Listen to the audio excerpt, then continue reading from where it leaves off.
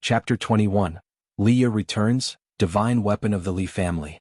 Guan took his first bite of the green vine fruit and immediately felt a surge of warmth spread through his body.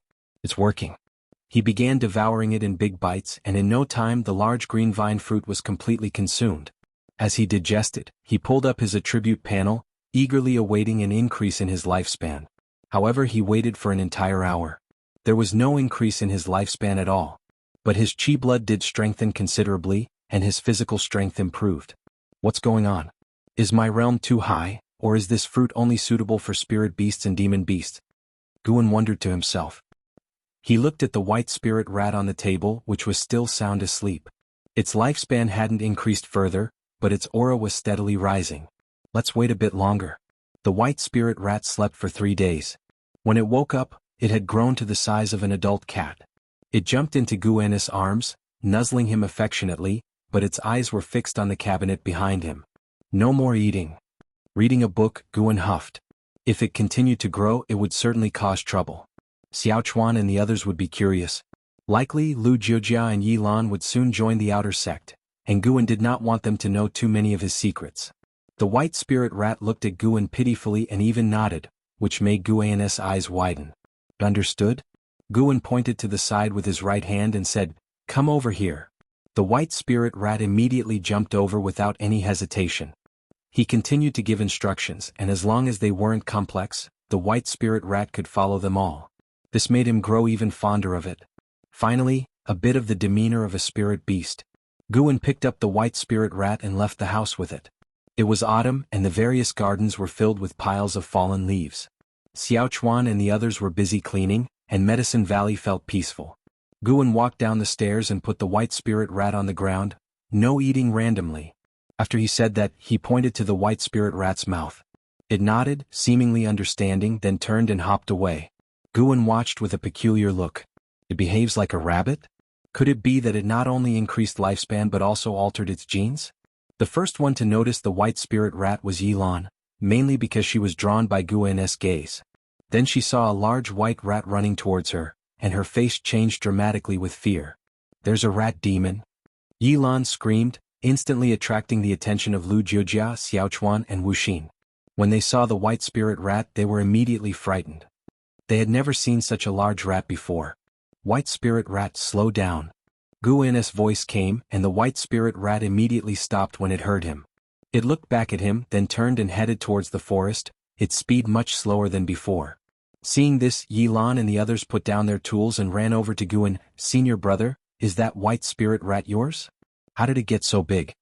It must be another white spirit rat, right? It feels a bit clumsy with weak legs. This spirit beast's bloodline is not simple." Listening to the comments from his junior brothers and sisters, Guan just smiled and remained silent, letting them guess. Guan looked at the group and said, "In a while, I plan to visit the outer sect. Who wants to come with me?" With these words, except for Wuxin, everyone else wanted to go. Great opportunity. Wuxin remained expressionless, but his heart was highly excited. After a bit of competition, Guan chose to take Yi Lan and Xiaochuan to the outer sect, setting the time for 7 days later. Why 7 days? Because he first planned to thoroughly explore the 8 scenic caves. Guan turned and looked towards the valley entrance where a figure was walking. It was Liya. After many years, Liya had gained a bit of aged and cold sternness. His black robe fluttered in the autumn wind, and with the sword at his waist, he exuded an aloof swordsman air that was undeniable. Xiaochuan and the other 4 noticed Liya, and his presence made them tense. Anyone who came to Medicine Valley usually had a higher status than them, not to mention this person looked hard to approach. Guan assessed Liya's lifespan and found he had already reached the 4th layer of the Foundation Establishment realm. That's remarkably quick. As expected of the first person I found with a life grid. Guan walked over immediately, followed closely by the others. Liya scanned everything in Medicine Valley. When his gaze fell on Guan, he seemed a bit dazed. Back then, Guan had always followed others. Now he could lead the other servant disciples. Indeed, things had changed. Guan came up to him, cupped his hands and smiled. "Brotherly, long time no see. Injured?" Guan could feel his chi blood was chaotic, his breathing shallow, clearly suffering from internal injuries. Liya smiled and said, "It's been many years indeed. Where's Master? And where are Senior Brother and Meng Lang?" Guan said helplessly, Master's time was up and he passed away some time ago. After you left, senior brother also left the valley. As for Meng Lang, he went to participate in the outer sect assessment and hasn't returned. Hearing this, Liu was stunned. Xiao Chuan and the others whispered among themselves, guessing Li Ya's identity. Previously, Meng Lang had often mentioned there was a member of the imperial family serving as a servant disciple here, someone he called a brother. Li sighed, so it's just you left? Guan asked, want to sit in the building? Li nodded. He came back mainly to revisit the old place and also to heal. Only here did he feel safe. Guan led Li to the pavilion while signaling the others to continue cleaning the fallen leaves. Upon reaching the Valley Master's pavilion, as Li stepped onto the stairs, emotions surged within him, and he couldn't help but start coughing, his face turning pale. Walking in front, Guan's expression changed slightly. He felt a faint soul wave from Li. Good heavens! Does this guy have an old grandfather spirit with him? Guan turned his head and asked with concern, Brother Li, what's wrong? Li waved his hand, nothing, just a bit injured. Injured? Then stay here for now, there are plenty of places to stay in Medicine Valley. Guan said immediately. Li smiled and nodded, thinking Gu junior brother is still so considerate. This time I should help him out. The two entered the house and Guan made Li sit down before preparing tea for him. Li looked around the room, his gaze quickly settling on the green vine fruit in the wooden cabinet. Over the past 3 days, Guan had stored most of the green vine fruits in his storage bag, leaving only 2 in the cabinet to prevent the white spirit rat from sneaking them. If the white spirit rat stole them, he couldn't bear to kill it, so he hid the green vine fruits instead. That fruit? Li squinted, but he didn't look too long. His gaze soon returned to Guan. Having not seen Guan for years, he was amazed by his current air.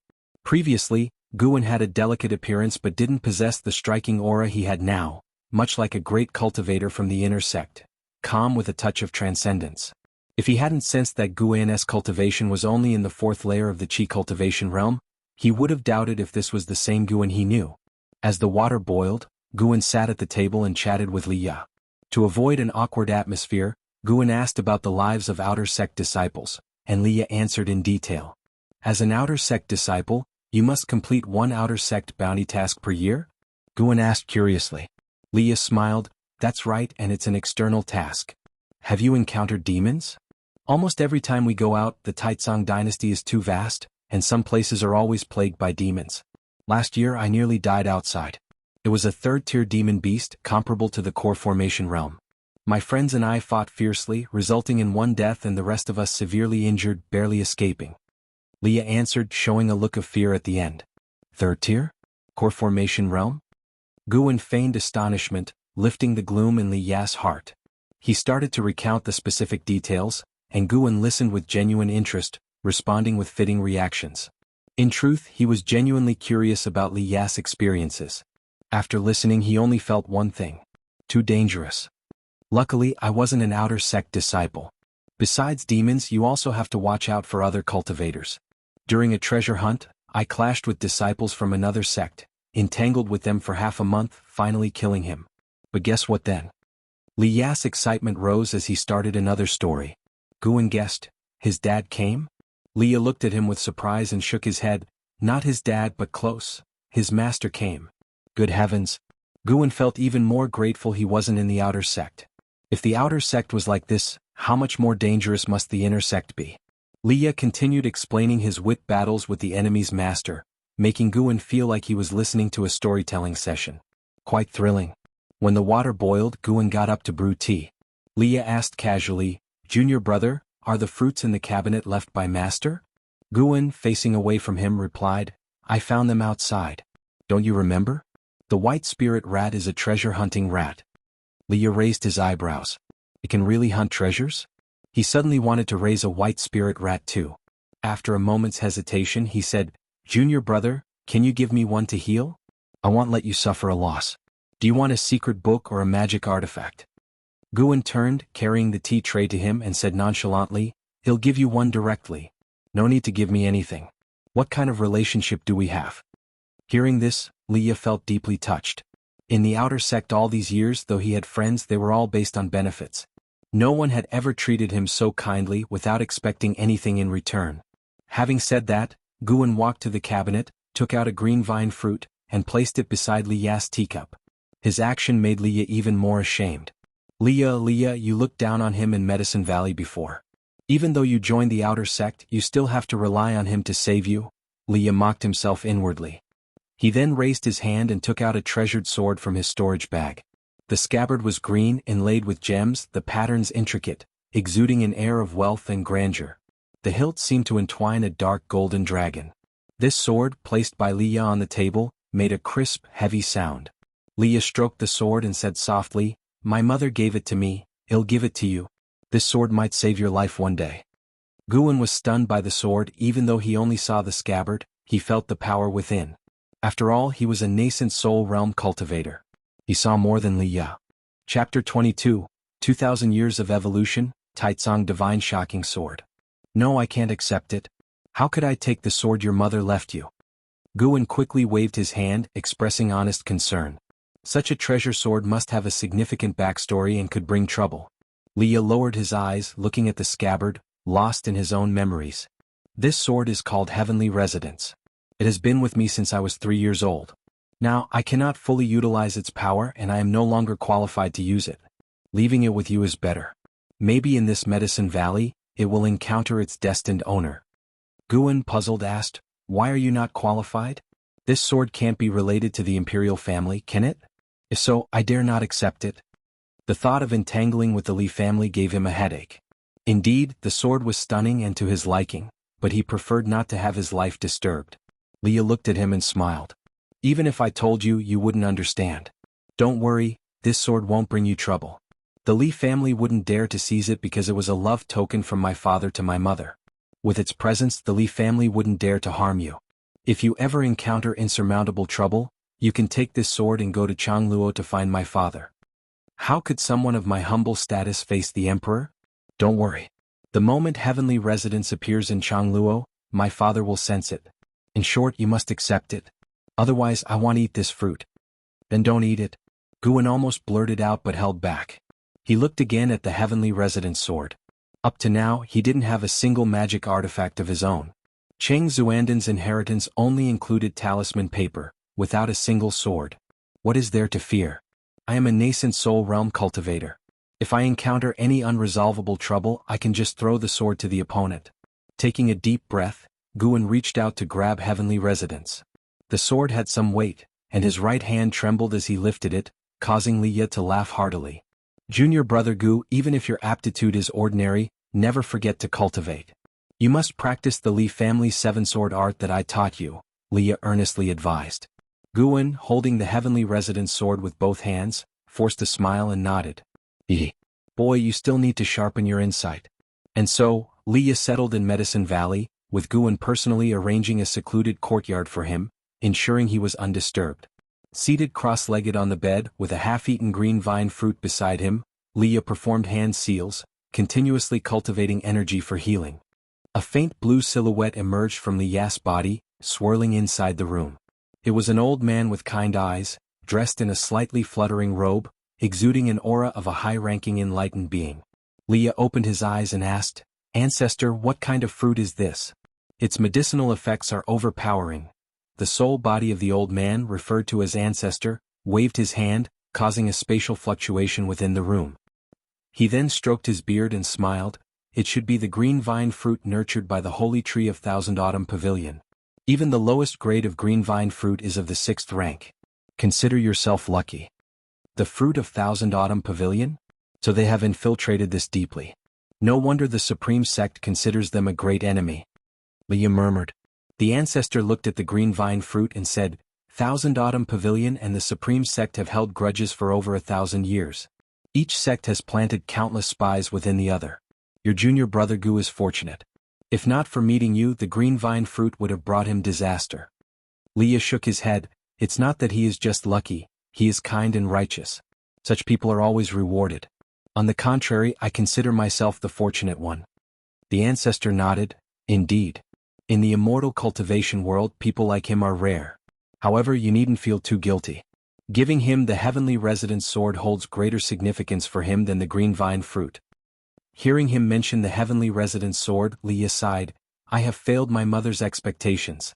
I don't wish to contend for the throne, I only want to avenge her and then travel the world, far from courtly strife. The Heavenly Residence is one of the 3 Emperor Swords of Taicang. To fully harness its power, you must master the Emperor-level sword technique. Your 9 devastating swords are only at a minor level. It would take another 100 years for you to master the Emperor-level sword technique, the Elder mused. Leah fell silent. The ancestor teased, you couldn't easily defeat that young fellow named Jiang. You must strive harder, knowing that your 4th brother has already reached the core formation realm. Leah took a deep breath and said nothing more, closing his eyes to continue healing. The ancestor looked out the window. Although it was tightly shut, he could hear the laughter of Xiaochuan and the others. This is indeed a good place, far from worldly disputes. Sadly, those with missions are not meant for such places. Forget it, no more sighing. I should go back to sleep and rest. Deep in the night, Mystic Valley was silent. Using dragon strength divine primordial skill to conceal his energy, Guan silently left Mystic Valley, making his way to the mountain forest over 20 miles away. Sitting under a tree, he opened his attribute panel, focusing on the Li family's 7-sword art. How many years of lifespan should I invest? After some thought, he decided to invest more to increase his actual combat power. Then let it be 2,000 years. With this investment, he planned to conserve his lifespan for 10,000 years. He immediately chose to invest 2,000 years of lifespan. As soon as he had this thought, the first digit of his lifespan changed from 4 to 2. You have invested 2,000 years of lifespan to cultivate the Li family's 7-sword art. You have cultivated the Li family's 7-sword art for 10 years, mastering the sword art, beginning to consider more possibilities. You have cultivated the Li family's 7-sword art for 50 years, reaching the pinnacle, and your Li family's 7-sword art has elevated to the 7-sword art. You have cultivated the Li family's 7-sword art for 300 years, achieving the pinnacle, and your 7-sword art was elevated to the 9 devastating swords. You have cultivated the Li family's 7-sword art for 500 years, mastering the 9 devastating swords, and have condensed your own sword intent. You have cultivated the Li family's 7-sword art for 1,000 years, reaching the pinnacle with the 9 devastating swords, which was elevated to the Emperor-level sword technique. You have cultivated the Li family's 7-sword art for 1,200 years, condensing the heaven and earth imperial energy with your sword intent, enhancing your sword Dao comprehension.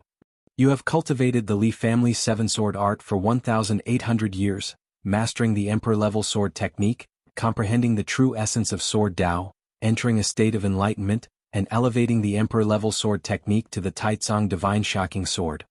You have cultivated the Li family's 7-sword art for 2,000 years, mastering the Taicang divine shocking sword, and enhancing your sword Dao comprehension. A series of notifications popped up frenziedly. Upon seeing that the cultivation time had reached 1,000 years, Guan immediately activated the lifespan barrier. He feared alerting the mysterious underground presence and the soul within Li Ya's body. When all notifications concluded, a vast memory surged into his mind, and the ground emanated spiritual energy. However, this spiritual energy did not enter his body but swirled around him, gradually condensing into strands of cold light like sword light, shining with an extraordinary glow in the dark night. Guan entered a state of path enlightenment. It was uncertain how much time had passed before he gradually awakened. At that moment, dawn had not yet broken. Guan first looked at the lifespan barrier's consumption notification. Goodness, merely comprehending the cultivation technique had consumed 300 years of his lifespan. Fortunately, he had completely mastered the Taicang divine shocking sword, reaching an integrating realm and understanding sword Dao, giving him a wondrous feeling. Checking the attribute panel again, he saw that the Li family's 7-sword art in the ultimate skill section had changed to the Taicang divine shocking sword, with the words, integrating realm in parentheses. He did not immediately get up but instead took out Heavenly Residence, placing the scabbard horizontally on his legs, his hands pressing on it while his eyes closed. He was sensing the sword intent. Once the sword intent merged with his own, he could conquer this treasure sword. The interior of this treasure sword unexpectedly had many restrictions, like a series of magical checkpoints awaiting the sword master to breach using divine sense and spiritual power. Guan did not understand restrictions, but fortunately he already had his own sword intent. His sword intent penetrated through the restrictions. An hour later, Guan stood up, putting the Heavenly Residence into the storage bag, and then walked towards Mystic Valley. With a step out, he immediately floated in midair, gathering sword chi beneath his feet, traveling on the sword. Upon reaching a distance of about 10 miles from Mystic Valley, he landed and continued to walk on foot, concealing his energy to the utmost. The night gradually passed, and the eastern sky began to show a pink hue. Morning arrived. Liye pushed open the door, greeted by the sunrise. He stretched lazily, feeling refreshed. The medicinal effects of the green vine fruit were truly powerful. He no longer felt discomfort and sensed that he would be fully healed in a few days. Liye smiled, looking at the lawn next to the far garden where Guan was leading the junior brothers and sisters in exercises. The slow, rhythmic movements piqued Liye's curiosity. Though the movements were slow, he felt an inexplicable subtlety in them. Immediately Liye walked over, arriving beside Guan, who greeted him with a nod in response. "What are you practicing?" Liye asked curiously. Guan smiled and answered, "I learned this from an old man in my childhood. It helps strengthen the body and keep a good mental state. I practice it with them daily to ensure they start the day with a good spirit." Lu Jiujia complained, "Actually, I don't think it does much." Xiaochuan glared at him, "That's because your aptitude is dull." Liye said, "Actually, it does help, but you need to keep at it for a long time." Saying this as an outer disciple naturally made everyone believe him. Guan glanced at Liye, feeling that he had become more amiable, speaking so considerately. In truth, he led the junior brothers and sisters in exercises to completely shift their focus from cultivation and dreams, preventing them from ruining his plants. "After you finish practicing, he'll teach you a set of swordsmanship," Liye said with a smile. Xiaochuan and the others were instantly excited, thanking him profusely and calling him senior brother Liye one after another. Liye looked at Guan and said, "You join too. Now that you have a sword, you should practice more." Guan smiled and nodded. "Fine. Let me test if your Li family's seven-sword art has been practiced well." Liye's participation made the atmosphere more lively. Watching the junior brothers and sisters noisily chattering, he did not feel annoyed but rather delighted. It wasn't until noon that Liye pulled Guan into the forest. "Show me your Li family's seven-sword art. Once you master it, I can teach you the real swordsmanship." "This Li family's seven-sword art is just basic sword moves," Liye said seriously. Chapter 23 Soul-Shaking Bell Yin-Yang Art. In the forest, Guan could not resist Liye's insistence and eventually performed a clumsy set of the Li family's seven swords. Only then did he realize that pretending to be incompetent was harder than pretending to be skilled. Faced with Guan's stiff sword moves, Liye criticized him for a long time, then began patiently teaching him sword practice. Through his sword moves, Guan could judge that he was already practicing the 9 devastating swords, showing considerable talent. At least, his talent in sword Dao surpassed Guan's. The second day arrived and once again, Liye dragged Guan to practice swords. Guan couldn't bear it any longer. "Brother Li, I lack the talent for sword practice, so let it go. I have only a few decades in my life. If I rigorously practiced the sword, wouldn't it be a waste? Compared to practicing swords, I prefer planting and tending flowers." Guan said helplessly, secretly urging the dragon strength within his body, causing his eyes to turn red. Liye, holding a sword, suddenly felt a blockage in his heart. What was he doing? Repaying junior brother Guan the way he liked? Wasn't this also a form of harm? Liye couldn't help but think of his childhood when the emperor forced him to learn alongside his imperial brothers, but the things his brothers excelled at, he could never master. He sighed, walked to Guan, patted him on the shoulder and said, "Junior brother Gu, it was inconsiderate of me. I'm sorry." Guan forced a smile. "It's okay, senior brother. You're thinking of me, but it's just that I'm useless, lacking in talent." The more Guan acted this way, the more guilty Liye felt. They sat down and began to chat about their first year in the valley, easing the tension of sword practice. For the next few days, Liye no longer pestered Guan to practice swords, but he would still spend an ancient hour teaching Xiaochuan and others sword practice. For Xiaochuan and the others, whose dreams had not yet been extinguished, learning swords from an outer disciple was a rare opportunity. 5 days later, Liye was preparing to leave. Guan, along with junior and senior disciples, escorted Liye to the entrance of the valley. Xiaochuan and others were reluctant. They had learned so much from Liye. "Senior brother, this place will always be your home. Come back often," Guan said with a face full of reluctance. "Oh." Ripples arose in Liye's heart, but his face maintained a serene smile. "Yes, I will come back." After saying that, he turned and left.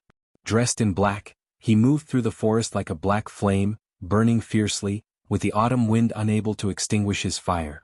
Guan sensed that he was burning with some kind of determination, possibly related to his recent injury. Only after Liye disappeared into the depths of the forest did Guan turn his gaze back to the junior and senior disciples. He smiled and said, "Cultivate well, and soon go to the outer sect to seek senior brother Li and bring honor to our mystic valley." Lu Jiujia immediately made a bold declaration, vowing to enter the outer sect. Xiaochuan said the same, though his confidence was clearly less than Lu Jiujia's. Yilan was preoccupied, lost in thought. Wuxin spoke up, "I want go to the outer sect.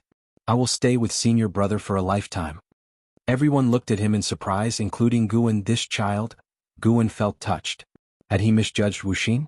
Lately Wuxin had been very well behaved, not wandering around late at night, and nothing had been stolen from Mystic Valley, so it couldn't be concluded that Wuxin had ill intent. Given this, more chores should be assigned to Wuxin in the future. Yilan felt a twinge of regret. How had Wuxin managed to say what she wanted to say first? At the same time she realized that perhaps, in her heart, senior brother was important, but not as important as pursuing immortal cultivation for longevity. Lu Jiujia couldn't help but mock Wuxin for being so sycophantic, and soon Xiaochuan, Yilan, and Wuxin started arguing with him. Guan led them back to the valley, but his mind was drifting towards the underground. Liye had already left. Next he had to prepare to deal with the underground troubles. Late at night in the 8 scenic caves, Guan, holding the heavenly resident's sword scabbard, came to Meng Lang. Meng Lang, with his orifices sealed by soil, still lay on the grass. The grass around here shows signs of tampering. As expected, there's someone. Guan keenly noticed subtle changes in the grass around Meng Lang. It's hard for an ordinary cultivator to detect this. He noticed it because he specifically observed the area last time he left. He gripped the heavenly resident's sword and then walked toward the cave where Meng Lang had initially emerged. Before long he disappeared into the darkness. This tunnel was dim with few crystal stones. However, for the divine sense of a nascent soul realm cultivator, it posed no challenge. The cold spirit wind blew in the tunnel, ruffling Guan's robes, and his divine sense had already reached the end of the tunnel. There was a spacious cavern, not as large as the main cavern of the 8 scenic caves, but still sizable. Here stood several coffins with a large bluish-green crystal stone embedded in the ceiling, casting an eerie glow on the frightening coffins below. Apart from the coffins there was nothing else. Guan's divine sense immediately detected a faint sign of life inside one of the coffins. This trace of life could not escape the divine sense of a nascent soul realm cultivator. Guan did not sense any danger from this faint life force, but he remained cautious. He advanced slowly and walked for a long time before reaching the end of the tunnel. He stood at the entrance and carefully peered inside. He cautiously asked, "Is anyone there?" There was no answer, as if the cavern was devoid of anyone. Guan picked up a stone from the ground and threw it inside. With a thud, the stone hit one of the coffins. The coffin remained still, but Guan seemed frightened and his eyes widened. He instinctively stepped back, feigning a look of panic. Why hadn't there been a response yet? Continuing the act any longer would be awkward. Guan grew anxious. He did this to gauge the attitude of the presence hidden here. After all, it had not harmed him before, and he did not want to wrongly kill a good person. At least he needed to be at peace with himself. Gritting his teeth, Guan suddenly drew his sword and rushed into the cavern, slashing wildly. With a crack, the heavenly resident's sword struck a coffin lid and got stuck.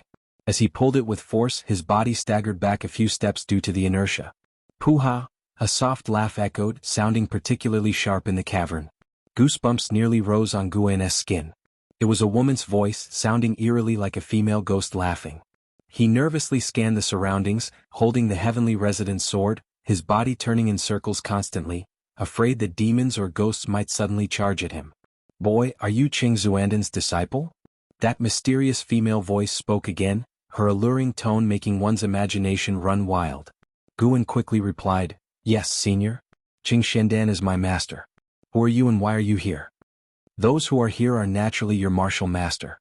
Qing Xuandan is my disciple. Since you entered, it means his time is up, correct?" The mysterious female voice ceased laughing and spoke with a hint of melancholy. Guan replied, "So you are my martial master. Nice to meet you, martial master." Master's life indeed came to an end. He said that he wanted to emulate you, seeking a place unknown to others to face the end of his life. The cavern fell into silence. Guan remained vigilant. If the other side wanted to attack him, no matter how he was related, he would show no mercy. The heavenly resident's sword in his hand had not yet been stained with blood. After a long while, Just as Guan was about to speak, the other voice spoke again. Did Qing Xiandan tell you my identity? Guan whispered, Master told me everything. You come from the Thousand Autumn Pavilion. He also told me to be ready to assist someone from the Thousand Autumn Pavilion at any time. You seem timid and cowardly, cautious as you entered. You must not be here willingly, only finding out about all this after he passed the position of Valley Master to you? The voice teased. Guan sighed, revealing his helplessness. This time he wasn't acting. He genuinely felt helpless. Since you have already become his disciple, you are also my disciple's disciple. Guard here for 10 more years. After 10 years, I will leave Supreme Sect and not bring you any trouble. After hearing this, Guan couldn't help but ask, May I ask the martial master's name? My surname is Jiang, given name Qiong. As for my title in the immortal cultivation world, it's better not to mention it. Jiang Qiong? The name sounded pleasant enough, though who knows how many years she had lived. While Guan was pondering, a coffin in front suddenly opened, startling him to the point of raising his sword. 2 items flew out of the coffin and landed before him. He looked down and saw a small black bell and a secret book. Consider this my gift to my disciple's disciple, the soul-shaking bell. Can repulse all myriad poison mystic skills poison spells. As long as you shake it, all corpse poisons in this cave will heed your command.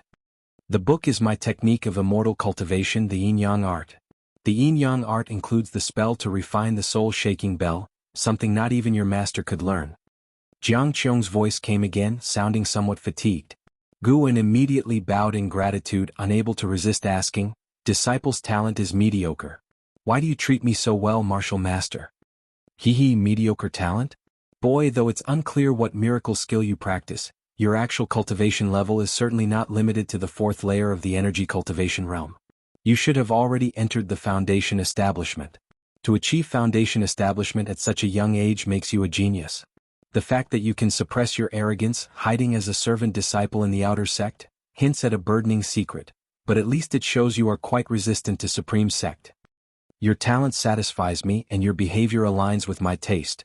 Cultivate well and I'll teach you more spells later. Once you inherit my mantle, I'll recommend you for the status of true disciple in the Thousand Autumn Pavilion. Jiang Qiong resumed her previous alluring laughter, causing Guan's face to change, feeling exposed and somewhat embarrassed. Taking a deep breath, Guan said, Thank you, martial master. If you have any instructions, please tell me at any time. After speaking, he bent down to pick up the soul-shaking bell and the yin-yang art before turning and leaving. Jiang Qiong's voice no longer echoed in the cavern, and Guan quickly returned to the 8 scenic caves. Sitting under a tree, he began to study the yin-yang art. He contemplated whether Jiang Qiong harbored any ill intentions. Just 10 years wasn't too worrying.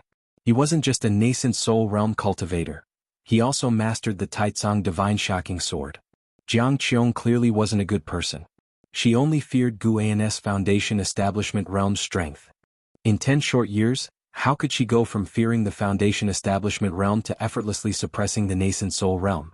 She hadn't just hidden here. According to Qing Xiandan, she had been dead for 70 years. During these 10 years, he needed to find ways to learn more spells and secret books from her. If she behaved and departed in 10 years, Guan wouldn't have to resort to betrayal. If she harbored ill intentions, Guan would have to let the heavenly resident's sword taste blood. Chapter 24, Jiang Qiong of Core Formation Realm 9 Layers. Spring passed and autumn came, 5 years flew by in the blink of an eye. In these 5 years, Guan continued his plan of dedicating a year of his life every night, resulting in an expenditure of over 1800 years of his life over the 5 years, and his cultivation realm reached the 8th layer of the Nascent Soul Realm. After surpassing the 5th layer of the Nascent Soul Realm, the time required for each subsequent subrealm doubled, and Guan, who was in the process of transformation, could only train rigorously, taking even more time. Presently, he had a remaining lifespan of about 10,200 years. The addition of the 8 scenic caves increased his annual lifespan income. 5 years passed, and 3 more servant disciples joined Mystic Valley, all of whom became disciples of Guan, 2 males and 1 female, named Tangyu, Suhan, and Zhenqin in order of age from oldest to youngest. Guan no longer selected disciples based on qualifications. He chose those with mediocre qualifications to avoid trouble. Their maximum lifespan was around 200 years, and on this basis he chose disciples who appealed to him. On this day at the mouth of the valley, Xiaochuan Yilan, Wuxin, Tangyu, Suhan, and Zhenqin surrounded Lu Jiujia. Senior brother, I wish you success. Uncle Master, don't forget us when you go to the outer sect. Don't worry, Medicine Valley has me. If you fail, I'll definitely laugh at you. Today was the day Lu Jiujia was going to the outer sect for the assessment. Guan cut a green vine fruit into 4 parts and distributed them to the 4 junior brothers and sisters, significantly boosting their cultivation level, with Lu Jiujia being the first to reach the 9th layer of the Qi cultivation realm. It was worth mentioning that ever since consuming the green vine fruit, Wuxin had completely calmed down, practicing diligently in his room every night without wandering the mountains. He also became more hardworking in his tasks. The 23-year-old Lu Jiujia was full of high spirits. He looked towards the pavilion where his senior brother lived and saw his senior brother standing by the window watching him, which warmed his heart. Wait for my good news, I won't let you down, senior brother. Lu Jiujia said with a proud smile, then turned and left. With years of practice in the residual wind leg, he felt he could make a name for himself in the outer sect. Guan, dressed in a white-bottomed black robe, watched Lu Jiujia leave from afar, with mixed emotions in his heart. He couldn't tell whether it was relief or reluctance, perhaps both. I'm only 27 and already feeling so emotional. What will happen when I'm 200, 2000, or even 20,000 years old? Guan laughed self-deprecatingly.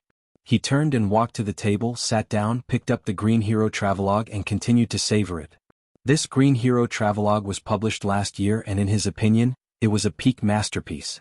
The author's skills in writing about fleeting emotions had reached the transformation realm. An ancient hour later, Wuxin came to visit. At 21 he was still dressed as a monk. Guan often teased him as a handsome monk Tang, especially after Guan had specially ordered a monk robe for him from the outer sect, enhancing his charm even more.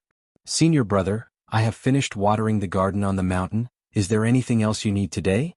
Wuxin softly asked as he walked to Guan's side, casting a glance at the Green Hero Travelogue, his fair face instantly turned red. Without raising his eyes, Guan said, there's nothing else, you can go practice now. Wuxin walked to the opposite side of the table but did not leave, looking hesitant. Guan glanced at him and asked, is there something else? In his black robe, he already had the oppressive aura of a superior. In recent years, Medicine Valley's harvest was good, and he without a private fund, bought new clothes for everyone in Medicine Valley, making them no longer look like servant disciples. Wuxin gritted his teeth and said, Senior brother, to be honest with my qualifications, I can never join the outer sect. I truly wish to accompany you in the Medicine Valley for the rest of my life. Guan put down the Green Hero Travelogue and studied him carefully. Isn't this just one meaning behind his words? He wanted to progress. Guan frowned with a look of difficulty. Seeing his expression, Wuxin became anxious and directly knelt down. Senior brother, what's missing in me? I work harder and am more obedient than them, yet they all want to go to the outer sect but I don't. Wuxin said excitedly, his eyes turning red. Guan noticed that he had activated some cultivation technique, causing his chi blood to surge. You brat, are you trying to imitate me? Guan said earnestly, Wuxin, in my heart, there is no one better or worse like the green vine fruit, I split it equally among you.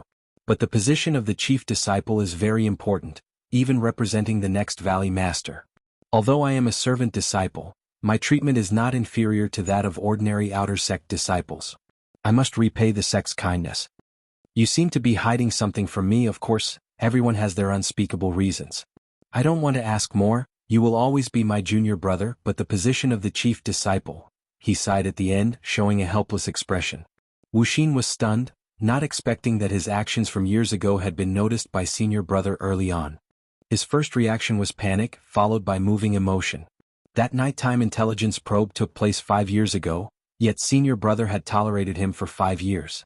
What does that mean? Senior brother truly considered him as one of his own.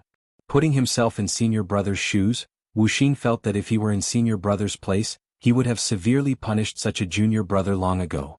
Wuxin felt more and more ashamed the more he thought. He really couldn't act anymore. Senior brother, actually, Wuxin gritted his teeth, seeming to make a huge decision. Actually, I come from the Thousand Autumn Pavilion, my father is one of the 72 pavilion masters of the Thousand Autumn Pavilion. I am dull-witted and constantly bullied by my brothers and sisters, so I escaped. The reason I wandered around during those nights was because I heard about senior brother Li Ya's deeds. I wanted to see if there was any opportunity to prove myself to my father in the future, but I have given up now. I can't compare to my brothers and sisters or even to Lu Jiujia. Wuxin said in one breath, lowering his head, not daring to look at Gu, and Guan's face showed shock and disbelief. You? Hearing senior brother's trembling voice, Wuxin felt even more ashamed, pressing his forehead tightly to the ground. Guan truly hadn't expected Wuxin to be from the Thousand Autumn Pavilion. What is this? Might as well call it the Thousand Autumn Valley instead of the Mystic Valley. Guan secretly spread his divine sense, forming an invisible barrier to prevent eavesdropping. He was silent for a while, then heavily sighed and said, "Forget it, stand up and talk first." Tense and uneasy, Wuxin breathed a sigh of relief. Wuxin stood up and saw the complex expression on Guan's face, feeling even more moved. Indeed, senior brother truly cared for him. "I'm not very familiar with the Thousand Autumn Pavilion. I heard it's a demonic sect?" Guan asked, taking a deep breath. Wuxin nodded and said, "Indeed it is, and the most evil demonic sect, skilled in corpse path, poison skills, soul capturing and poison creatures. I couldn't stay there, so I escaped. Will your father come looking for you? I have to consider other disciples." Guan asked worriedly. Wuxin quickly waved his hand. "He would never look for me, he would rather I was dead. I am his greatest humiliation."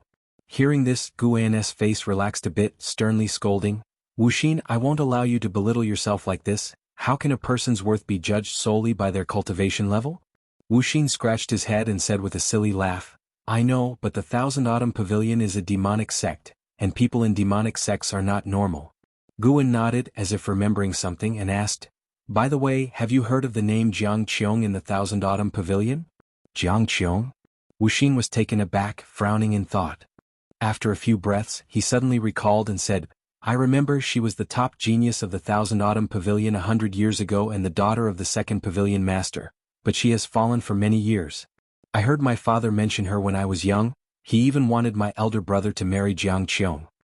Hearing this, Guan couldn't help but ask curiously, "How old is your father?"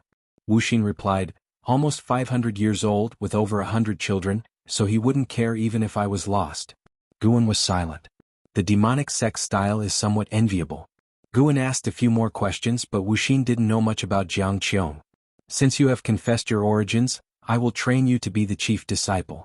If the chief disciple position of a valley can bring back a lost demonic cultivator, it can be considered a merit.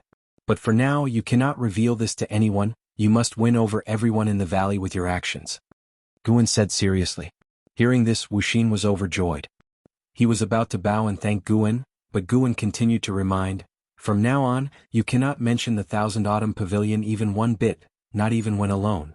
This is the supreme sect, even self-talk might be overheard." Wuxin nodded repeatedly, following the guidance meticulously.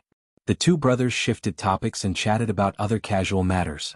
Wuxin felt closer to senior brother, a feeling that made him grateful and realizing that he should have confessed to senior brother much earlier. At night in the 8 scenic caves, Guan came to an open space by the underground river and began planting medicinal herbs. His movements were slow. Normally he didn't practice much but enjoyed the planting process, planting lives instead of plants. The love of farming ingrained in Wuxia people came with his soul to the immortal cultivation world. After planting, he looked at his newly developed garden with satisfaction, orderly and uniquely beautiful. "My dear disciple, come in for a moment." Qiong's melodious voice came from within a cave, and Guan immediately walked over. Over the years, Qiong often called him to help pick herbs, sometimes even for alchemy. Guan wasn't working for free, his alchemy skills improved significantly in the process. Qiong's alchemy was far superior to Cheng Xuandan's, evident even in teaching. Arriving at the cave room, it was still dimly lit, with a pill furnace half the height of a person placed in the open space, ashes piled under the furnace. Just as Guan was about to speak, he heard a noise and looked closely, only to see a coffin in the depths start to shake. Boom! The coffin lid fell, crashing to the ground, raising a cloud of dust. Guan saw a skeletal hand like a ghost claw emerge from the standing coffin. He immediately cast a lifespan detection. Qiong, Core Formation Realm 9th Layer 185/304/2490, good heavens. A maximum lifespan close to 2,500 years. Why did the Core Formation Realm 9th Layer only have 300 years of lifespan? Could it be related to her injuries? Guan wondered, while the last trace of apprehension in his heart disappeared. Chapter 25. Have you ever heard of the Nascent Soul Realm? Crack! A shriveled foot stepped out from the coffin, crushing a piece of charcoal beneath it. Guan saw that it was a woman in tattered clothes, her hair disheveled and her body emaciated to the point of exaggeration, as if all her flesh and blood had been drained. The robe on her body, though in tatters, vaguely revealed a white garment. She wobbled out like a malicious ghost. Qiong slowly lifted her face, her features equally shriveled, with deep-set eyes and bulging pupils, looking terrifying. Her gaze fell on Guan, scaring him so much that he quickly lowered his head. "Good Grand Disciple, thanks to your help in alchemy these past 5 years, I've recovered quickly." Qiong forced a smile, which looked even more horrifying, with foul air still spraying out from her mouth. She no longer referred to herself in the grandiose manner but simply as I, closing the gap between them considerably. Guan forcibly held back his discomfort and said, "This is what a Grand Disciple should do, though I am perplexed about one thing." "Ask away," Qiong replied as she staggered toward the pill furnace. Guan watched her and asked, "Since refining elixirs can help you recover quickly, why didn't you let my master help you before?" Cheng Xiandan thought Qiong had been dead for 70 years, meaning she had been hiding here for that long, and Cheng Xiandan had never discovered she was still alive. Qiong replied with a grim smile, "Because I didn't trust him. Your master was forced to become my disciple. His heart wavers. Who knows when he might betray me? Half of the coffins in this cave are filled with his disciples." Guan remained silent. He believed Qiong was telling the truth as Meng Lang had met such an end. Qiong sat in front of the pill furnace, waving her hand. The medicinal herbs piled nearby flew into the furnace one by one. 5 years have passed. "What layer of the Foundation Establishment realm are you at now?" Qiong asked. Guan's outward cultivation level was at the 5th layer of the Qi cultivation realm, but Qiong believed he was at the Foundation Establishment realm. Guan replied, "Almost at the 3rd layer. Too slow. Don't slack off in your regular cultivation. When I was your age, I established my foundation at 18 and formed my core at 40. If I hadn't spent decades studying the alchemy Tao and array formations, I would have been at the Nascent Soul Realm by now. Have you heard of the Nascent Soul Realm?" Qiong absent-mindedly asked while staring at the pill furnace. Guan hurriedly nodded and said, "Those in the Nascent Soul Realm are immortals, rarely seen in the outer sect." "Humph, what immortals, just stronger cultivators. When I fully recover, he'll find a place to break through to the Nascent Soul Realm. By then you'll have a Nascent Soul Realm powerhouse backing you. Are you excited?" Qiong said with a gleeful tone towards the end. Her voice sounded charming, completely at odds with her horrific image. "Thank you for your care, Master. Do you need any help?" Guan stepped forward and asked. Qiong replied, "Just watch me refine the elixir and we can chat." She patted her hand, motioning Guan to sit beside her. Guan sat down, keeping his distance while maintaining his vigilance. No matter how kind Qiong was, he would not let his guard down until she left. Meng Lang's fate served as a warning. He likely never suspected Cheng Xiandan until his death. Qiong inquired about his background, and Guan gave a brief overview of his early life, omitting his connection to the Ji family, instead saying he was born a house servant who, after discovering his spirit root, joined the Supreme Sect. After a lengthy conversation of nearly an hour, Qiong finally let Guan go, instructing him to come back for the next 3 nights, promising great rewards upon success. Guan arrived as scheduled. The 3rd night arrived.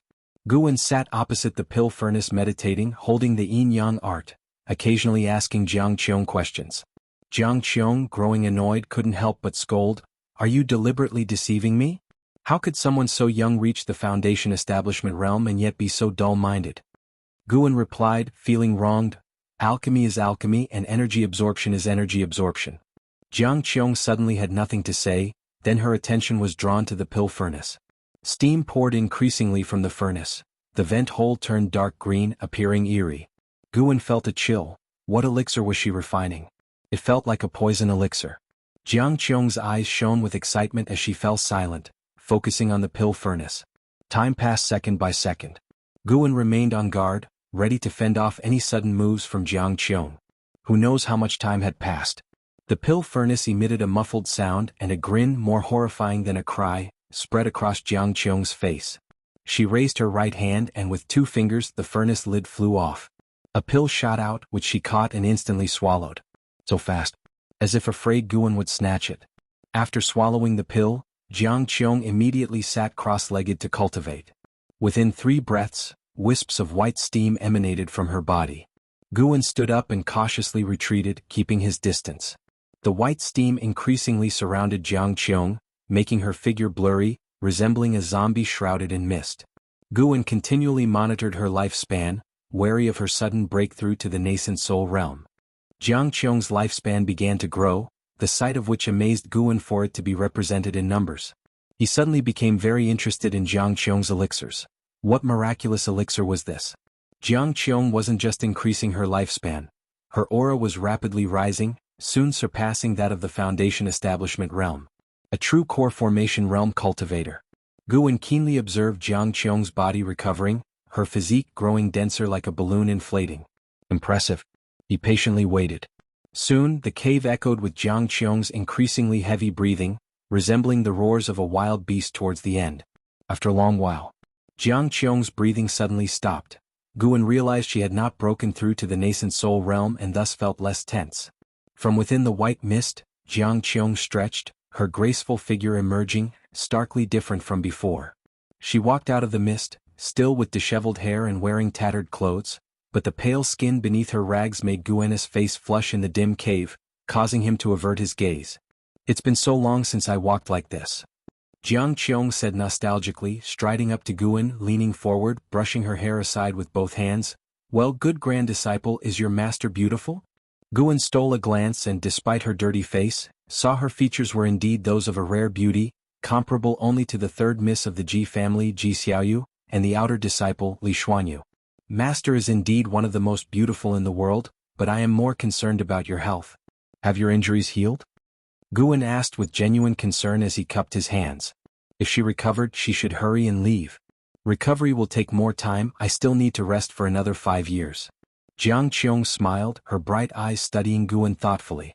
Suddenly, she struck at Guan with a palm, swift as lightning, stopping just short of his chest, the force of the wind pulling his robe backward. Qiong asked with a faint smile, "Why didn't you dodge?" Guan's face stiffened as he replied, "I couldn't react in time." In truth, it was not so. To him, Qiong's actions were too slow. In that instant, his dragon strength could have repelled her spiritual power. She had not spared Guan's life but rather saved herself. Qiong couldn't help but laugh, her laughter as captivating as flowers in bloom, even clutching her stomach in the end. Guan watched her laugh without interrupting. After a while, Qiong turned back to the pill furnace and said, "Don't worry, I won't kill my own disciples and grand disciples.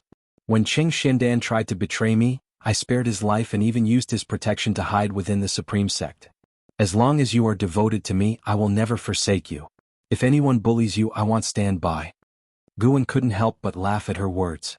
Qiong stood before the pill furnace, turning to Guan, "Leave a set of new clothes. You may go now. Come back tomorrow night and I will teach you some spells." Guan immediately took a set of his own white robes from his storage bag, gently placing them on the ground, then bowed to Qiong and took his leave. Once he disappeared into the darkness, Qiong turned around. Approaching the white robes, she raised her hand and telekinetically picked them up, inhaling their scent with a chuckle. At dawn, Guan was leading the people of Medicine Valley in exercises. Someone approached the entrance of the valley. It was Liye. Liye was still dressed in black.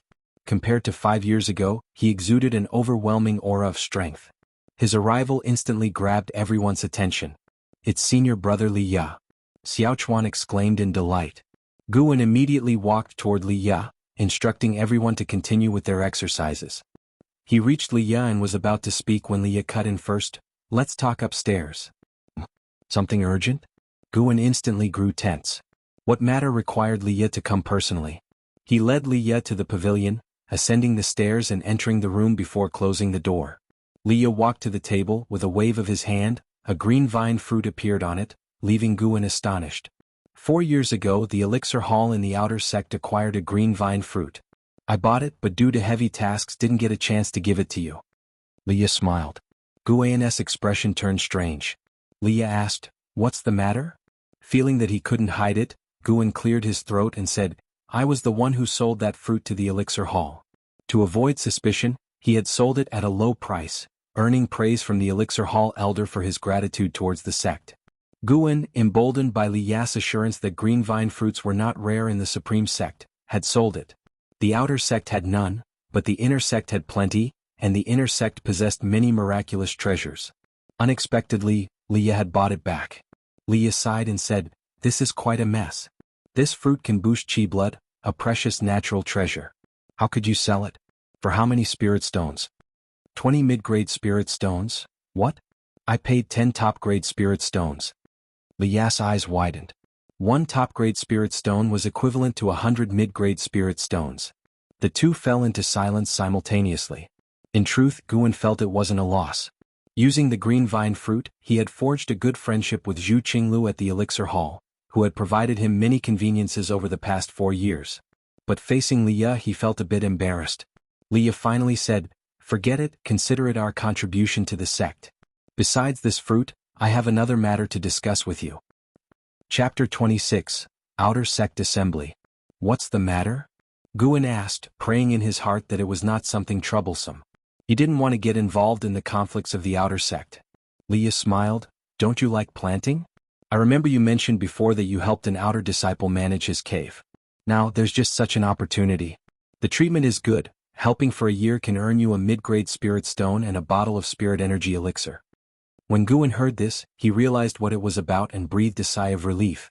As long as he could earn longevity, he wouldn't refuse. After all, he didn't practice much daily and had plenty of time. He began to inquire about the employer's identity. Liye didn't hide anything either. That outer disciple was Liye's friend, and his cave was near the outer gate city. After Guan agreed, Liye immediately took him there. Liye flew using sword control, and Guan stood behind him, sharing the same sword. Their figures made Xiaochuan Yilan and others look on with longing. Flying using sword control, who wouldn't long for it?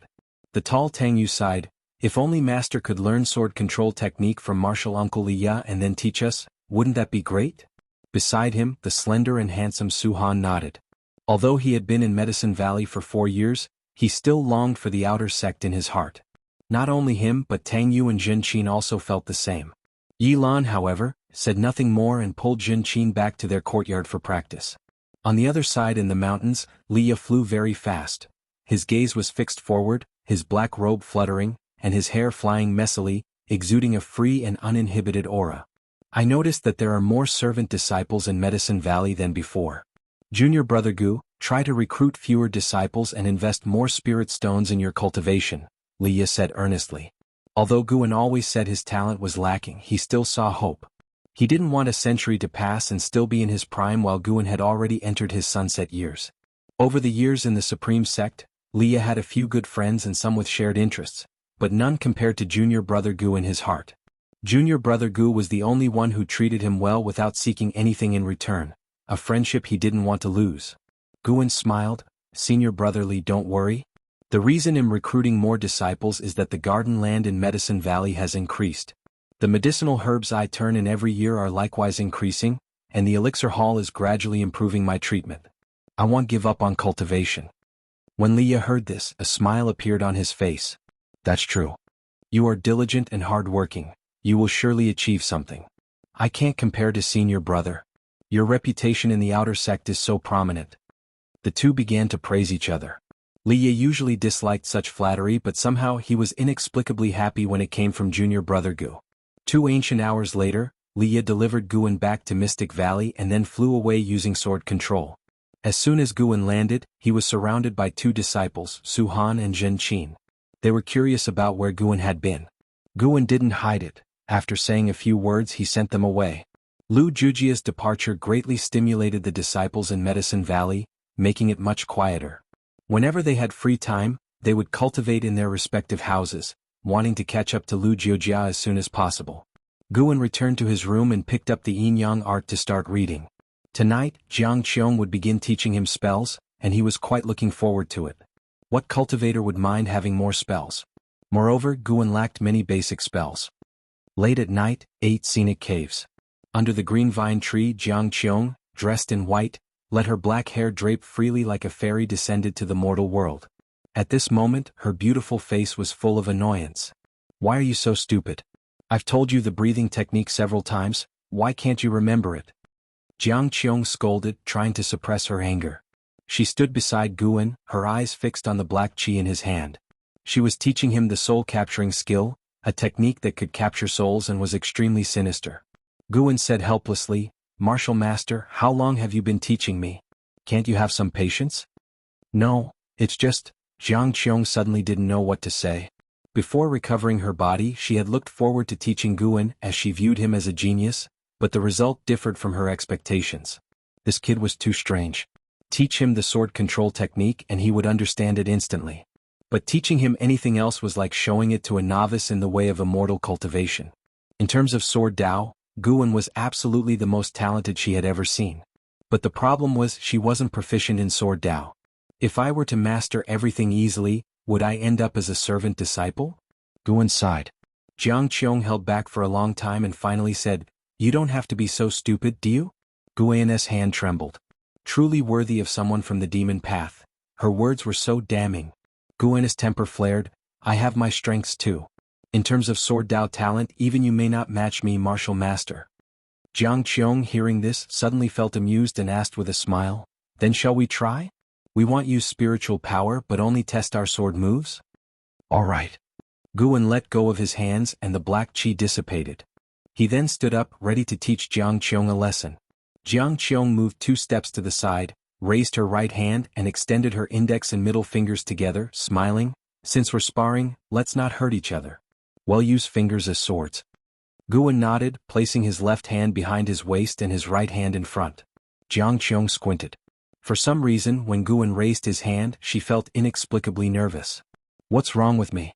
How can a foundation establishment disciple scare me?" Qiong cursed herself inwardly for losing the arrogance she once had. Immediately, she raised her fingers and thrust towards Guan, using core formation speed. Guan parried her fingers with his own, like flicking a sword, pushing her arm aside. Qiong's eyes narrowed, her steps shifting like a phantom past Guan's side, and her fingers like swords pointed at his ribs. Guan turned, his fingers pointing downward, stabbing and hitting her hand back, causing her to feel a sting and withdraw instinctively. Under the tree they moved around, countering each other's moves. Qiong's attacks were fierce, while Guan's movements flowed smoothly. After 30 moves, Guan noticed Qiong getting anxious, so he revealed a flaw, allowing her to strike him in the abdomen. He then clutched his stomach and staggered back. Qiong didn't press the attack. She stood up, her eyes intensely staring at Guan. Guan pretended to be in pain, but her gaze terrified him. What kind of look was that? It felt as if she wanted to eat him whole. Qiong took a deep breath and said, Good. I've still underestimated your sword Dao comprehension. Your moves just now, though lacking form, were simple and direct, targeting your opponent's flaws. You are a sword Dao genius rare in 100 years. If you had a good mentor, you could surely become famous as a sword cultivator in the future." Guan shook his head. "Being famous is out of the question. If that happens, many people will come looking for trouble. I hate fighting, let alone killing." Qiong was stunned, finding it very amusing. It was the first time she had met such a cowardly genius. "It's my fault for being impatient and scolding you. Come, let's continue practicing the soul-capturing skill. Even though you're suited for sword Dao, some spells are essential to have, just in case." Qiong beckoned. Guan immediately moved closer to continue practicing the soul-capturing skill. After some sparring, Qiong's attitude improved greatly, speaking kindly and occasionally giving him goosebumps. Thus, Guan visited the 8 scenic caves every night to practice spells with Qiong. Once he mastered a spell to the point of appearing on his attribute panel, he would start practicing the next spell. Qiong thought he was discouraged, so she didn't press him. After all, she had many spells to teach. While healing, she found it quite enjoyable to mentor a junior. Besides, Guan went to the cave of the outer disciple once a month to look after the medicinal herbs. At the end of the year, with snowflakes flying, covering the sky and blocking the sun, Guan, wearing a bamboo hat, climbed the mountainside and arrived at a cave. Just as he was about to take out his token, he sensed something. There were people inside. Not just one person. Guan immediately wanted to leave, but the voices inside the cave stopped abruptly. If he left now, it would prove he could penetrate the restriction and detect what was happening inside the cave. He could only press the token on the mountain gate, causing the gate to open. He stepped into the cave, walked through the path and reached the cave chamber. When he saw 3 people inside, he was stunned and quickly bowed. "Sorry, I didn't know the seniors had returned. They'll leave at once." With that, he turned to leave. The cave's owner, Qin Li, appeared to be in his early 40s with a scholarly and elegant demeanor. He raised his hand and said with a smile, "No need. Do what you need to do and we'll continue our conversation. Hearing this, Guan could only turn back, bow again, and then head towards the herb area not far away. Guan noticed the other two people. One was a woman who was none other than Li Xuanyu, whom he had previously fought against. The other was not Qiong but another man, refined and handsome, like a nobleman from a painting. Even a man would be amazed at his appearance. Li Xuanyu recognized Guan but didn't speak. Guan secretly scanned the handsome man's lifespan. Xiao Qinjun, Core Formation Realm, First Layer 58/621/1508, Core Formation Realm, First Layer. An inner sect disciple? Chen Li noticed Guan starting to pick herbs and turned to look at Li Xuanyu and Xiao Qinjun with a sigh. The Outer Sect Grand Tournament is about to start, and this time it's hosted by the Supreme Sect. Our pressure has increased. Xiao Qinjun smiled. What's there to fear? The Outer Sect has many talents. Even if sects and factions join forces, it's hard to surpass the Supreme Sect. In the Taicang dynasty, the Supreme Sect is the strongest. Chen Li shook his head. I heard the Ancient Sky Sect, Heavenly Extinction Sect, and Thousand Autumn Pavilion each have dual spirit roots geniuses in the Outer Sect, deliberately holding back their realms, waiting for this grand tournament. He paused and looked at Xiao Qinjun thoughtfully. Junior brother Xiao, why didn't you wait a bit before breaking through? Your master should have known. Xiao Qinjun laughed. Senior brother Chen, the Outer Sect Grand Tournament happens twice within a century. As cultivators, how can we be so mindful of winning or losing? Moreover, the Supreme Sect produces talents every year. Don't worry, the burden will not be solely on you.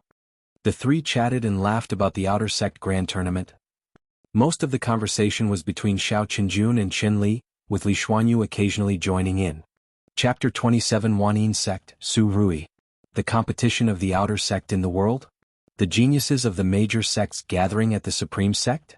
Including disciples from the Thousand Autumn Pavilion? Guan listened with great interest. Such a grand event must be very exciting. However, he was a bit worried whether the cultivators from the Thousand Autumn Pavilion would take the opportunity to find him and force him to provide information on the Supreme Sect. Chen Li and the others started talking about other matters, with the topic gradually shifting to the inner sect. Chen Li was very interested in the inner sect and curious about what it was like.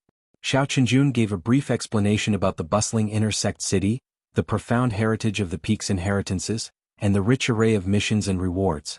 Guan seemed to be listening to a story. However, Guan still wasn't yearning for it. Inner sect disciples also had to defend the Taicang dynasty, not only to slay demons within the country but also to help the dynasty fend off invasions from other dynasties. Just thinking about it gave him a headache. When Guan was done and had harvested the lifespan of several hundred years, he came to Chen Li ready to bid farewell. You are quite meticulous in your work. Could you also help me watch over the grotto heaven? Li Xuanyu suddenly asked. Hearing this, Chen Li immediately smiled and said, This lad's work is indeed satisfactory and he is very disciplined. He was recommended by Li Ya, so he is trustworthy. Li Xuanyu stared at Guan, waiting for his response. Under everyone's watchful eyes, Guan couldn't refuse and nodded in agreement. You two continue your conversation. It'll take him to get familiar with the area, Li Xuanyu said, then got up and left. Guan quickly bowed to Chen Li and Xiao Qinjun and then followed the pace of Li Xuanyu. After the Grotto Heaven's mountain gate closed, Xiao Qinjun asked with a smile, The enmity within the Li family is really complicated. Do you think junior sister Li and Li Ya bear any grudges against each other? Chen Li shook his head and said, How could there be grudges? If there were, she wouldn't have spoken up for Li Ya back then. Li Ya would have been killed by Qiong long ago. Now that Qiong has been missing for years, I suspect he was killed by Li Ya. Xiao Qinjun lifted his teacup, his gaze becoming subtle. After leaving the Grotto Heaven, Guan followed Li Xuanyu. They rode the same flying sword but kept a proper distance from each other.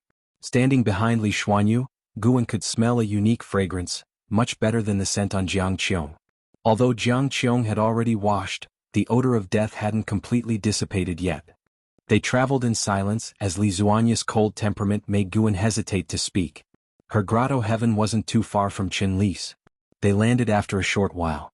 Guan distinctly felt that the restriction in her Grotto Heaven was stronger, and this feeling became even more intense upon entry. Such dense spiritual energy. Li Xuanyu began to explain the origins and cultivation process of the medicinal herbs within the Grotto Heaven, and Guan listened attentively. After half an hour, Li Xuanyu handed him a token. With this token he could directly open the Grotto Heaven, offering him the same treatment as Chen Li. For Guan, harvesting the lifespan from medicinal herbs was enough. If he could get spirit stones, he wouldn't refuse them either. Guan cupped his hands to salute and took his leave. Wait, what is your relationship with Li Ya? Li Xuanyu suddenly asked. Guan paused, turned back and said, Li Ya is my senior brother, naturally we have a good relationship. He could tell that Li Xuanyu probably had a good relationship with Li Ya. If there were enmities, she wouldn't use him, a servant disciple, to frame Li Ya, would she? Li Xuanyu didn't say much, only nodded slightly. Guan bid farewell once again. Managing the grotto heaven for an outer disciple wasn't exhausting. Generally he had to visit once every half-month or month. Guan felt he could take on more work. His aspirations were growing richer. The 8 scenic caves and Mystic Valley were the main trunk of it. If branches could be extended, he could gain more lifespan. Strive to reach a lifespan of 100,000 years as soon as possible. Winter snow melted and spring arrived. At dusk, Mystic Valley started to hang lanterns and put up decorations. In front of the pavilion, the youngest disciple, Zhen Qin, squatted on the ground, cutting paper and quietly asking, Master, what is the significance of the Spring Festival? She was 9 years younger than Guan, with a sweet appearance, large eyes, a petite figure and a gentle personality. Even Lu Jiujia and Xiaochuan were very fond of her. When I was a child, I heard an old man say that the Spring Festival represents the start of a new year, bidding farewell to the old and welcoming the new. At this time of year, people bless each other. Since we have no major celebrations in Medicine Valley, let's set the Spring Festival as a celebration, Guan said, sitting nearby weaving a lantern. Not far away, Wuxin, Xiaochuan and Tang Yu were hanging lanterns and pasting red paper. Yilan was preparing the dishes, while Suhan was checking various garden areas. After hearing this, Zhen Qin's face lit up with anticipation. Guan had suddenly thought of the Spring Festival a few days ago. Upon hearing the members of Medicine Valley discuss their hometowns, he remembered his past life on Earth. It was precisely the Spring Festival season, so he decided to establish the Spring Festival as the first holiday in Mystic Valley. In the future, other holidays could be arranged to make life in Medicine Valley less monotonous. He wondered if there were other Earthlings in this mortal world? Guan silently thought to himself. He created the story of the Spring Festival from what he had heard from an old man simply as a precaution. At this moment, Guan's brows furrowed. He sensed 2 unpleasant auras approaching Mystic Valley, less than 10 miles away. Those 2 had cultivation levels in the Foundation Establishment realm, but their auras carried a strong scent of blood. They had killed many people. With the competition of the outer sect in the world about to start, could it be that demon cultivators were here for a visit? Guan silently prayed, hoping the visitors wouldn't enter Medicine Valley. However, what he feared came true as the 2 flew straight towards Mystic Valley. In no time, their figures appeared at the mountain peak, overlooking Medicine Valley. It was a man and a woman, both dressed in dark purple robes with a sinister aura. Even in the daytime they looked like malevolent ghosts. The woman's posture was seductive, with heavy makeup and long claw-like nails. She covered her mouth and laughed. Mr. Su, we're not far from the outer sect of the Supreme Sect. Why not rest here for a while and gather some intel from these servant disciples? The man next to her had a robust build and a stern face, wearing a purple crown with a red gem embedded in it, resembling a crimson vertical eye. A bunch of energy cultivation realm bugs, what can we learn from their mouths? The man in purple said coldly. He was from the Wanyin sect, named Su Ruye, here with his Taoist friend Changji to participate in the competition of the outer sect in the world. Changji laughed, you know the people from the Supreme Sect. Their strength isn't great, yet they love to gang up on others. If we arrive early we will surely be swarmed with trouble. It's better to wait here. Su Ruye agreed after hearing this. He then leaped down and Changji followed suit. Guan looked up and immediately used the lifespan detection. Su Ruye, Foundation Establishment Realm 9 Layers 67/389/920, Changji, Foundation Establishment Realm 7th Layer 74/370/605. They seemed to be geniuses. Guan stood up, and Zhen Qin, following his gaze, saw Su Ruye and Changji and hurriedly hid behind her master in fear. Even Xiaochuan, Wuxin, and Tang Yu noticed the arrival of the demon cultivators. They immediately put down their work and ran towards Guan. Su Ruye and Changji landed in the garden area, their eyes scanning the medicinal herbs, which made Guan tense up. The security of the Supreme Sect was too lax. On the eve of such a grand event, they didn't dispatch disciples to patrol? Guan silently cursed, but he also understood that, to the Supreme Sect, the value of Mystic Valley was mediocre, as it grew only low-rank medical herbs for the outer sect. Changji turned to Guan and the others asking, "Who is the Valley Master here?" Guan stepped forward and cupped his hands. "That would be me. May I ask what the two seniors need?" Changji cast a coquettish look at Guan and asked with a smile, "Young lad, my husband and I are going to the competition at the Supreme Sect and want to rest in your valley for a few days. What do you think?" Su Rui's gaze turned towards Yilan and Zhenqin behind Guan, his chilly eyes making the two women uneasy. Yilan frowned and stood in front of Zhenqin. Guan felt displeased but sensed a familiar aura approaching. He asked, "May I ask where the two seniors are from?" Changji's eyes turned cold, ready to speak. Why waste words with him? With his cultivation at the 5th layer of the energy cultivation realm, can he drive us away? Su Rui said impatiently. A terrifying killing intent erupted from within him, changing the expressions of everyone present, as if they were in an ice cellar. Are the two from the Wanyin sect here to become enemies of the Supreme Sect? A cold voice came from the sky. Everyone looked up to see Li Xuanyu standing on a flying sword, facing the wind like an immortal. Li Xuanyu? Changji gritted out every word, her teeth clenched. Li Xuanyu spoke, "Come with me." With that, she turned and quickly disappeared behind the mountain. Su Rui leaped up. A gourd at his waist flew out, quickly enlarged and landed beneath his feet. Changji followed suit, jumping onto the gourd behind him. The two then flew away on the gourd. The people in Medicine Valley breathed a sigh of relief. Were those two demon cultivators? Suhan couldn't help but ask, his face pale from Su Rui's killing intent. Wuxing replied, "Yes, the Wanyin sect is a powerful demonic school." Xiaochuan grumbled, "Aren't we, the Supreme Sect, a reputable sect? Why invite a demonic sect?" The disciples began discussing the matter, all overwhelmed with fear. If not for Li Zuanya's appearance, a disaster would have befallen them tonight. Guan glanced towards the horizon, slightly frowning. Then he asked everyone to continue preparing for the spring festival and went back to his house to rest for a while. Dusk came and the sky turned crimson. Guan stood by the side window of the pavilion, feeling faint fighting movements from afar, about 30 miles from Mystic Valley.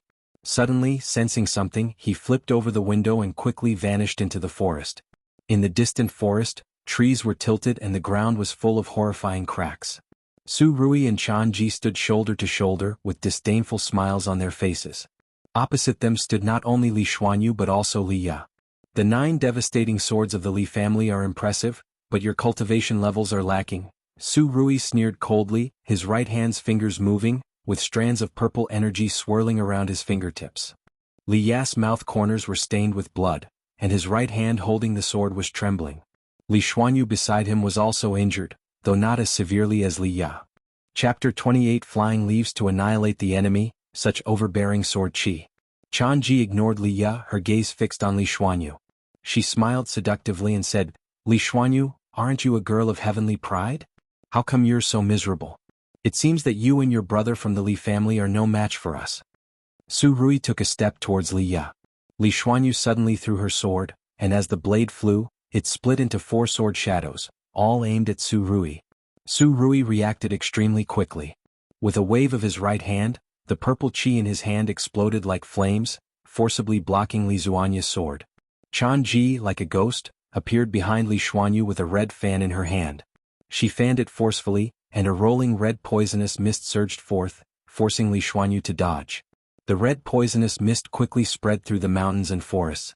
A giant python could be vaguely seen moving swiftly in the mist. Wherever it passed, the red mist rose and quickly surrounded Li Ya and Li Xuanyu. Li Xuanyu landed beside Li Ya, her eyes scanning the surroundings. Changjia's figure was no longer visible, while Su Rui hovered above the forest, looking down at them. "How dare you harbor murderous intent in the Supreme Sect's territory?" Li Ya asked in a deep voice. Su Rui's lips curled up in a mocking smile. He said sarcastically, "I've long heard that the Supreme Sect's land is vast. Since the current sect leader took office, the Supreme Sect's control over the border has weakened, seemingly allowing the disciples to resolve conflicts themselves. The 8 outer gate cities are like a wall. Inside the wall is a reputable sect, but outside, it's survival of the fittest, no different from the demon path. We've been fighting for so long and no one has come to help. It seems the Supreme Sect hasn't stationed anyone beyond the outer gate. Today he'll kill you and take your sister. I won't even bother participating in the World Outer Gate Conference. What do you think?" It'll also kill the people in the Medicine Valley. If Princess Li came to protect you personally, your relationship must be significant. Su Rui seemed to think of something and licked his lips.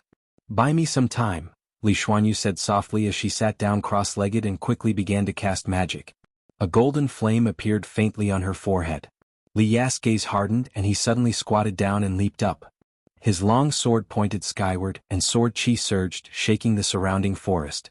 The red mist rolled up, creating a grand scene under the twilight. Su Rui sneered. He quickly took a large purple flag from his storage bag. The flag had a menacing evil ghost embroidered on it, seemingly ready to leap out. He slammed his left palm down, causing a massive shadowy hand to descend, forcibly suppressing Li Ya's sword chi. Li Ya frowned.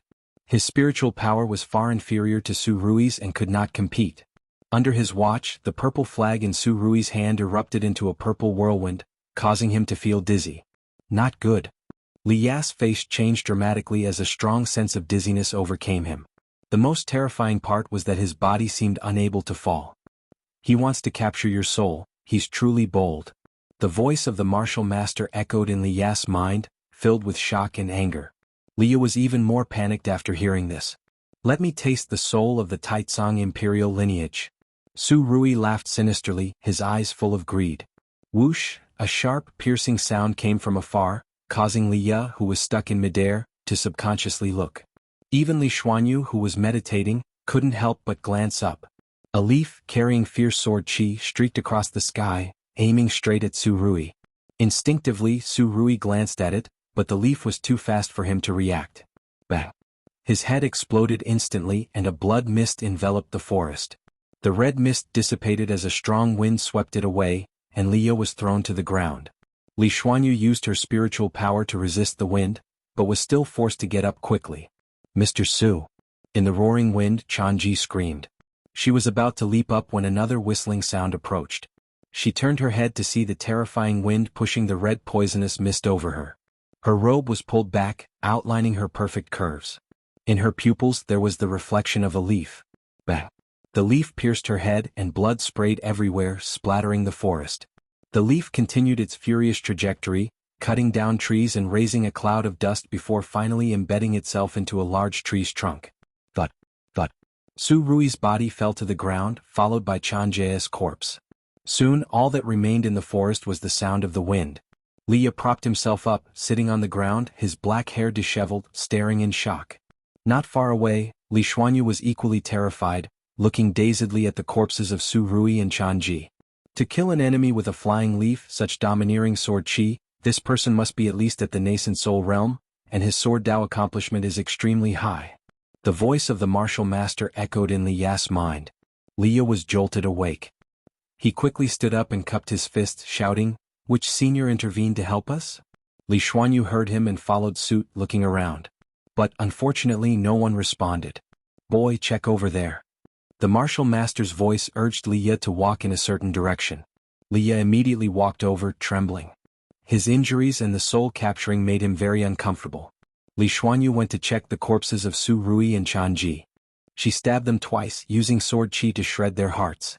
Li Ya walked for 200 zhang before stopping in front of a tree. His gaze fell on the trunk and his face changed dramatically. "How is this possible?" Li Ya muttered in a trembling voice. Following his gaze, a leaf was embedded in the tree trunk, surrounded by a wisp of sword chi. The tree trunk had already cracked as if it could explode at any moment.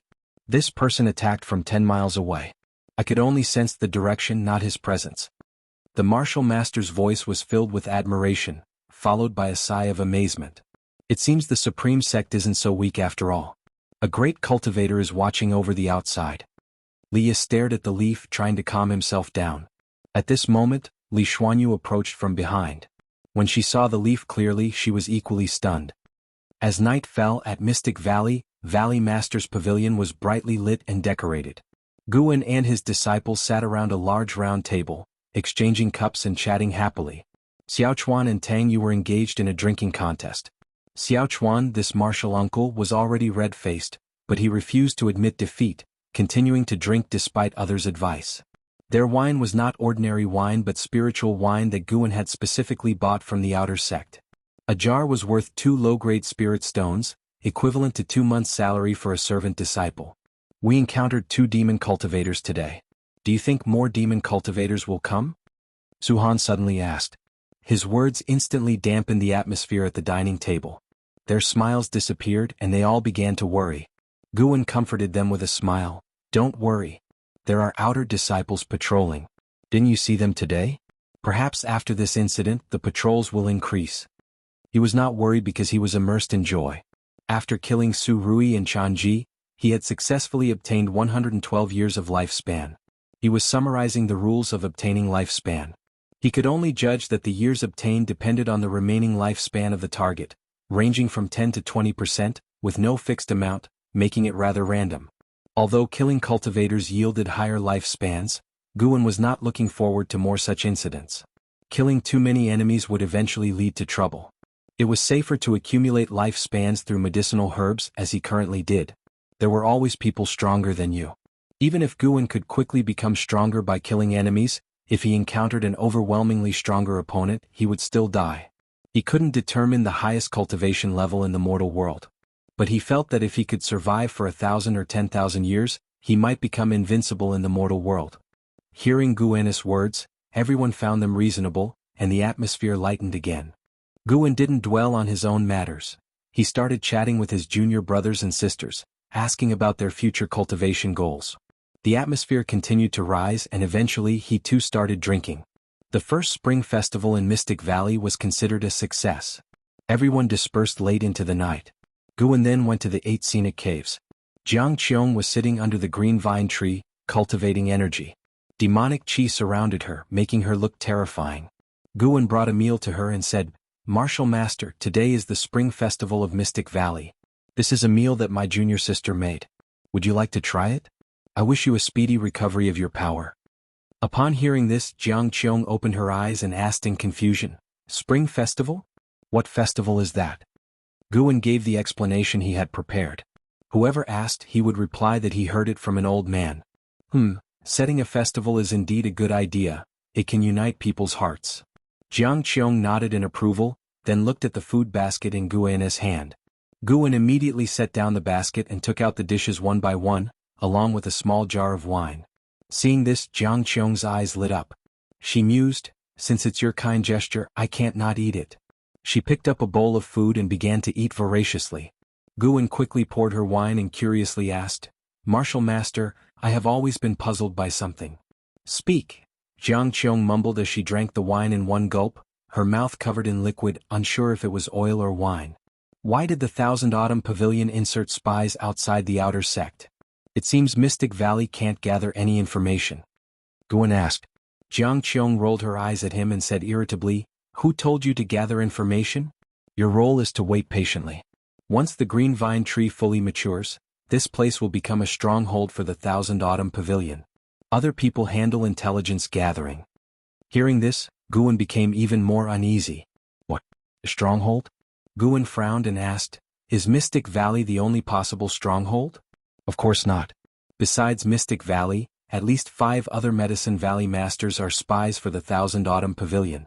They just don't know each other's identities. 100 years ago, a spy from the Thousand Autumn Pavilion even became a true disciple. By now they are probably at elder level." Qiong answered casually. Guan fell silent. Had the Supreme Sect become so riddled with spies? Qiong put down the empty plate, picked up a large chicken leg and smiled, "The taste is not bad. Although I have long since started fasting, indulging occasionally is nice. As a reward, he'll teach you the secret technique of the Thousand Autumn Pavilion later." Chapter 29 Demon Shadow Divine Skill, Qiong's Appreciation. "What secret technique?" Guan asked expectantly. He had already learned many spells from Qiong, but as the saying goes, the more the better. When Qiong left, it would be difficult to find such a dedicated martial master again. Qiong took a bite of a chicken leg and said proudly, "One of the 9 great secret techniques of our Thousand Autumn Pavilion, the Demon Shadow Divine Skill." "Demon Shadow Divine Skill?" Sounded. Guan frowned and asked, "Is this a cultivation technique?" He didn't lack cultivation techniques. Changing techniques would mean rebuilding his spiritual power, and he didn't want to waste his lifespan. "I already said it's a secret technique. The Demon Shadow Divine Skill will help you be a better spy. You'll understand soon enough, Qiong said indistinctly, her mouth full of chicken, almost too full to speak. Guan's face twitched. I don't want to be a spy for the demon path. Forget it, I'll endure Qiong for now. Later, I'll speak what suits the occasion, whatever identity I need, I'll give myself. The next day at noon, Guan was reading under a tree. 7 steps away, Yilan and Zhenqin were practicing swordsmanship, their movements graceful. Unfortunately, they couldn't capture Guan's attention. Senior brother Liya is here. Xiaochuan ran over and said, followed by a man, Liya. Guan immediately stood up and stuffed the green hero travelogue into his robe, then walked toward Liya. Let's talk inside, Liya said first. Guan nodded and led him upstairs. Zhenqin stopped swinging her sword and looked at Yilan, asking nervously, Martial Uncle Yi, could Martial Uncle Liya be here because of those 2 demon cultivators from yesterday? Perhaps. Yilan glanced back and replied softly. Inside the house. Guan and Liya sat facing each other. As he poured tea for Liya, Guan asked, What's the matter? Liya said, I plan to stay in Mystic Valley for half a year, is that okay? Of course you can stay as long as you like. Did something happen? Guan readily agreed, taking the opportunity to inquire with concern. Liya hesitated for a moment, then decided to recount his encounter yesterday. Perhaps knowing these matters could motivate junior brother Gu to cultivate diligently under pressure. After hearing the story, Guan's eyes widened in astonishment. Those 2 are dead? Won't the Wanyin sect cause trouble? Liya snorted. He attacked Li Xuanyu and me. If anyone is to blame, it's the Supreme Sect who will deal with the Wanyin sect. Besides the Supreme Sect, the court will also pressure the Wanyin sect. Li Xuanyu is my father's most beloved daughter. Guan asked in surprise, they still dared to attack Senior Li? Su Ruye and Changji are notorious villains who stop at nothing. Changji had a grudge against Li Xuanyu from their time in Yeqing. When they finally saw Li Xuanyu alone, they wouldn't miss the chance. And also, Liya sneered at the end but held back. And what? Nothing. Guan felt like hitting someone. If you're not going to say it, don't even mention, and also. Liya looked at Guan and asked, Did you see anyone else pass by Medicine Valley yesterday and today? Guan shook his head. You didn't see them. If it weren't for that Nascent Soul Realm senior's intervention, Li Xuanyu and I would have been in grave danger. That senior sword Dao was truly terrifying, killing enemies with a leaf. Even a Foundation Establishment Realm cultivator at the 9th layer would be like vegetables facing him. A leaf could kill them. Liya grew excited as he recounted the battle, depicting the scene with fervor. Guan's eyes widened, gasping occasionally as if he were listening to a mythical tale. That Nascent Soul Realm senior only tossed out 2 leaves, yet Liya used all the words he knew to describe it, extremely animated. A true sword cultivator should be like this, winning without a sword. Anything in hand can be a sword. Even I. In short, senior brother, I found my direction. From now on, he'll focus on practicing the sword and delving into sword Dao. Liya showed a look of longing. Guan nodded, secretly delighted. Brother, that exaggerated senior is right in front of you. Too bad your Dao level is too shallow to see through it. Guan interrupted Liya's reverie and asked, The World Outer Sect tournament is so grand, why doesn't the sect send disciples to patrol or protect us servant disciples? In the vicinity of Mystic Valley, within a radius of 50 miles, there were at least 6 caves of outer disciples. Although most people weren't in their caves, if the sect ordered, certainly someone would come. Liya's smile faded, he said quietly, Think about it, why would someone dare keep a demon of greed outside the outer sect? Isn't it because the sect doesn't care about servant disciples? But don't worry, it'll stay until the World Outer Sect tournament ends. Guan was silent for a moment, then asked, Aren't you participating? My cultivation level isn't enough. If I participated rashly, I would only get hurt. Such an event is certainly dominated by Foundation Establishment Realm cultivators at the 9th layer. Liya shook his head. Guan raised his opinion of him. He was quite self-aware. Of course, it could also be that Su Ruye had hit him too hard. They chatted for a while before going downstairs. Guan had Xiaochuan and Tang Yu help clear out a courtyard for Liya to live in alone. Knowing Liya would stay for half a year, everyone in the valley was happy. Firstly, they had someone to protect them, and secondly, they could practice swordsmanship with Liya. In their eyes, Guan was good at everything, except that he knew few spells and couldn't guide them. Liya was different. He was a genuine Foundation Establishment Realm cultivator. In the following days, many cultivators often flew over Mystic Valley with their swords. Guan also saw various flying artifacts and demon beast mounts, which made him reflect. This is the immortal cultivation world. A month later in the deep night, Qiong leaned against a green vine tree, swinging her right leg. Her white, tender calf was exposed under her robe, practically glowing. She was holding a book and glanced at Guan in the distance, who was picking medicinal herbs. She suddenly flipped up, the book flying into the pendant around her neck. She stretched lazily, extending her body. "Dear disciple, stop for now and practice the demon shadow divine skill," Qiong called. She leaped and landed in front of the pill furnace, which was brewing elixirs. Wisps of white smoke rose from the lid.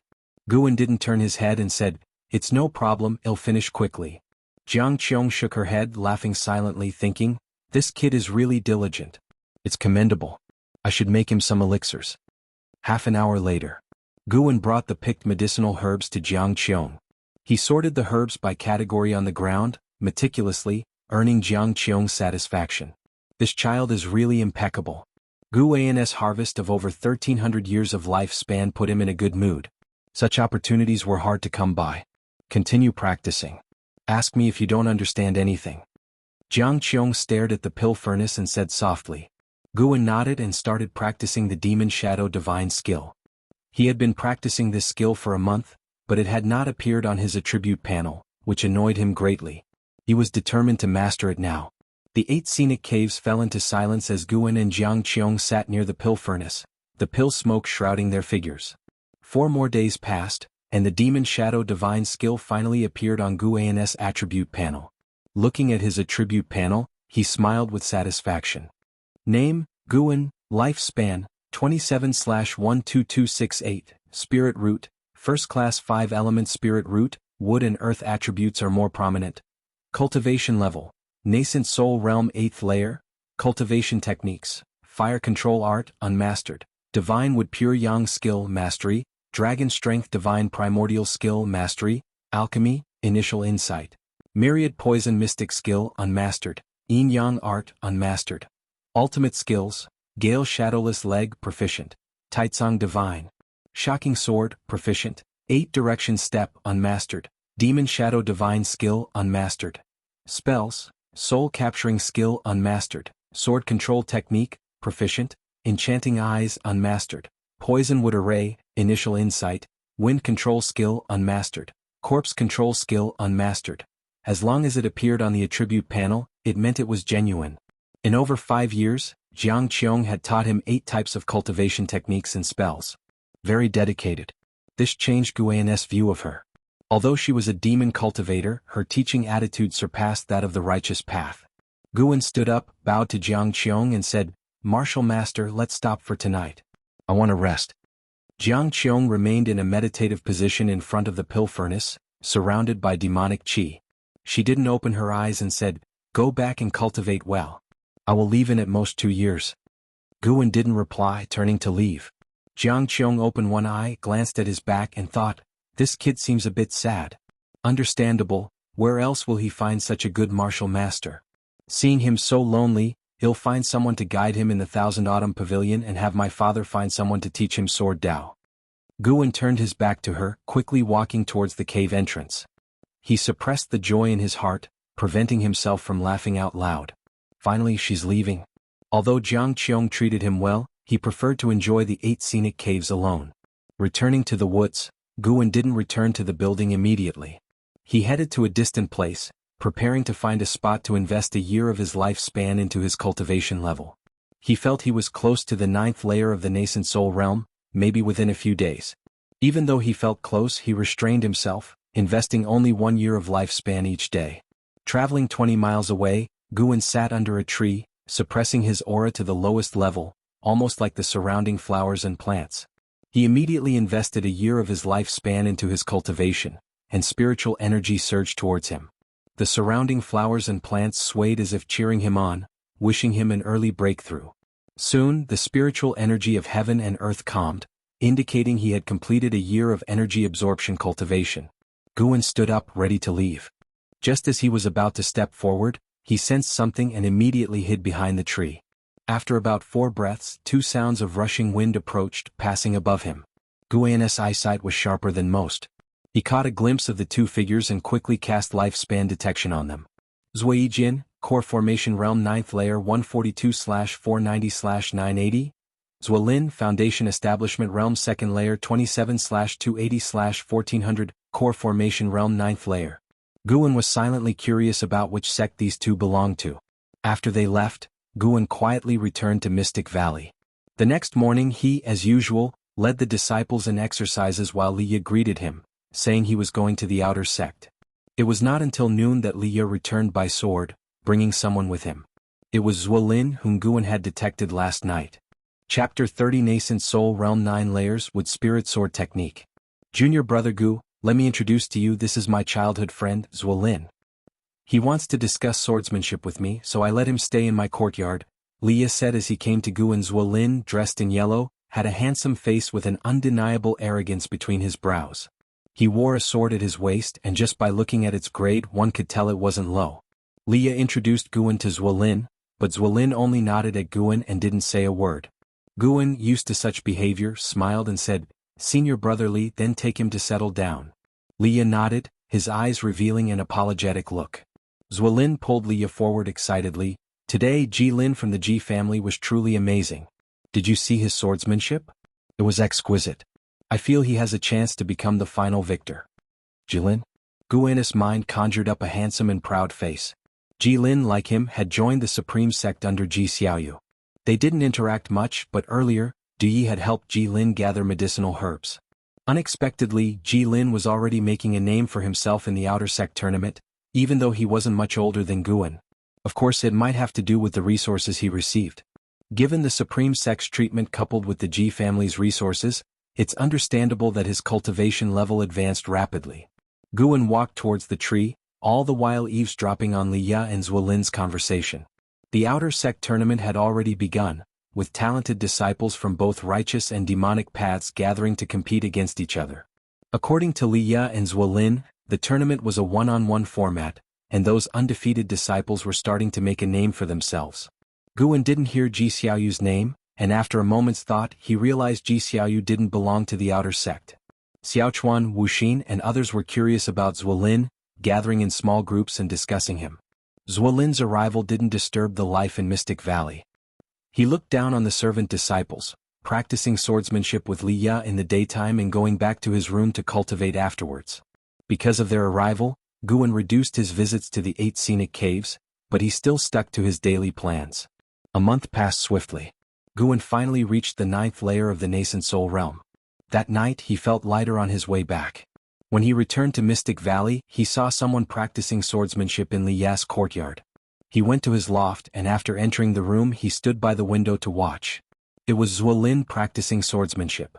When Zuelin first arrived, Guan thought he was a swordsmanship genius.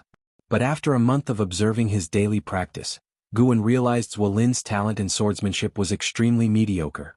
Guan, now having some sword Dao accomplishment himself, judged that Zuelin's talent in swordsmanship was not even as good as Su Han's.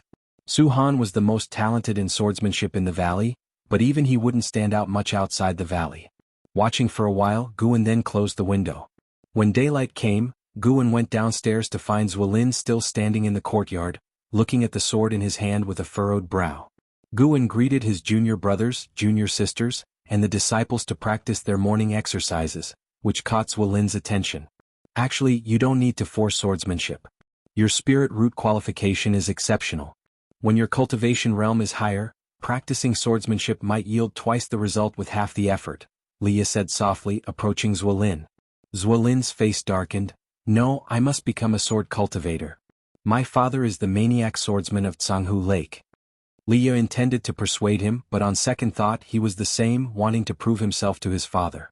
Zuelin stared intently at Guan and the others practicing their exercises. For some reason he felt Guan's movements held a unique subtlety. Though the movements were identical to others, Guan's carried a mysterious charm. Initially he thought it was an illusion, but the more he looked, the more certain he was that he hadn't been mistaken. Liye didn't continue to disturb Zuelin as he turned towards the woods. He needed a lot of time to cultivate. He couldn't stop thinking about his loss to Su Ruye, although he rarely mentioned it. He didn't want to lose again. After Guan finished a set of exercises, he let the valley disciples busy themselves. Nowadays, the valley's affairs no longer required his personal arrangement as Wuxin was gradually taking over the authority of the senior brother. Xiao Chuan, who had a more reserved character, didn't like to command or arrange, so he let Wuxin take over. Not to mention Yilan, who had already focused fully on the outer sect assessment.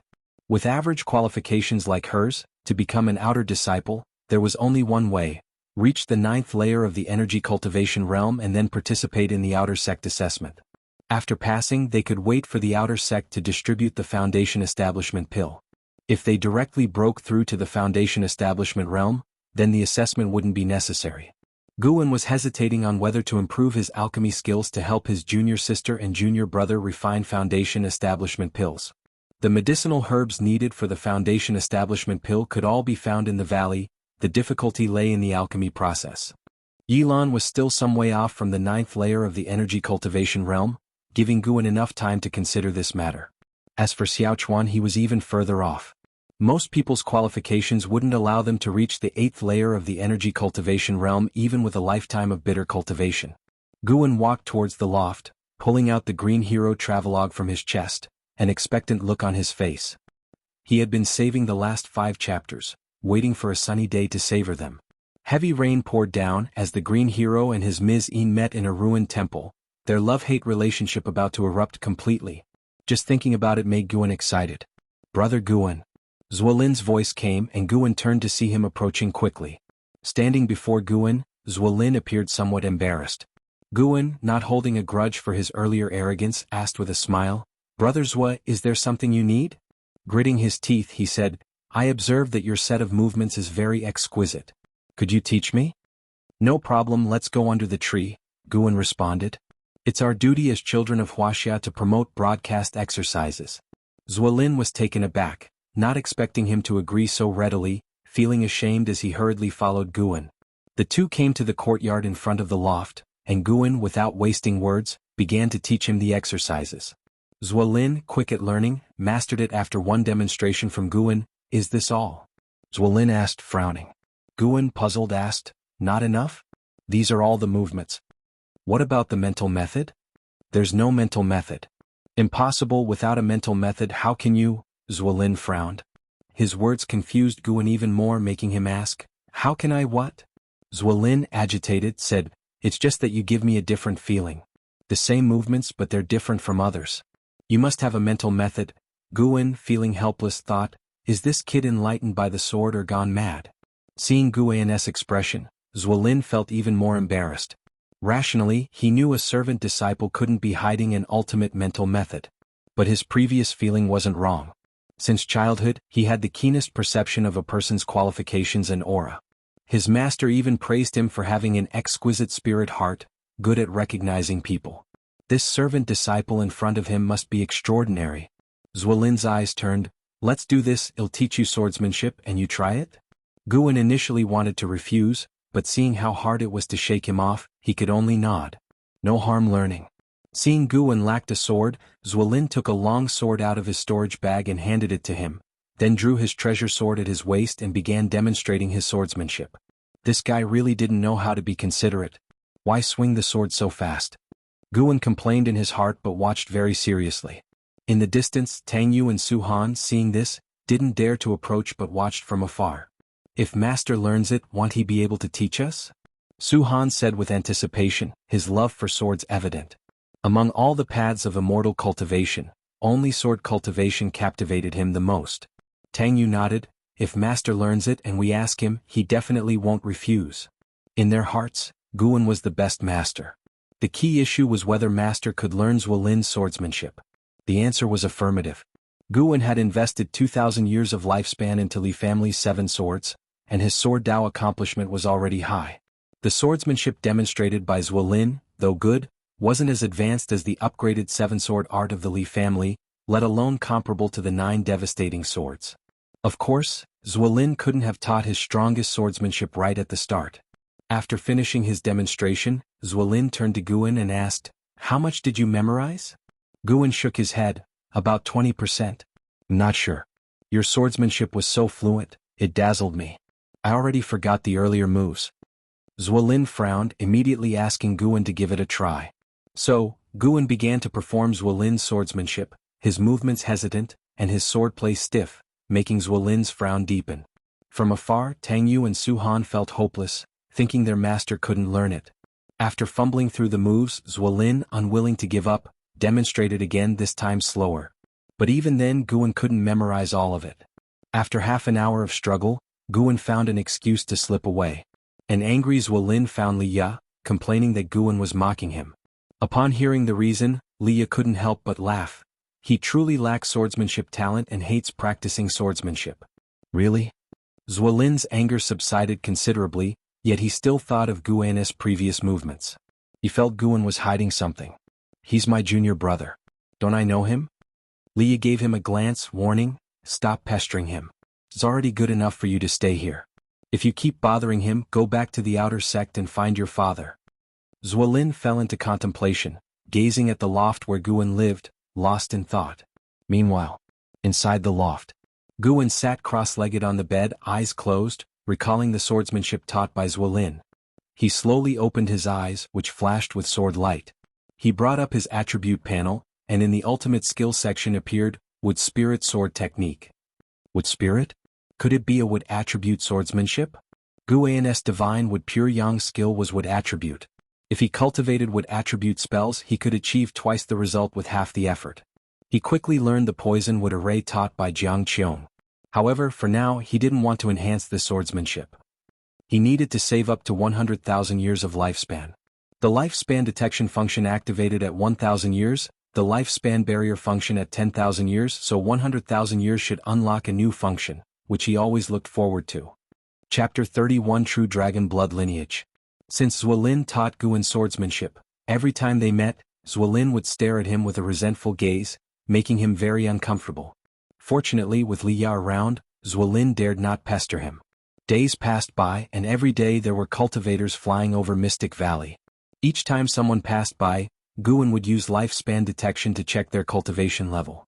He even detected the presence of nascent soul cultivators, although he couldn't tell which sect they belonged to. Spring went and summer came and Guan turned 28. Since reaching the 9th layer of the Nascent Soul Realm, he had paused his daily routine, fearing he might waste his lifespan. He planned to use a vast amount of lifespan for a forced breakthrough later on. Besides hard work, he also believed in mysticism. Summer's scorching heat arrived. In the mountains, Guan lay under a tree reading a book, while Wuxin directed Tang Yu, Su Han, and Jin Qin in weeding. Xiaochuan and Yi Lan were cultivating in the valley. Tang Yu wiped the sweat off his forehead, glancing at the green hero travelogue in Guan's hands, eyes full of curiosity. What kind of book was that? The biggest secret in the valley was what exactly was recorded in the green hero travelogue. The three disciples also wanted to read it, but unfortunately, the entire set of the green hero travelogue was privately kept by Guan. They couldn't find it in the book collection pavilion. A large white rat suddenly darted out from the grass and ran straight into Guan's arms. It was the white spirit rat. Guan noticed it had something in its mouth and immediately sat up. He saw it spit out an egg the size of a chicken egg. The eggshell was bluish-white with wave-like brown patterns on the surface. He could feel the spiritual power fluctuations inside. Is this a demon beast egg? Guan had encountered demon beast eggs in the outer city before. Prices varied greatly, the highest being astronomical, making his scalp go numb just looking at them. Seizing the moment when Wuxin and the others weren't paying attention, he quickly stashed the demon beast egg into his storage bag. The white spirit rat lifted its head proudly, making Guan laugh as he hugged it and stroked it vigorously. After finishing the weeding, Wuxin and the others began planting. When everything was done, they all returned to Mystic Valley. Tang Yu walked beside Guan, asking him about some difficulties related to the residual wind leg.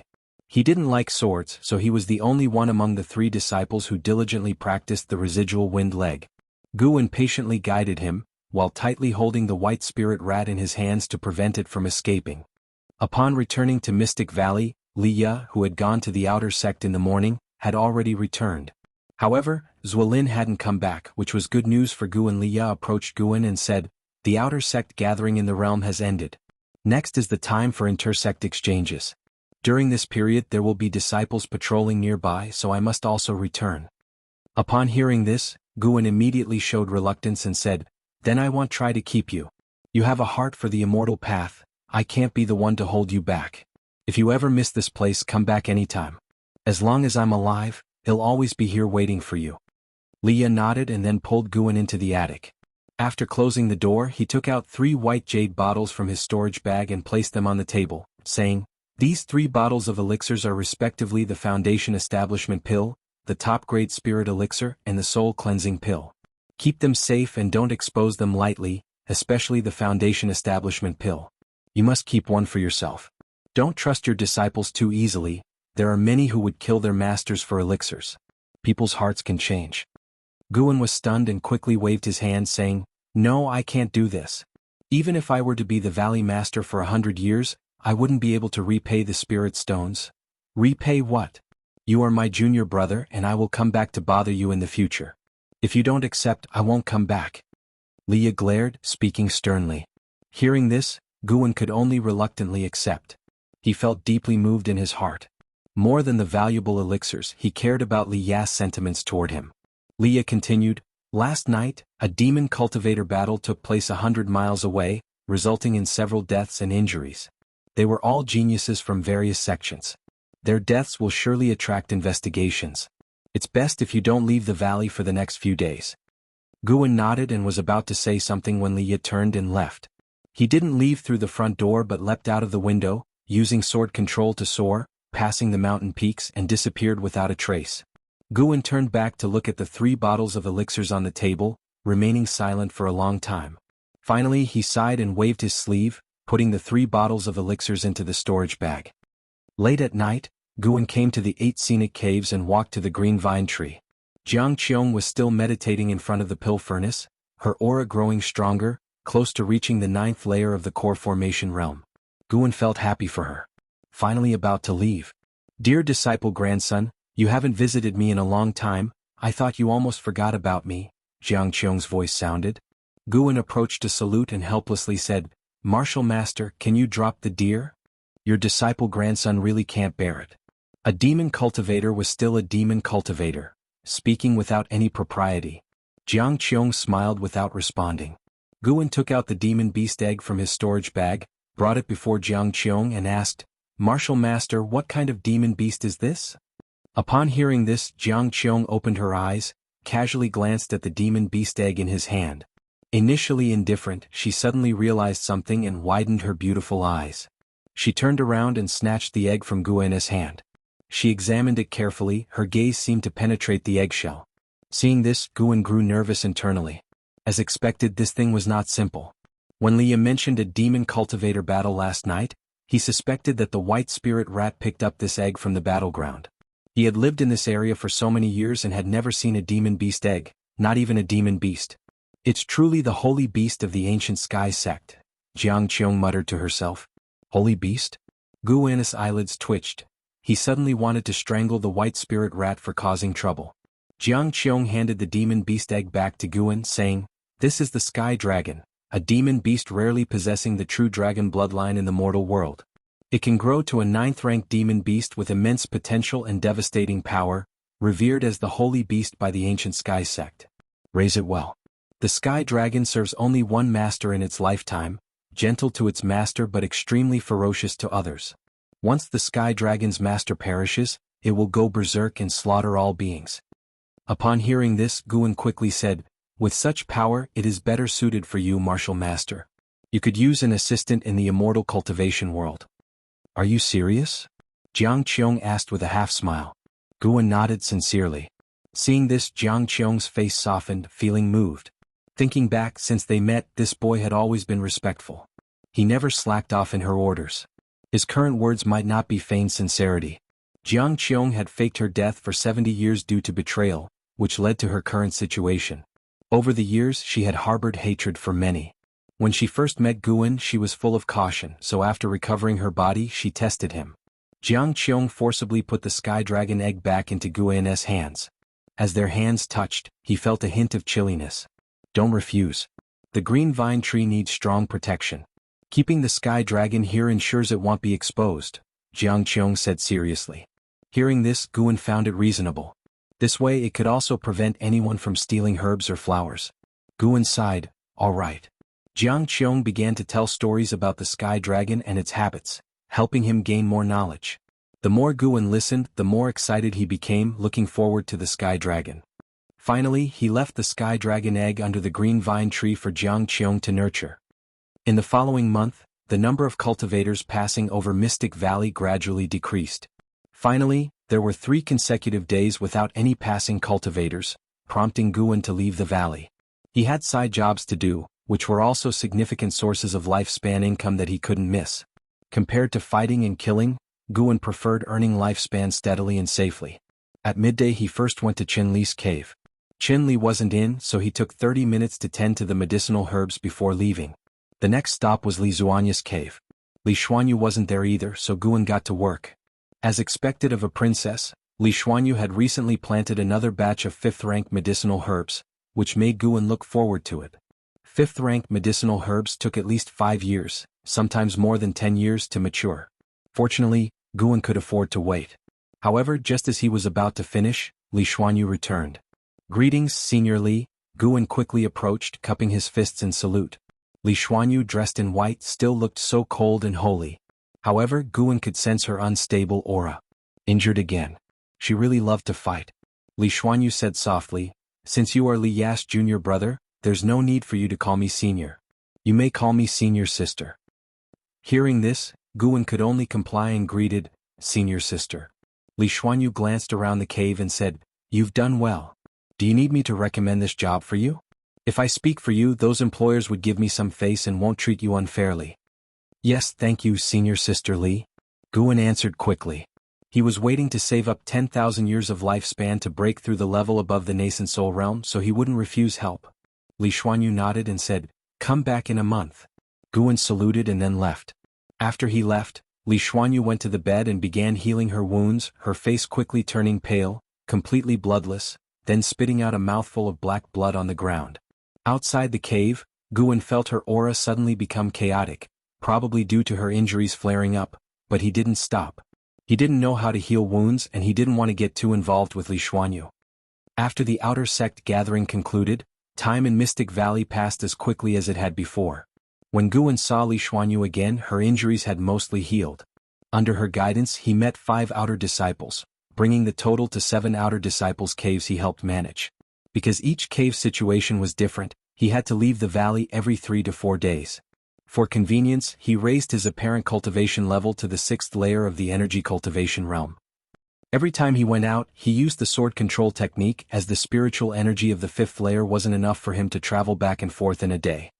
He avoided using the heavenly resident sword, instead footing on a common flying sword, an ordinary magic artifact obtained from the outer sect, for the sake of appearances. Summer turned to autumn, with falling leaves blanketing Mystic Valley. After autumn, winter snow covered Mystic Valley in white. One day, Guan was in the attic, writing with a brush. Having read the Green Hero travelogue many times, he wanted to write one himself. It so happened that during his last visit to the outer sect, he discovered that writing books could earn spirit stones, though the review process was stringent. With his background as a reincarnated person from Earth, he decided to astonish the Supreme Sect a little.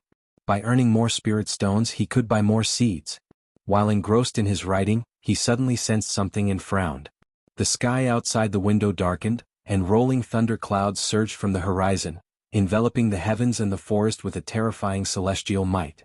Chapter 32, Duel on a Snowy Night, Nascent Soul vs. Nascent Soul. Is this crossing thunder tribulation? Guan looked at the thunderclouds outside the window, his brows gradually relaxed, and a look of curiosity appeared on his face. He was not worried, as he felt the celestial might was far from Mystic Valley. Those sweeping the snow in the garden, Tang Yu, Su Han and Zhen Qin, turned to look, and Yi Lan, who was meditating in the forest, also opened her eyes. Xiao Chuan walked out of his house and looked at the rolling thunderclouds in the sky. Wuxin was meditating on the mountaintop, the flying snow couldn't cover his figure. He gazed at the horizon, his brows furrowed. Such powerful sword intent, Wuxin murmured to himself. Although his cultivation was low, he came from the Thousand Autumn Pavilion and had a lot of knowledge. The entire sky was quickly covered by thunderclouds, resembling a boundless ocean with towering waves. The snowy forest fell into darkness, and the wind between heaven and earth grew stronger, causing the forest to sway and shedding pieces of snow. Guan was disturbed by this celestial might that he had no heart to write. He got up and went downstairs, calling the disciples to look after each garden area. An ancient hour later, several cultivators flew over Mystic Valley, heading in the direction of the celestial might, disappearing into the vast flying snow. This scene made the disciples in the valley even more nervous, unsure of what exactly had happened. It was not until near dusk that a thunderous roar echoed between heaven and earth. Guan stood on the mountaintop and saw in the distance at the horizon, lightning and thunder intertwining at a certain point on the ground, forming a huge fan shape, extremely spectacular. The radiance of thunder shone on his face, and his black robe fluttered in the wind. Thunder tribulation is so terrifying, no wonder I failed so many times during simulated cultivation. Guan sighed inwardly, finally dispersing the grievances he had suppressed for many years. Although the lifespan consumed by simulated cultivation was more than reality, it was safe.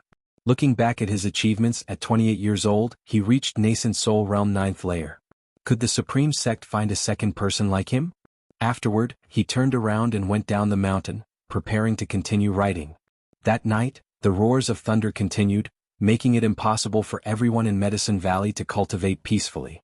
By noon the next day the thunder still continued. The wind between heaven and earth grew stronger, as if a blizzard was about to arrive. Guan occasionally led the disciples outside to look after the medicinal herbs. After 3 days and 3 nights the thunder stopped. As the thunderclouds dispersed in the sky, sunlight finally poured down, bringing relief to the disciples of Mystic Valley. However, they had not been happy for half a day before a sharp pressure enveloped heaven and earth, making them feel a heaviness in their chest and their hearts pounding in alarm. In the loft, Guan put down his brush, his gaze turned to the window, his brows furrowed. He sensed a strong sword intent coming from the horizon, unable to judge how far away it was for the time being. What is he doing? Guan felt puzzled. Just finished crossing thunder tribulation and started comprehending swordsmanship? So desperate? Guan could only pray that the other party would not affect his Medicine Valley. Although the other's sword intent was strong, he secretly compared it and felt it was inferior to his Taicang Divine Shocking Sword. After all, the Taicang Divine Shocking Sword was something he created by sacrificing 2,000 years of lifespan. How many people in the mortal world could live for 2,000 years? Late at night, 8 scenic caves. Guan came to visit Qiong. He arrived under the green vine tree and raised his hand to pay respects to Qiong. For the next while, don't come in again to avoid being discovered by Ziwei. Qiong said without opening her eyes. Ziwei? Guan remembered this person who was Zuolin's father. When the father and son flew over Mystic Valley, he had even thrown a lifespan detection at them. Ziwei's previous cultivation level was at Core Formation Realm 9th layer. After Tribulation Crossing he would be a Nascent Soul Realm cultivator. Guan thought quickly in his mind, then nervously asked, "Who is Ziwei?" "He is the one who crossed Thunder Tribulation these days. According to your master, he has already earned the title of Maniac Swordsman of Jianghu Lake." Qiong replied. "Maniac Swordsman of Jianghu Lake?" Guan curiously asked, "Martial Master, do you know him?" "Yes, we are old acquaintances. Back then he overestimated himself and attempted to pursue me as a Taoist friend. I severely humiliated him, making him a laughingstock in the inner sect.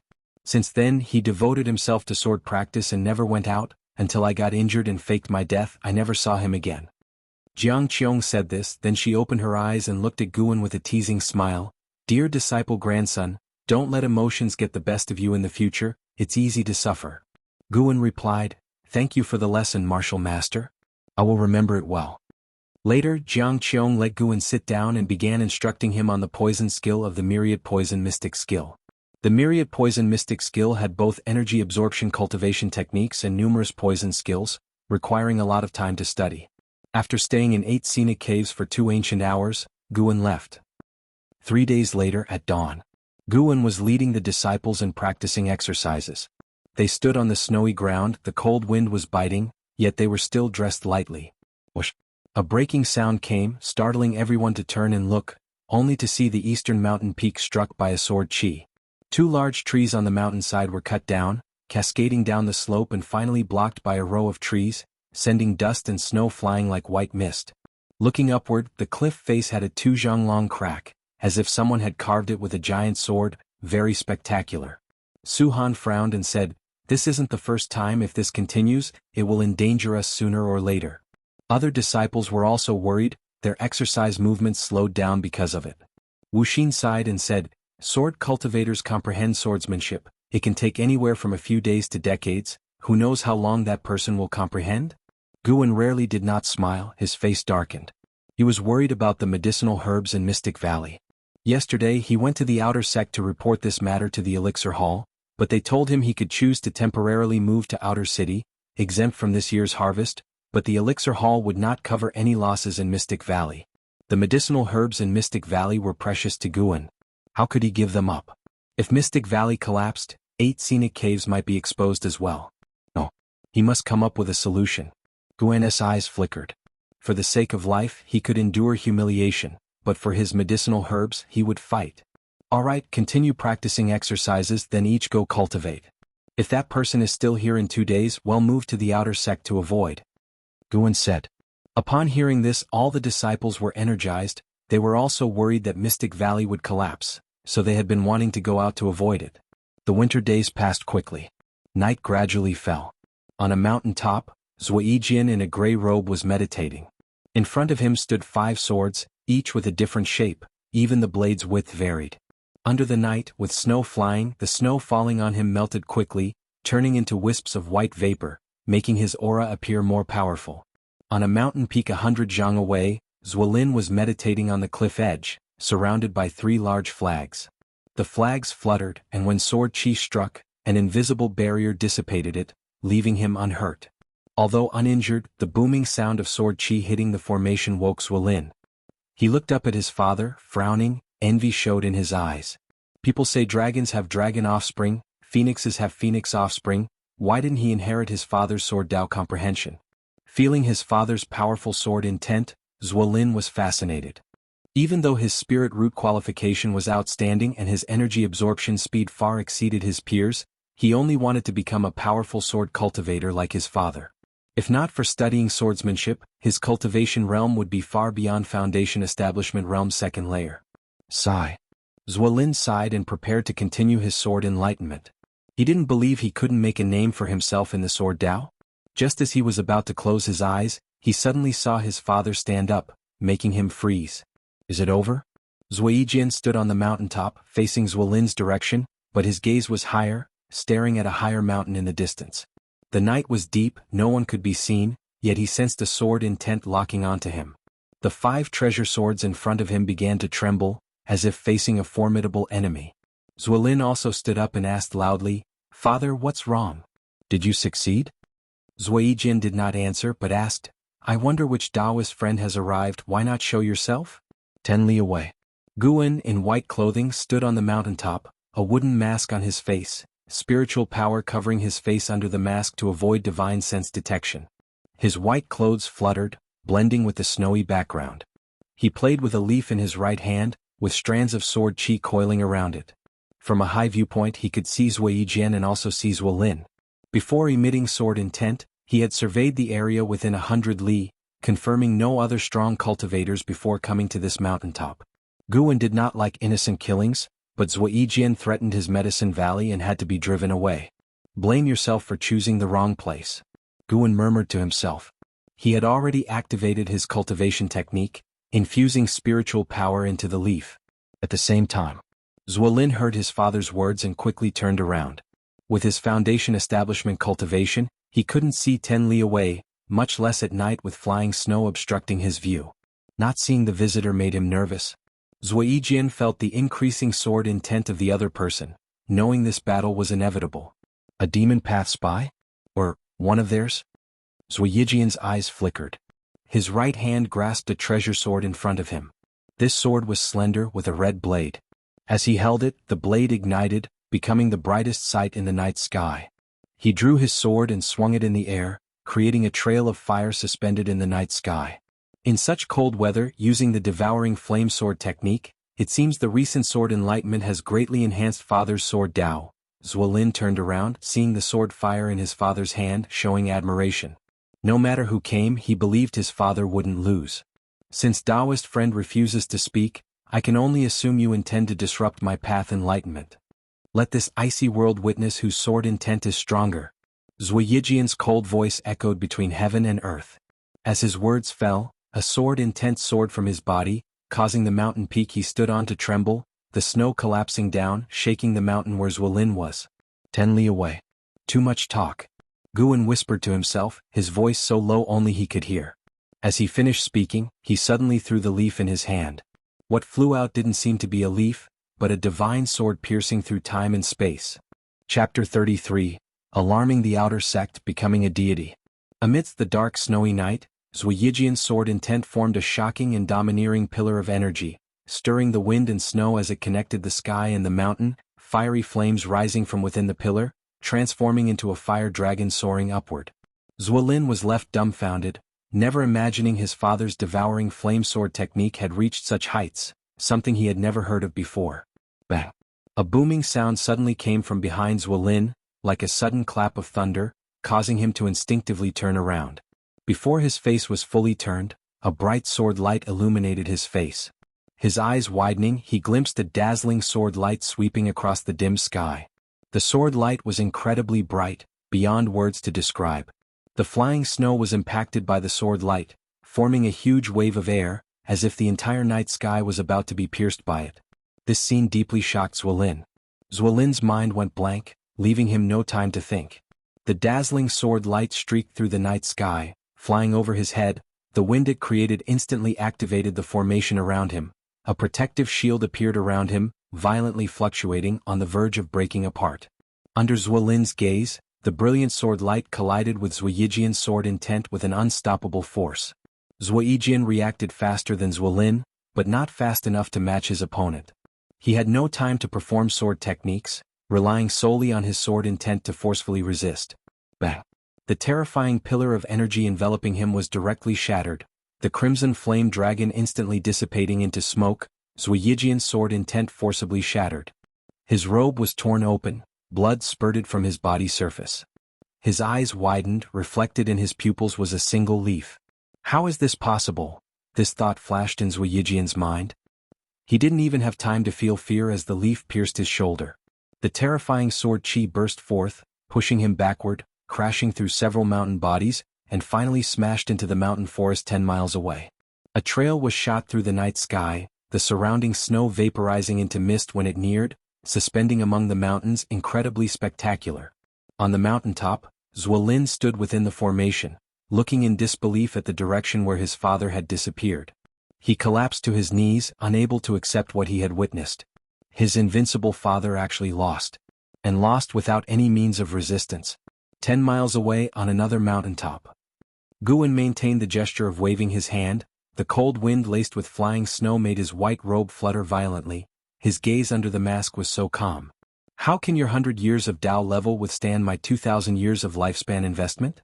Guan thought to himself, knowing he had already shown mercy, aiming at Zuiyijian's shoulder instead of his head. He turned and left, disappearing into the vast snow as if he had never been there. In the morning, Guan, as usual, led the disciples in exercises. Zhen Qin twisted her waist while looking at the sky, saying, "The snow seems to be lighter today." Wuxin looked into the distance, saying, "It's not just the snow, that powerful sword intent has also vanished." Hearing this, the other disciples immediately became excited. Could that person already be gone? It's possible. It said that sword cultivators seeking sword enlightenment need to find places with beautiful scenery to comprehend nature. Our area isn't considered a blessed land. Don't be careless. What if he's just napping? Did you forget the thunder tribulation a few days ago? A great cultivator of that level needs to nap? Listening to their argument, Guan couldn't help but laugh.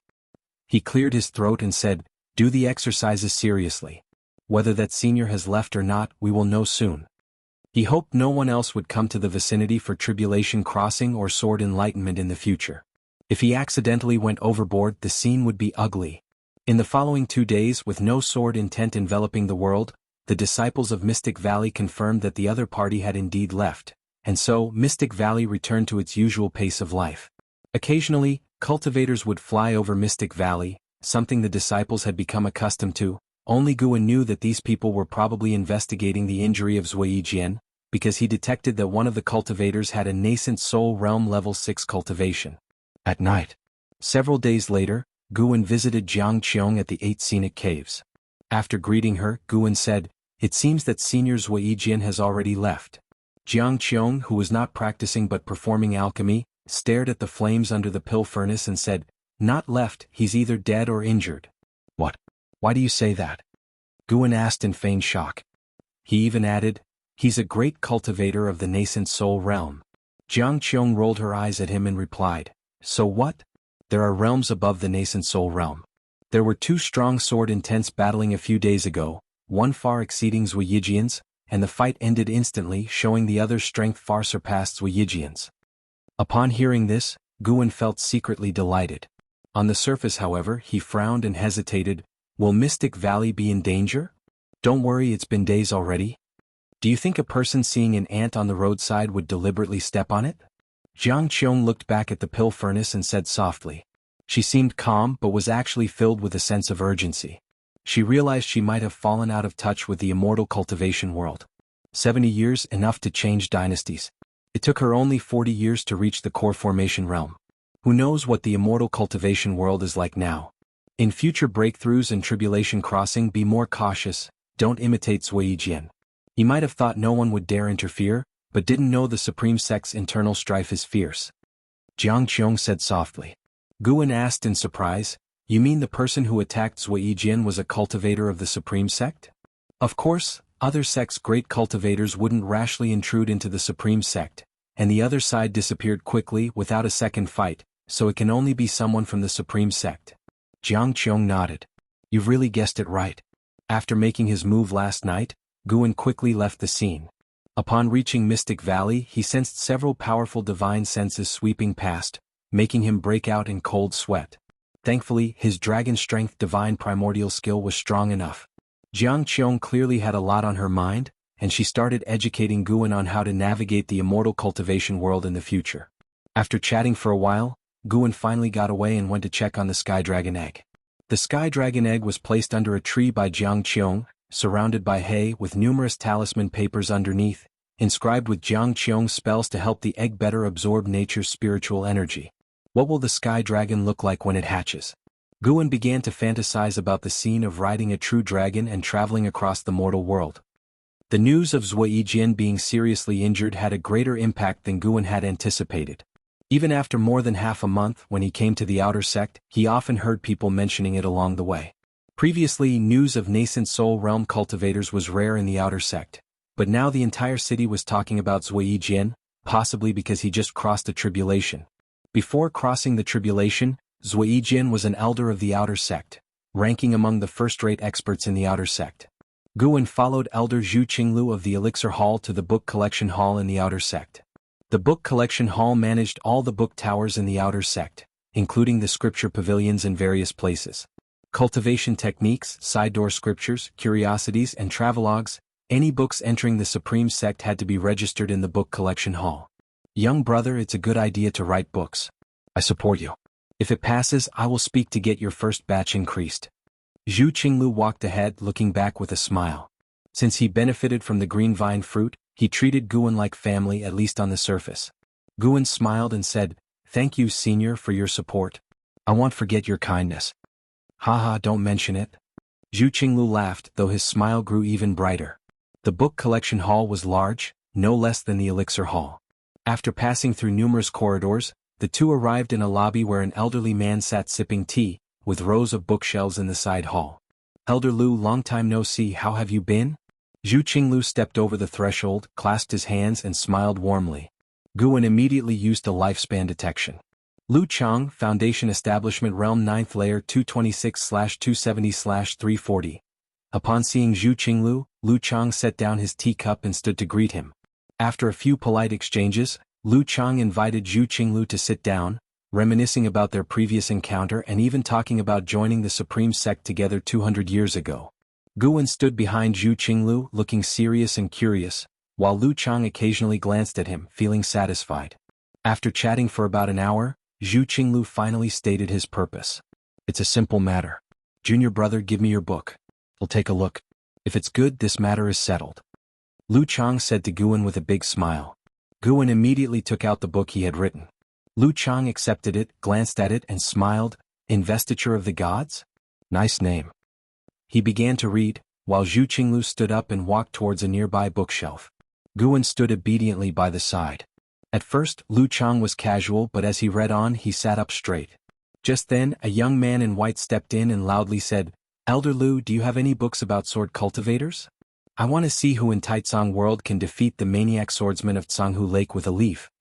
Lu Qiong raised his hand, gesturing for him to be quiet. Guan turned to look and instinctively used a lifespan detection. Guyu Foundation Establishment Realm 8th Layer 34/291/1402. A genius.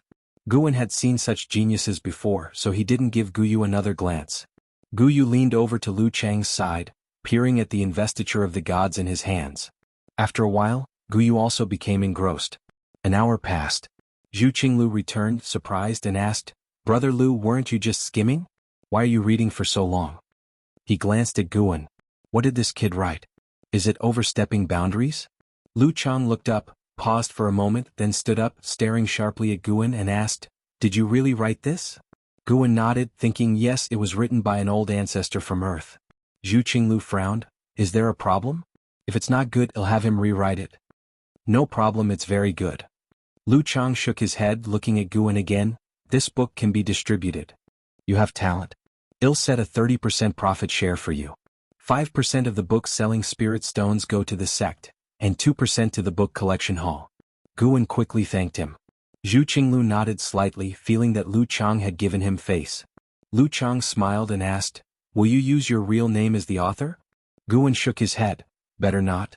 I fear future troubles." "Then use the name Panin," he said. Chapter 34.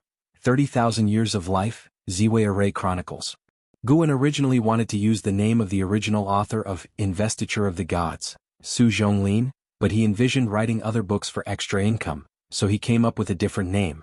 Lu Qiong and Zhu Qinglu didn't give it much thought, and as for Panin, compared to Guan, he only changed his surname, which they could understand.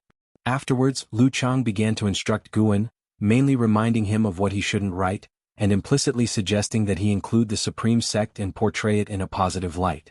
Even if he didn't write about the Supreme Sect directly, he could imply it. In short, the more he praised the Supreme Sect, the better treatment he would receive in the future.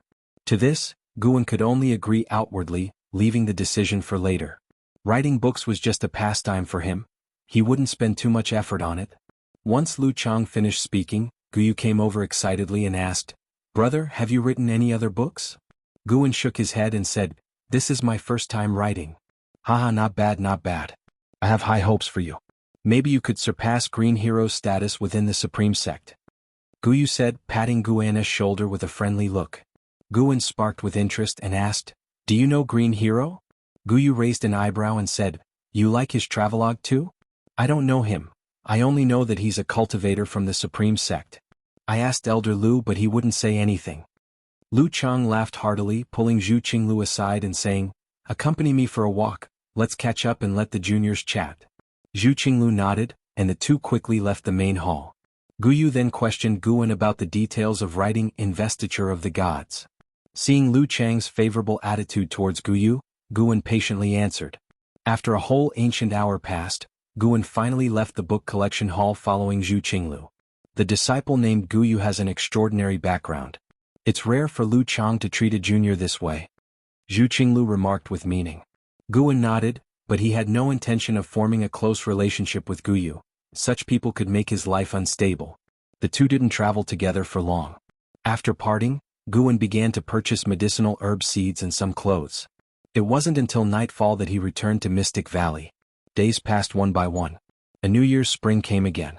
The second spring festival in Mystic Valley went even more smoothly, without any setbacks, and the atmosphere was much more joyful than the first year. As usual, Guan delivered food to Qiong. He began calculating the days, preparing to see Qiong off. After Qiong left, he planned to make a big move in the 8 scenic caves, filling it with spirit flowers and spirit grass. When the new spring ended, Guan brought Wuxia to the outer sect and selected 3 more servant disciples, this time 2 women and 1 man, named Yan Mei, Yang Min, and Yi Yan respectively. All 3 were the same age, merely 18, and they looked forward to the life in Mystic Valley. Becoming a servant disciple not only allowed them to earn spirit stones but also gave them a chance to learn their master's spells. This time, Guan wasn't just recruiting servant disciples but also intended to make Wuxia fully accustomed to his status as a senior disciple, so he could run errands in the future. After returning to Mystic Valley, Guan let Wuxia introduce the three to the others in the valley, while he went into the northern forest to make some plans. He wanted to plant the surrounding forest full of medicinal herbs. The herbs he handed over last year already ranked in the top 10 of the Outer Sect's Medicine Valley. Zhu Qinglu valued him even more and improved his treatment. Now he supported 9 servant disciples, more than enough, and he even considered recruiting more. People rarely settled for their current situation. Guan had such thoughts about his annual lifespan income. He would be upset if it didn't grow as much as last year. Standing under a tree, Guan scanned the forest and began drawing a blueprint for the area in his mind. The white spirit rat suddenly darted out of the forest. Seeing it, Guan both had a headache and was full of anticipation. He feared it would bring trouble, yet he hoped it would bring treasures. It hopped to Guan's feet, spitting out a jade ring from its mouth. Guan raised his hand and grabbed the jade ring, tucking it into his belt to examine later in private. He picked up the white spirit rat and didn't let it run around. "Good job, he'll reward you with a green vine fruit tonight." Guan smiled. The white spirit rat seemed to understand and stopped struggling, lying obediently in his arms. After standing there for half an hour, Guan turned and left the forest, waiting on the grassy area near the planned zone for someone to arrive. Soon the sound of something breaking through the air came. An Outer Sect disciple came via sword control and landed quickly beside Guan, his appearance catching other disciples' attention in Mystic Valley. "Senior brother. I'm back." The newcomer was Lu Jiujia, who had gone to take the Outer Sect test. Wearing the Outer Sect robe, he looked completely different from before. Guan smiled and said, "I thought you wouldn't come back." Lu Jiujia scratched his head and said, "How could that be? As soon as I got the Foundation Establishment pill, I went into seclusion. After successfully reaching Foundation Establishment, I came back immediately to share the joy with you all." Guan smiled, pinched his shoulder, and noted that his physique indeed became stronger. Others gathered around, excitedly asking him about his Foundation Establishment experience, and he answered them all with spirited confidence. When Guan first saw Lu Jiujia, he was only 15. Now, seeing his success, Guan felt only gratification. On the path to longevity, it was too lonely to journey alone. If those they interacted with could end well, he would have fewer regrets. Lu Jiujia's return brought excitement to Mystic Valley, greatly encouraging the newly arrived Yan Mei, Yang Min, and Yi Yan. They saw a path for advancement. Working hard in Mystic Valley offered the hope of promotion to the Outer Sect. That night, Guan examined the jade ring the white spirit rat brought back. Using divine sense, he broke through the restriction inside and discovered a trove of spirit stones. Unexpected fortune? Guan had higher expectations of the white spirit rat. He rewarded it with the right to eat a green vine fruit. Lu Jiujia stayed in Mystic Valley for a month before leaving. Everyone knew his departure might mean they would never see him again in this lifetime, unless they also became Outer Sect disciples. In the blink of an eye, 2 years passed. Guan was now 30, but after consuming the youth-preserving pill, he looked just around 20. His lifespan had exceeded 30,000 years. Mystic Valley was expanding, and the number of Outer Sect disciples seeking his help to manage their caves had reached 11. His monthly lifespan increase kept rising. Life was busy and fulfilling, but he didn't feel tired at all. Instead, he was full of vigor. Summer arrived, and under the starry night sky, fireflies dotted the serene forest. In the forest, Qiong, clad in white, walked ahead barefooted. She didn't feel any discomfort even when stepping on the tree branches. Guan followed silently behind. "All right, this is far enough." Qiong stopped, turned, and said to Guan. Guan nodded, and after hesitating for a moment he said, "Martial Master, be cautious on your way out. After all, this is still within the Supreme Sect's territory." After so many years together, with Qiong teaching him many spells, it would be a lie to say he had no feelings. But more than those feelings, he preferred her leaving. Qiong nodded, raised her right hand, and a blue book appeared in her hand, which she tossed directly to Guan. "Train hard. When I return next time, I'll check your cultivation.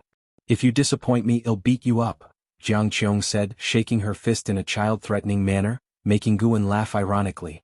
Before he could respond, Qiong vanished into thin air, and Guan could sense her demonic chi quickly fading away.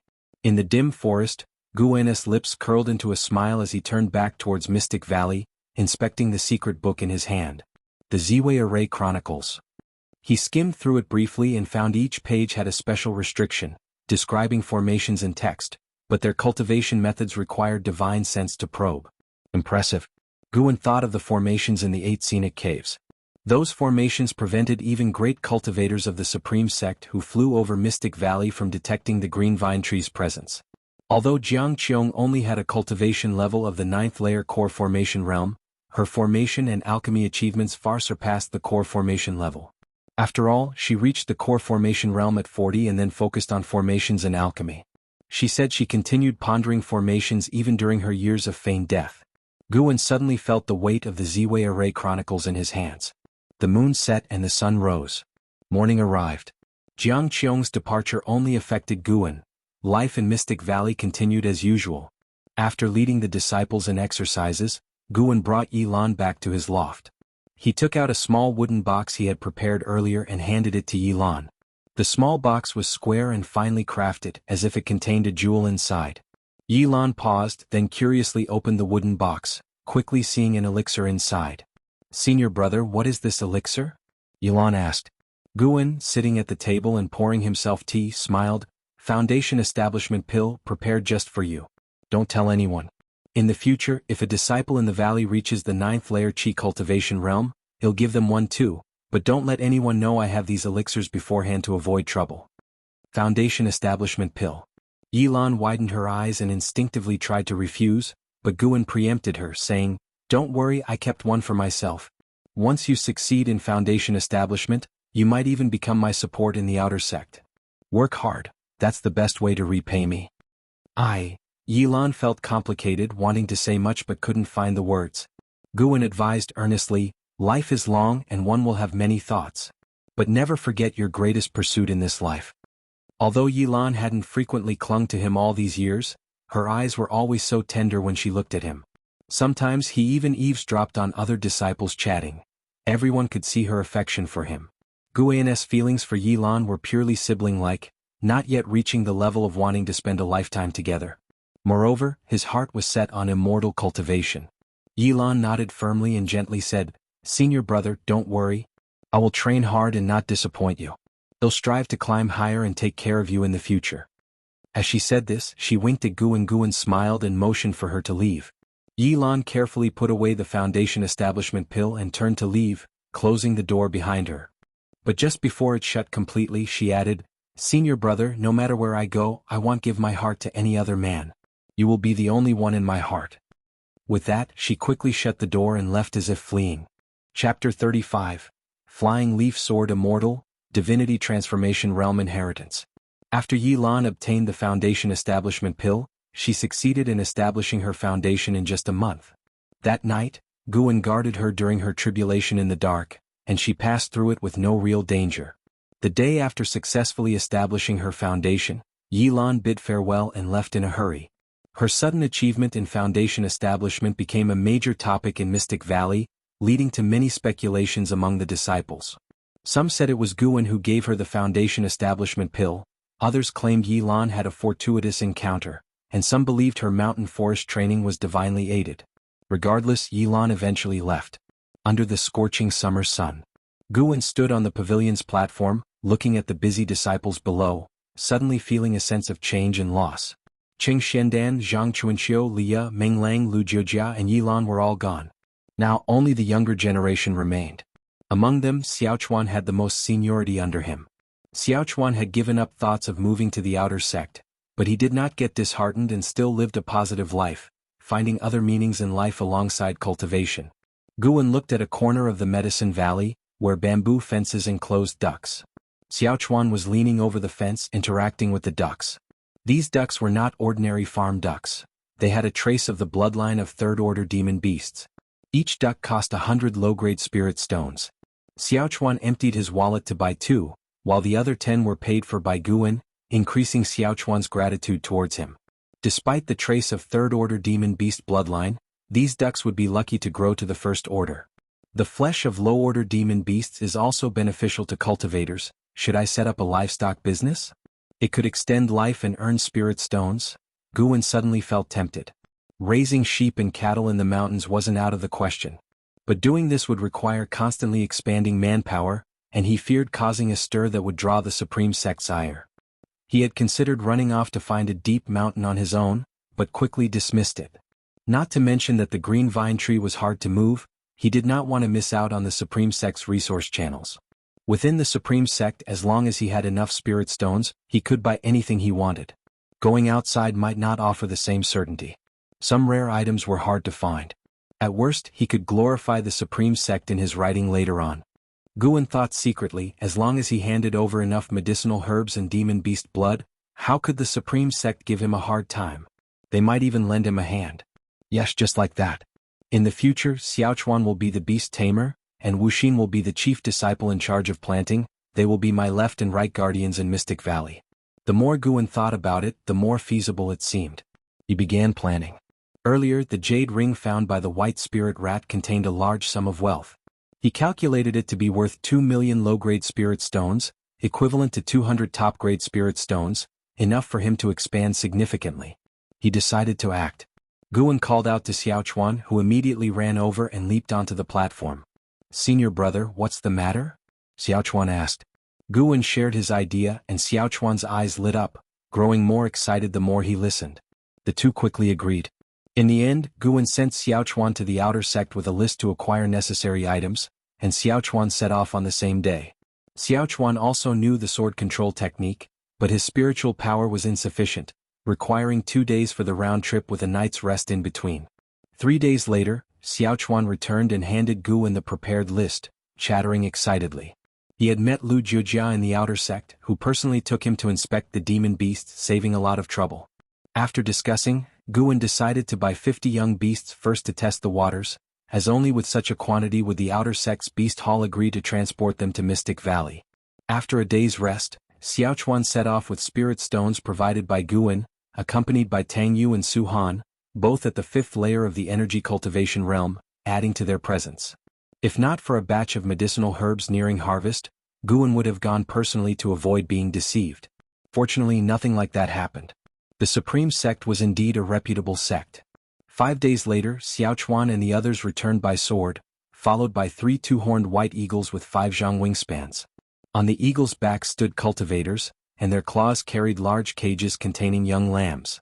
These lambs did not have grown horns and the flight was smooth, thanks to talisman papers on the cages. After landing, Guan went forward to thank them. The 3 medicine hall disciples were not overly friendly but did not embarrass him either. After exchanging pleasantries, they left on the eagles. "Xiaochuan, these lambs cost me 1,000 low-grade spirit stones, you must take good care of them," Guan said, patting Xiaochuan's shoulder meaningfully. "Not just spirit stones but my very life. These lambs would have the strength of the first order when grown, equivalent to the 3rd layer of the energy cultivation realm, though they couldn't develop human-like spiritual wisdom." Xiaochuan nodded solemnly, scratching his head. "Senior brother, can we recruit 2 more servant disciples to help me?" Guan replied, "Have others help you first, recruit disciples in half a year. My storage bag is a bit tight right now." Xiaochuan beamed, quickly expressing his gratitude. Guan indeed had many spirit stones, but he feared drawing too much attention, so he chose to restrain himself for half a year. After dealing with Xiaochuan, Guan returned to the pavilion. Everyone in the valley came to observe the First Order sheep demon. For those fixated on plants daily, the appearance of sheep demons was novel. Back in the pavilion, Guan prepared to write the next volume of Investiture of the Gods, as Lu Qiong from the book collection hall had urged him several times. Listening to the laughter of the disciples outside, Guan's lips involuntarily curled up. In a courtyard, Ziwei sat under a tree, his head full of white hair, holding a leaf in his right hand, his brow furrowed. Compared to the him who had successfully crossed the tribulation years ago, he looked much older, losing his sharpness, no longer seeming like a great cultivator of the Nascent Soul Realm. Zuolin walked into the courtyard, turned his head and saw his father under the tree. He immediately went forward, snatching the leaf from Ziwei hand. "Father, how long will you remain in decline?" Zuolin questioned angrily, throwing the leaf on the ground and stomping on it. Ziwei looked at him with eyes calm as water. "I am not in decline. You spend all day looking at leaves. How long has it been? How long since you absorbed energy, or tempered your sword intent?" Zuolin's tone was full of frustration. Thinking of the indignities he had suffered over the years, a surge of anger welled up, almost uncontrollable. Ziwei bent to pick up the leaf. "Then before, when you held your sword deep in thought, not absorbing energy, what was it for? With your sword, were you more diligent than I with my leaf?" "I Zuelin was at a loss, his face flushing. A sword is a sword, a leaf is a leaf. I couldn't grasp sword Dao and thus sat in contemplation. But are you pursuing leaf Dao? But the flying leaf sword Immortal defeated me with just a leaf. Do you think his leaf wasn't a sword? That's different. True sword Dao is never confined to a specific sword. Ziwei said softly, refocusing on the leaf in his hand, his gaze becoming distant. Zuelin cursed inwardly, reaching into his storage bag to pull out a book. Father, look at this book, called Investiture of the Gods. It has spread through the immortal cultivation world in the past 2 years. Many sects are reading it. Some say it records an ancient era's war of cultivation. Ziwei remained indifferent. Zuelin placed the Investiture of the Gods at his feet and then turned to leave. As soon as he left the courtyard, he couldn't resist pulling out another copy of Investiture of the Gods from his storage bag. Ziwei continued to daydream. After an unknown amount of time, he finally blinked and glanced at the Investiture of the Gods on the ground. In autumn, Mystic Valley was covered in yellowish hues. In the pavilion, Guan sat drinking tea with Ruye, who was passionately talking while holding a book. It was Investiture of the Gods. In the past 2 years, the Supreme Sect has been in the spotlight. First, the Flying Leaf Sword Immortal defeated the maniac swordsman of Jianghu Lake, a Nascent Soul Realm cultivator with just 1 leaf, becoming famous in the immortal cultivation world. Second, this Investiture of the Gods, with its grand immortal cultivation stories and incredible spells, has everyone talking. Some even say it might record a true ancient era story. Listening to Ruye's praise of Investiture of the Gods, Guan frowned. Is it really that popular? But his share of the profits wasn't much. Is the book collection hall taking a cut, or are other sects reading pirated copies? Come to think of it, the immortal cultivation world doesn't care about copyrights. Ruye spoke at length before finally ending. I wonder who this Pan is, truly a talent. I wish to meet him. Even inner sect disciples and inheriting disciples are reading this book. Guan asked curiously, is it that amazing? I should read it and see if it can compare to Green Hero Travelogue. That low-class book can't compare to Investiture of the Gods, Ruye scoffed. Guan only smiled. Ruye set down his book, picked up his teacup and drank it in one gulp. I'm leaving soon, going out to train. I might not return for 10 years. For him, 10 years wasn't much, but for junior brother Gu it was different. So he came to inform him. Guan wasn't surprised. Cultivators couldn't stay in the sect forever. They needed to go out to train, seek opportunities and cultivate both their Dao and their heart. Do you have a goal? Guan asked casually. Ruye smiled. Yes, there is an impending passing of a great cultivator of the Divinity transformation realm in the southernmost Jizhou.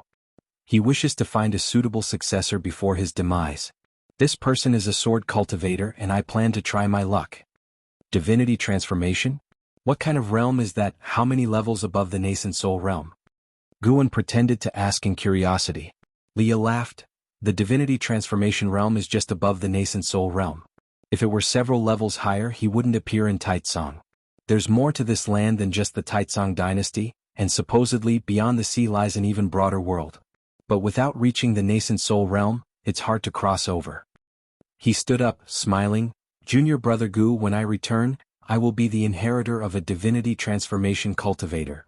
By then call me senior brother and maybe I'll show you Divinity transformation spells.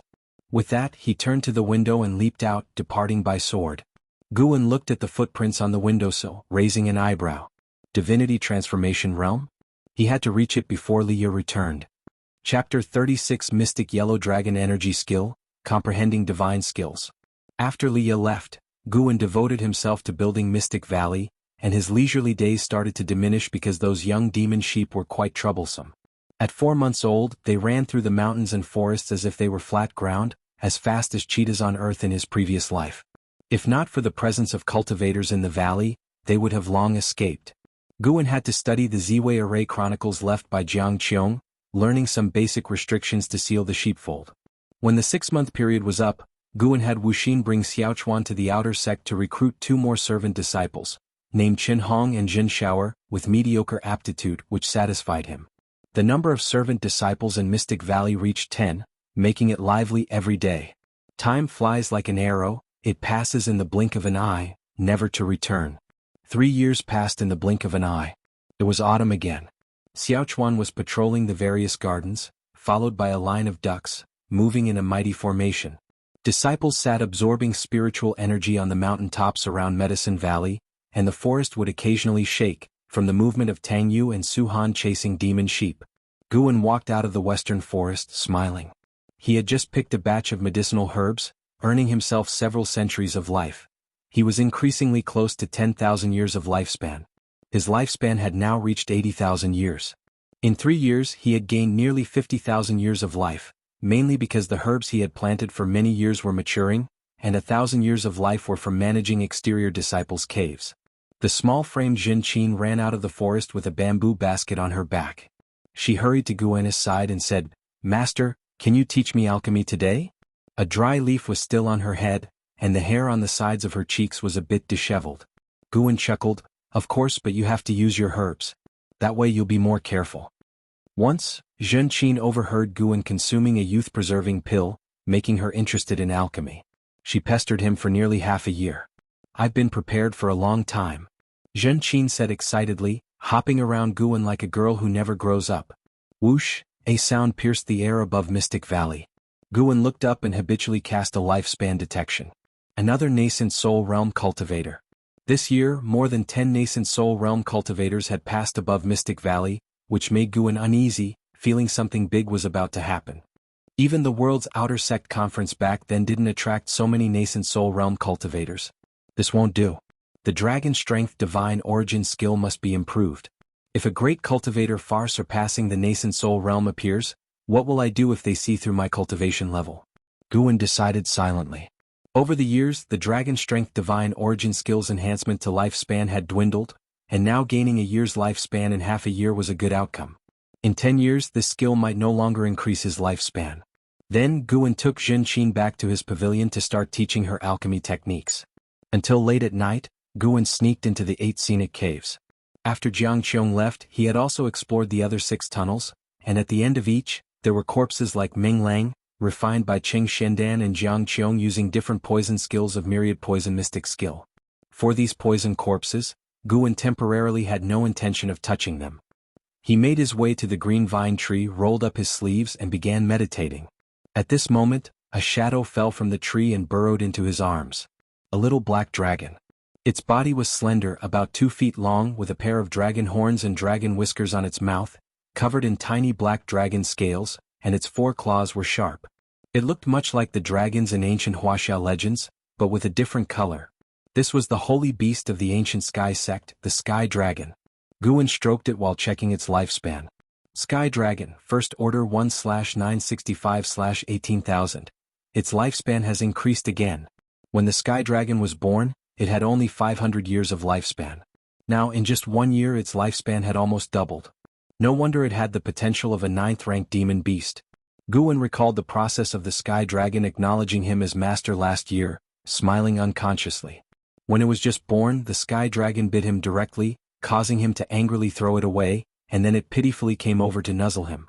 Guan felt the Sky Dragon didn't really acknowledge him as its master but rather recognized who its kin was through blood. They had a bond of soul resonance, allowing him to understand its thoughts but not controlling its life and death directly. The Sky Dragon would only serve one master in its life, indicating that although it was naturally violent, it was also extremely loyal and righteous. "Good boy, go eat now." Guan took out a demon sheep he had killed from his storage bag. It was fresh from the previous morning, giving him 3 years of lifespan. The Sky Dragon's eyes lit up and immediately flew aside with the demon sheep's corpse. The demon sheep's corpse was several times larger than the Sky Dragon, but it seemed weightless in its dragon claws. Guan called up the attribute panel and focused on the cultivation technique section, investing 2,000 years of lifespan into the Dragon Strength Divine Origin skill. The Dragon Strength Divine Origin skill could hide his cultivation level and aura, which was crucial. He considered it even more important than the Divine Wood Pure Yang skill. You invested 2,000 years of lifespan in the Dragon Strength Divine Origin skill for evolutionary cultivation. You cultivated the Dragon Strength Divine Origin skill for 10 years, the spiritual energy of heaven and earth tempered your body, enhancing your physical chi blood. You cultivated the Dragon Strength Divine Origin skill for 100 years, the spiritual energy of heaven and earth tempered your body, enhancing your physical chi blood. You cultivated the Dragon Strength Divine Origin skill for 200 years, achieving the peak creation realm in your Dragon Strength Divine Origin skill. You cultivated the Dragon Strength Divine Origin skill for 400 years, one day grasping the true meaning of Earth, your Dragon Strength Divine Origin skill returned to simplicity, and upgraded to the Earth Lineage Emperor Energy skill. You cultivated the Dragon Strength Divine Origin skill for 1500 years, sensing the rules of the Earth, your Earth Lineage Emperor Energy skill broke through the limits, upgraded to the Mystic Yellow Dragon Energy skill. You cultivated the Dragon Strength Divine Origin skill for 1800 years, enhancing your understanding of the Mystic Yellow Dragon Energy skill, achieving mastery. You cultivated the Dragon Strength Divine Origin skill for 2000 years, achieving Peak Creation Realm understanding of the Mystic Yellow Dragon Energy skill, comprehending the Divine skill, Mystic Yellow Dragon Might. Line after line of prompts appeared before Guian's eyes. The Dragon Strength Divine Origin skill upgraded to Earth Lineage Emperor Energy skill and then to Mystic Yellow Dragon Energy skill. It even awakened a Divine skill. Guan was overjoyed, feeling lucky this time. A vast amount of memory quickly flooded into his mind, immersing him in the profound Taoist sorcery knowledge. The Sky Dragon, biting the mutton, looked back with its gem-like eyes showing curiosity. The grass on the ground beneath Guan emitted strands of green energy, swirling around him as he began to breathe rhythmically unconsciously, with faint dragon roars echoing. The Mystic Yellow Dragon Energy skill tempered the body with the Earth's essence of yellow energy, integrating the physical body with nature. The so-called dragon roar was actually the sound of the Earth's roar. After 2 full ancient hours, Guan finally woke up. He frowned as he opened his eyes. All the grass around him had withered. He quickly got up and scanned the medicinal herbs in the 8 scenic caves, only relaxing after confirming they were fine. Only the weeds withered, the spirit flowers and grasses were largely unaffected. In the future, I must not do this recklessly. Whether it's upgrading a cultivation technique or breaking through, I must leave the 8 scenic caves to avoid depleting the spiritual energy here. Guan sat back down, reviewing the Mystic Yellow Dragon Energy skill while cultivating according to the method. He consolidated a breath of Mystic Yellow Dragon Energy, integrating his body with nature. The Sky Dragon, now full, lay beside the demon sheep's corpse, sleeping. Inside the 8 scenic caves, only the sound of the wind remained. At dawn, Guan descended from his pavilion, changing into a green robe, his black hair casually tied at the back, with 2 long strands left by his ears, exuding an ethereal, unworldly aura of a cultivator. His body had not fully adapted to the Mystic Yellow Dragon Energy skill yet, but he wasn't in a hurry. With nightly practice he would master the Mystic Yellow Dragon Energy within a month. And with the Mystic Yellow Dragon Energy skill's divine trait, Mystic Yellow Dragon Might, there was no need for separate cultivation. It would naturally manifest when the Mystic Yellow Dragon Energy was produced. Mystic Yellow Dragon Might was essentially the might of heaven and earth, able to deter all beings. Guan started calling for the disciples to do exercises. When everyone gathered, they could all sense Guan was in a good mood today. Zhen Qin curiously asked her master what had made him so happy. Nothing much, I read a book last night called The Investiture of the Gods. You can borrow it from the book collection pavilion when you have time, Guan said, smiling as he exercised. Xiaochuan's eyes lit up. I know about the Investiture of the Gods. Almost everyone in the outer sect has a copy. It's said to record ancient mysteries of the immortal cultivation world. The disciples became interested and began asking Xiaochuan what the Investiture of the Gods was about. Guan didn't interject further, still dwelling on the Mystic Yellow Dragon Energy skill. Over the next month, he practiced the Mystic Yellow Dragon Energy skill nightly and finally succeeded in cultivating a breath of Mystic Yellow Dragon Energy in his abdomen, significantly advancing his ability to conceal his cultivation level and aura. Guan felt a huge relief, knowing he could now stay hidden peacefully. That year was as uneventful as the previous years, which was the best outcome for Guan. As the winter snow began to melt, Mystic Valley welcomed a new spring, and all disciples prepared for the new year. Guan was deeply engrossed in reading the Green Hero Travelogue under a tree. Zhen Qin suddenly approached, with her hands behind her back, bending over to ask, "Master, what do you want to eat tomorrow night? I'll make it for you."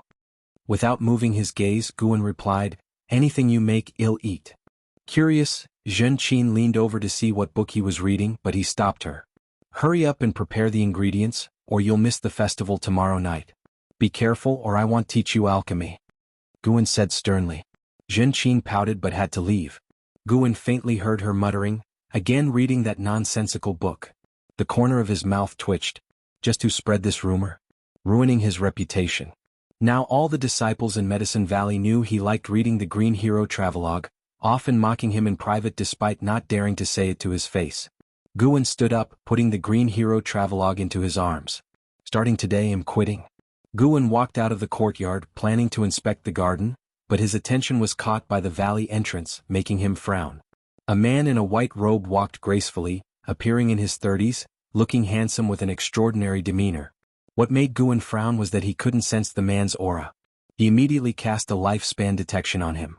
Li Xiandao, Divinity Transformation Realm, 8th Layer 230/899/3020. Chapter 37 The Emperor's Recruitment. A maximum lifespan of 3,000 years? Guwen was shocked by the other party's lifespan information. It was the first time he encountered someone with such a qualification. And at the 8th layer of the Divinity Transformation Realm. However, this lifespan seemed a bit low and did not align with Guwen's expectations for the lifespan in the Divinity Transformation Realm. Could it be that someone in the Divinity Transformation Realm could only live for 899 years? Guwen guessed that the other party might have been injured, thereby reducing their lifespan. He immediately walked over while also pondering internally, thinking that the other party might be a high-ranking member of the Supreme Sect. However, he couldn't act too respectfully, given that the other party had suppressed their aura. If he could see through the other party's cultivation level, the other party would undoubtedly pester him endlessly and might even treat him as a demon path spy. Li Xiandao walked towards the valley, observing the garden along the way. Guwen approached him, cupping his hands in salute and asked, "I am Guwen, the Valley Master of Mystic Valley. May I ask for your name and your purpose here?" Li Xuando's gaze fell on Guwen, his eyes cold and exuding immense pressure. He then smiled and the oppressive feeling instantly dissipated, giving an illusionary sense as he warmly said, "I am Xiandao from Cangzhou. I came to visit my child at the Supreme Sect. The journey is long and tiring. I wish to rest in your esteemed valley to recover my spiritual power. May I ask if the Valley Master would permit this?" Hearing this, Guwen couldn't refuse and immediately agreed, then called Xiaochuan to arrange accommodation for Li Xiandao. Guwen avoided looking directly at Li Xiandao, to prevent arousing suspicion. Surname Li visiting his child, could he be an imperial family member? Guwen wondered secretly. With so many medicine valleys in the outer sect, he chose Mystic Valley. It's highly likely related to Li Ya. Guwen continued patrolling the garden, everything as usual. On the other side, Xiaochuan led Li Xiandao to an unoccupied house and said, "The house is simple. Please don't mind. If you need anything, feel free to ask me or any other disciples." Li Xiandao nodded and then asked, "I saw sheep in the woods along the way and disciples taking care of them. Aren't you a medicine valley? Why raise so many sheep?" Xiaochuan didn't hide anything and answered, "Originally we only planted medicinal herbs in the valley, but my spirit root qualification is limited, so I gave up the idea of joining the outer sect. Knowing that I like raising livestock, senior brother fulfilled my wish, and also earned some spirit stones to help more disciples in their cultivation earlier, before heading to the outer sect." "Oh? Is the senior brother the Valley Master?" "Yes. He is truly a good person, considering you all this way. Indeed, my senior brother is the best person in the world." Hearing Li Xuando's praise, Xiaochuan was delighted and began to praise Guwen enthusiastically. This made Li Xiandao more interested in Guwen, asking more about his deeds. Xiaochuan didn't think much and dragged Li Xiandao to sit down, becoming even more animated in his storytelling. Guwen, inspecting the garden, smiled and thought he hadn't cared for this silly boy for nothing. Whether Li Xiandao was related to Li Ya or a high-ranking member of the Supreme Sect, having a good image could do no harm. He certainly couldn't be from the Thousand Autumn Pavilion, could he? Wait, Thousand Autumn Pavilion. Suddenly, Guwen felt a chill down his spine, his smile froze. Better safe than sorry. Facing Li Xiandao later, he must be more cautious. It's better to be safe than sorry. Li Xuando's presence aroused the curiosity of other disciples, as rarely did anyone visit Mystic Valley. That day, after settling in, Li Xiandao didn't come out again, seemingly really recovering his spiritual energy.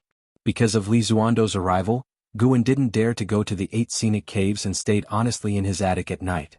The next morning, as usual, Guwen led the disciples in their exercises.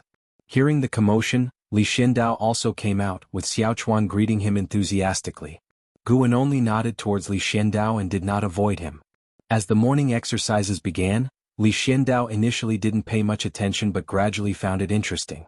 After the exercises, Guan dismissed the disciples and took out a book from his pocket, started reading and walked towards the loft.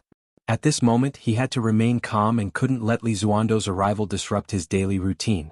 However, just as he entered the courtyard, Li Xiandao caught up to him. "Valley Master, what are you reading?" Li Xiandao asked with a smile. Guan turned around, holding up the book, and said, "Investiture of the Gods, have you read it?"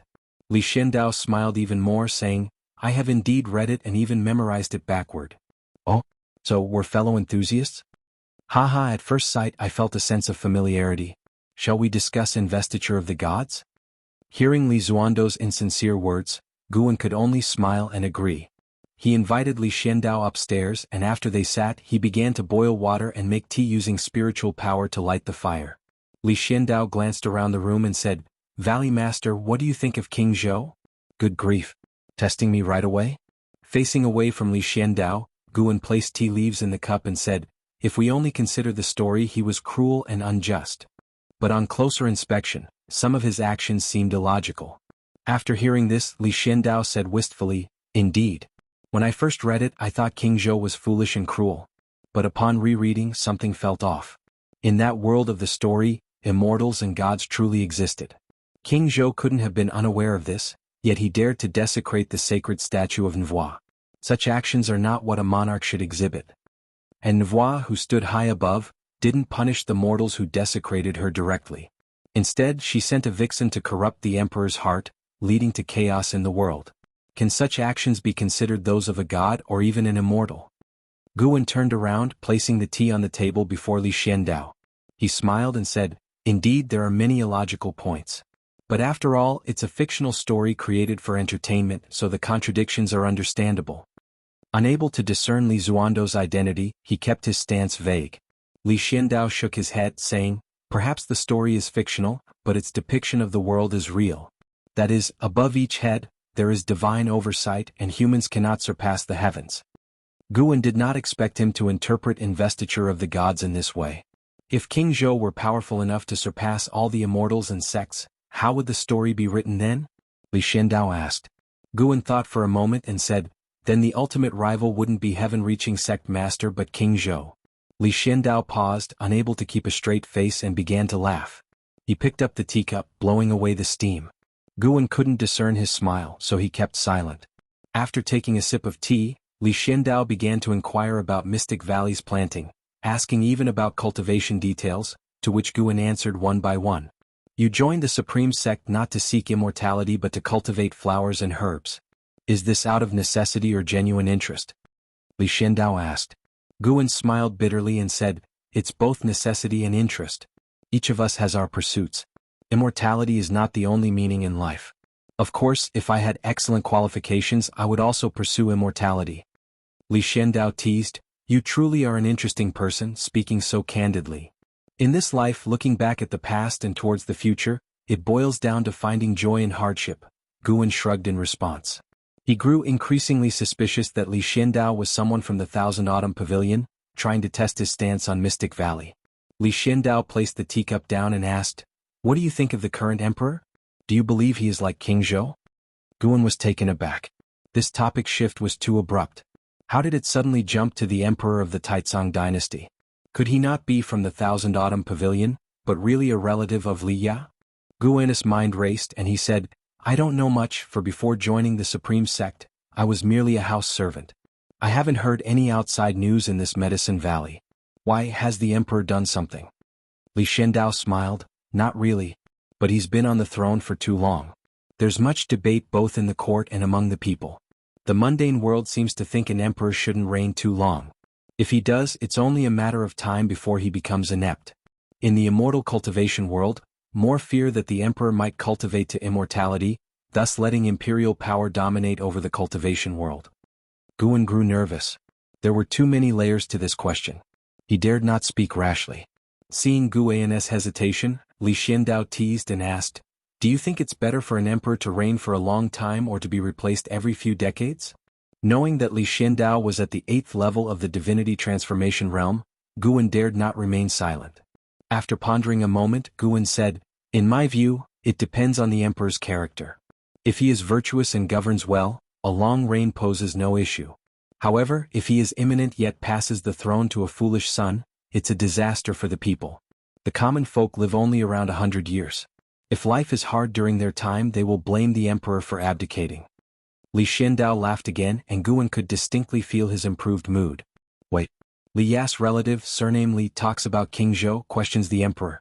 Guan had heard from the Ji family that the emperor of the Taicang dynasty also cultivated, and had been in power for 200 years. You're right. I shouldn't heed those opinions. I should see the people's lives personally, Li Xiandao chuckled. At these words, Guan's face drastically changed, exclaiming, You are the current emperor? He tried to stand up. Li Xiandao raised his hand, and a powerful pressure pressed Guan back into his seat. Guan did not resist to avoid revealing his strength. Lower your voice. You don't need to treat me as an emperor. Just consider me as Li Ya's father. You can call me uncle. Li Xiandao smiled warmly, devoid of imperial majesty. Guan didn't know how to respond. An emperor at the 8th layer of the Divinity transformation realm. This is trouble. Li Xiandao spoke, Bring out the heavenly residence. Guan immediately retrieved the heavenly residence sword from his storage bag. Seeing the sword, Li Xuando's eyes grew complex. He gently caressed the sheath.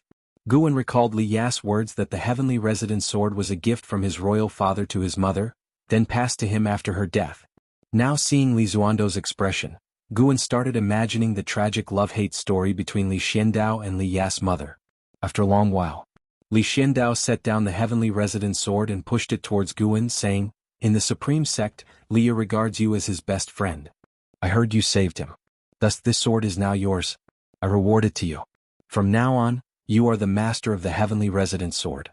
Moreover, I plan to establish a medicine valley near the Supreme Sect, planting many high-rank medicinal herbs. You are to manage it for me. I will ensure your efforts are worthwhile. In time, I will help you achieve foundation establishment, even core formation won't be difficult. Yet remember one thing, though you appear as a disciple of the Supreme Sect, your allegiance is to me. Chapter 38, Hateful Heaven Divine Sword, Supreme Sect's Astonishing Incident. Li Xiandao finished speaking, smiling at Guan and waiting for his decision. Guan froze. The emperor wanted him to be a spy? This was forcing him to be a triple agent. This was not what Guan pursued, but the key was that it was hard for him to refuse, as the other party's cultivation level and status were both higher than his. Not refusing would bring endless troubles in the future. Refusing would bring trouble right now. However, Guan thought about the high-rank medical herb mentioned earlier, and his heart beat faster uncontrollably. Guan hesitated and asked, Do I have the option to refuse? Yes, if you refuse, I will erase today's memory, and it will be as if we never met, Li Xiandao replied with a light laugh. Guan asked helplessly, Why choose me? I am mediocre. With your status, recruiting a disciple from the Supreme Sect would be a piece of cake. Li Xiandao shook his head, saying, I did not intentionally want to recruit disciples from the Supreme Sect, but you happen to have a close relationship with Li Ya. I wanted to support you, and because you are mediocre, I can trust you more because I can meet your needs.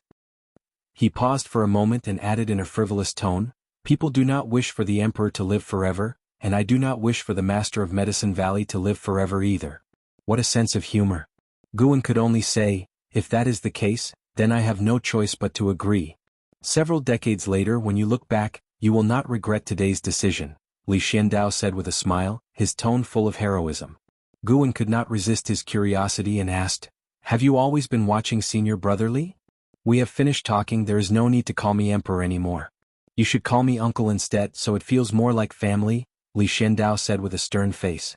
Guan saw that he did not seem to be probing. Thus, he called him Uncle. Li Xiandao smiled and said, To be frank, I have many pawns in the outer sect of the Supreme Sect. Naturally, I am aware of Li Ya's situation. Guan previously thought that Li Ya did not have a good relationship with his father, but now it appeared that was not the case. Could there be a misunderstanding? He wanted to inquire on behalf of Li Ya, but he held back. This emperor wanted immortality, and such an emperor surely had a complex attitude towards his princes. Even if he loved them, there would likely be some apprehension in his heart. Which crown prince wanted to remain a crown prince forever? Which prince did not have a secret longing for the emperor's throne? Guan felt deeply moved. Earlier he thought the talents of Li Ya and Li Xuanyu were already strong, but after seeing Li Xiandao, he understood why those two were so talented. Bloodline inheritance. 8 layers of Divinity transformation realm at the age of 230, Had he broken through the Divinity transformation realm at the age of 100? Too outrageous. The most crucial point was that he practiced a secret technique that concealed his aura. Without Guan's lifespan detection ability, it would be impossible to see through his true cultivation level. Perhaps neither the court nor the immortal cultivation world could see through his cultivation level, which allowed him to cultivate peacefully until now. Afterward, Li Xiandao began inquiring about the affairs in the valley, curious about the origin of the Chinese New Year mentioned by the other disciples. Guan responded with the same words he used for others. Li Xiandao became interested in the Chinese New Year and decided to join in today. How could Guan refuse? An hour later, the two walked down the pavilion, preparing for the Chinese New Year with other disciples. The disciples were all very happy, laughing and chatting, which also affected Li Xiandao. As night fell, Guan brought out the self-made firecrackers, and Mystic Valley resounded with bursts of explosions, deafeningly loud. The firelight shone on Li Zuando's face. He was smiling and even drinking with Xiaochuan, making it impossible to associate him with the emperor of the Taicang dynasty. The disciples like Tang Yu and Su Han prepared some performances like storytelling, sparring and acrobatics, ensuring the night was lively until late. The next day at noon, Guan saw Li Xiandao off. 2 more years, really something to look forward to. Guan silently thought. Li Xiandao said he would send someone to take him to Medicine Valley in 2 years. He planned to strive for a lifespan of 100,000 years in these 2 years, then break through to the Divinity transformation realm. No, he must surpass the Divinity transformation realm to be stronger than Li Xiandao, otherwise he would not be at ease. After all, accompanying a king was like accompanying a tiger. What if one day Li Xiandao became deranged and wanted to harm him? Guan looked in the direction Li Xiandao left, silently curious why this emperor came to the outer sect alone. Was he really here to visit Li Xuanyu? Li once said that Li Zuando's favorite child was Li Xuanyu. Guan did not think further, turning to enter the valley, preparing to plant more medicinal herbs. Spring passed and summer came. Guan welcomed his 34th birthday in the summer. On this day he bid farewell to Du Yi, who came to ask for medicinal herbs. At the mouth of the valley, Du Yi turned back and said, "These years you provided many medicinal herbs. Young Master Jilin is very satisfied with you. In some time he will send someone to deliver a Foundation Establishment pill to help you reach the Foundation Establishment realm early. Once you become a true outer disciple, he will find a way for you to continue managing this Medicine Valley." After saying that, he turned and left, leaping over the forest on his sword. Guan shook his head with a smile. When he saw Li Xiandao off at the beginning of the year, Li Xiandao had said something similar. In the future he had to keep a distance from the Ji family, lest they use him when they wanted to plot against the Supreme Sect. The sect was strong, but the family's power could not be underestimated either. In this land, dynasties changed and sects rose and fell, but some families could exist forever. The Ji family was one of them. Alas, I just want to pick flowers and herbs. Why are so many people trying to recruit me? Guan thought to himself while walking into the nearby forest. In the forest someone was practicing swordsmanship. It was Su Han. Now Su Han had reached the 7th layer of the energy cultivation realm, second only to Guan and Tang Yu in the valley. Tang Yu practiced leg techniques, while Su Han focused on swordsmanship. However, the swordsmanship he practiced was taught by Li Ya, not considered profound. Guan watched him practice swordsmanship from a distance, hesitating whether to give him some pointers.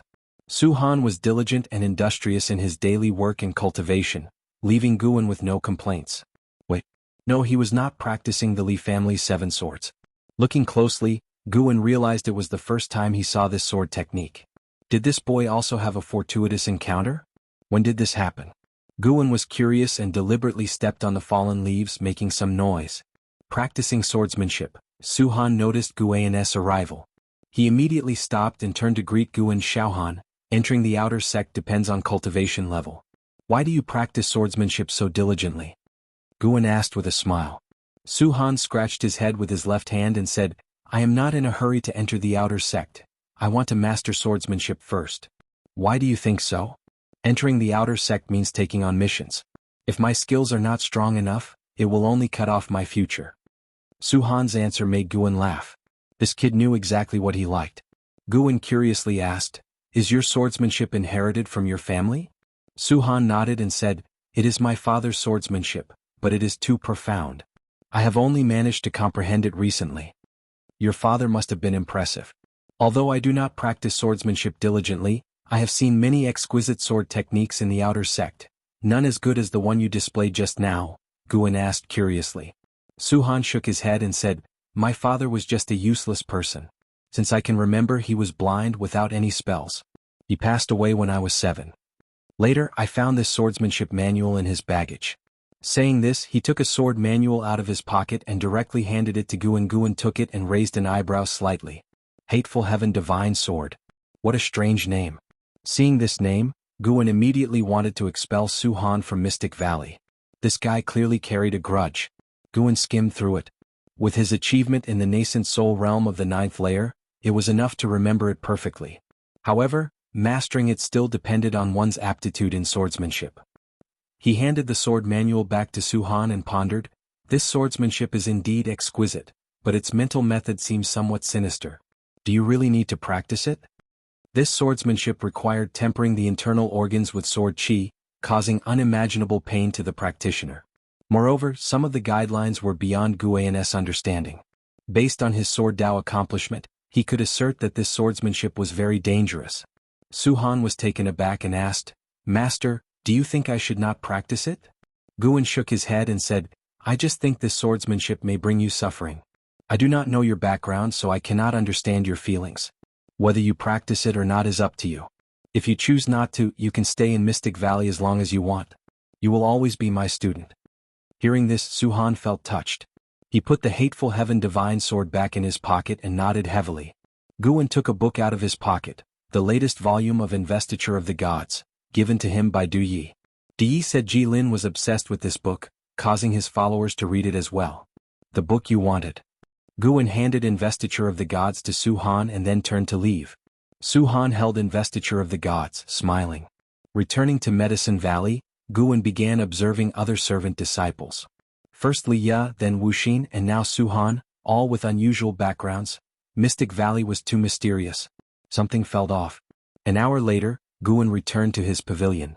The other servant disciples did not appear to have any issues, allowing him to feel somewhat at ease. On second thought, it made sense. To join the immortal cultivation world, one must have an extraordinary background or experience. In their eyes, they were the protagonists. Until late at night, Guan quietly entered the 8 scenic caves. After playing with the Sky Dragon for an hour, he took out the Heavenly Residence Sword and began practicing the Hateful Heaven Divine Sword. Multiple skills did not burden oneself. He decided to practice it until it was included in his attribute panel first. Suddenly, the sound of wind whistling through the branches of the green vine tree arose, the sound of a sword blade slicing through the air. In the distance, the Sky Dragon watched curiously, its dragon eyes reflecting Guan's sword training. At the end of summer, Guan went to the Outer Gate City. First, he visited the Elixir Hall to submit a year's worth of medicinal herb harvest, then went to the Book Collection Hall to submit a manuscript. Since Investiture of the Gods became popular, Elder Lu Qiong valued him greatly, always receiving him personally, afraid word would leak out. Lu Qiong mentioned fearing Guan's reputation would be exposed, and he would be abducted by the demon path, causing the Book Collection Hall to lose substantial spirit stone revenue. This made Guan even more cautious. After completing official business, Guan visited Lu Jiojia, who was delighted and invited him to visit Yilan together, whom she happened to be in the city. Not all outer disciples opened caves in the outskirts since constructing a cave was expensive.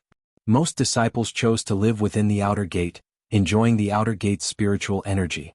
In the courtyard, after sitting down, Lu Jiojia poured wine for Guan and said mysteriously, "Something big happened in the Supreme Sect." Chapter 39. Nascent Soul blocks the path. Despicable. What's the big event? Guan asked with a smile. Upon arriving at the outer gate city today, he indeed sensed the atmosphere was off, an indescribable tension in the air. Yilan spoke up, "The sect leader and one of the elders are fighting for power. Recently, the emperor came to the Supreme Sect and appointed that elder's direct disciple as the national master, granting him a high-ranking official position and announcing it to the world.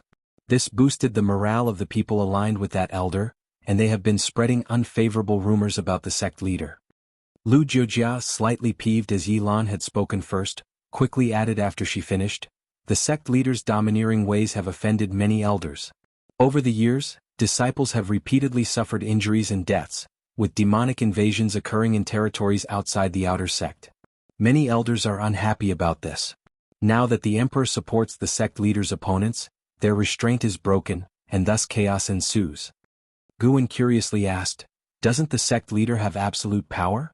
Isn't he the strongest cultivator in the Supreme Sect?" "Of course not. The sect leader is elected by collective support from the elders. Within the Supreme Sect, the highest cultivation level does not belong to the sect leader but to the true inheritor. It's said he is the most talented individual in the Supreme Sect in a millennium.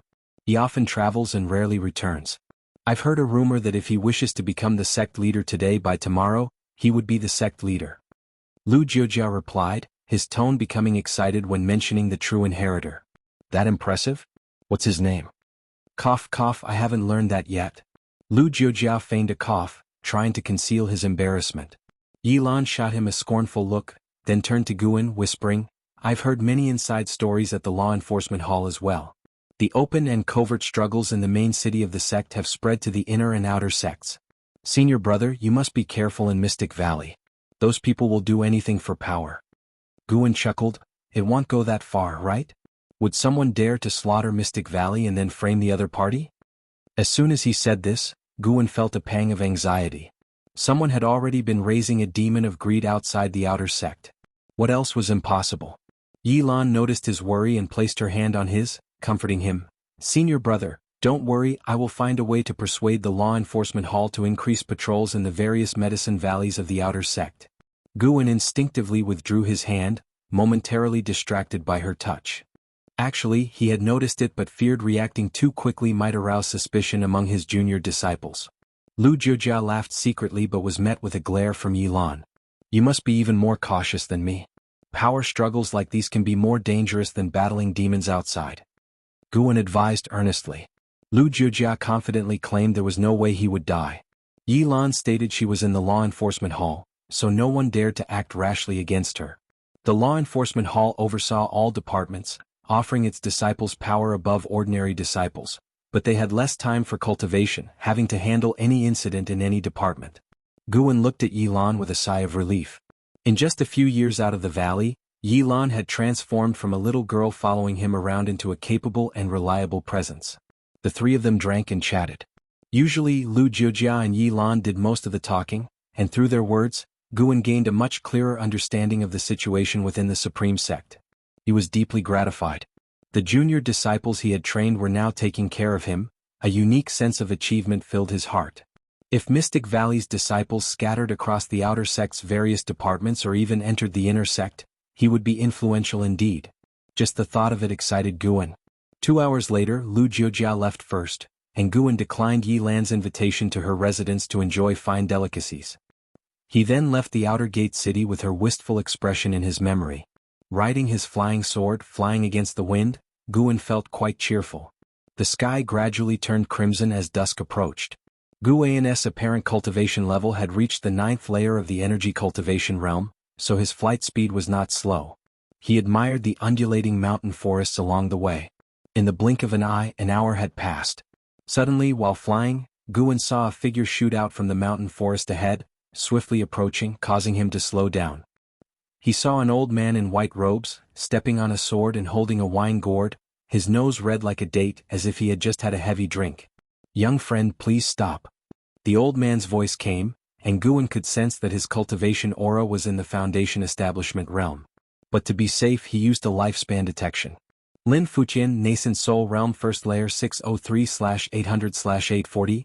Well. Nascent Soul Realm. Guan cursed silently. The old man had cultivated a secret technique to hide his true cultivation. The two quickly met in midair, where Lin Fuqian wore a friendly smile, saying, "Young friend, I am Lin Kuan, a disciple of the Outer Sect's Law Enforcement Hall. There is something I need to inquire about. Recently, demonic spies have been rampant. Shall we talk in the woods?" Guan nodded, realizing that refusing now would hardly be feasible. It was better to play along for the time being. They swiftly descended into the forest, and Guan casually plucked 2 leaves from a tree.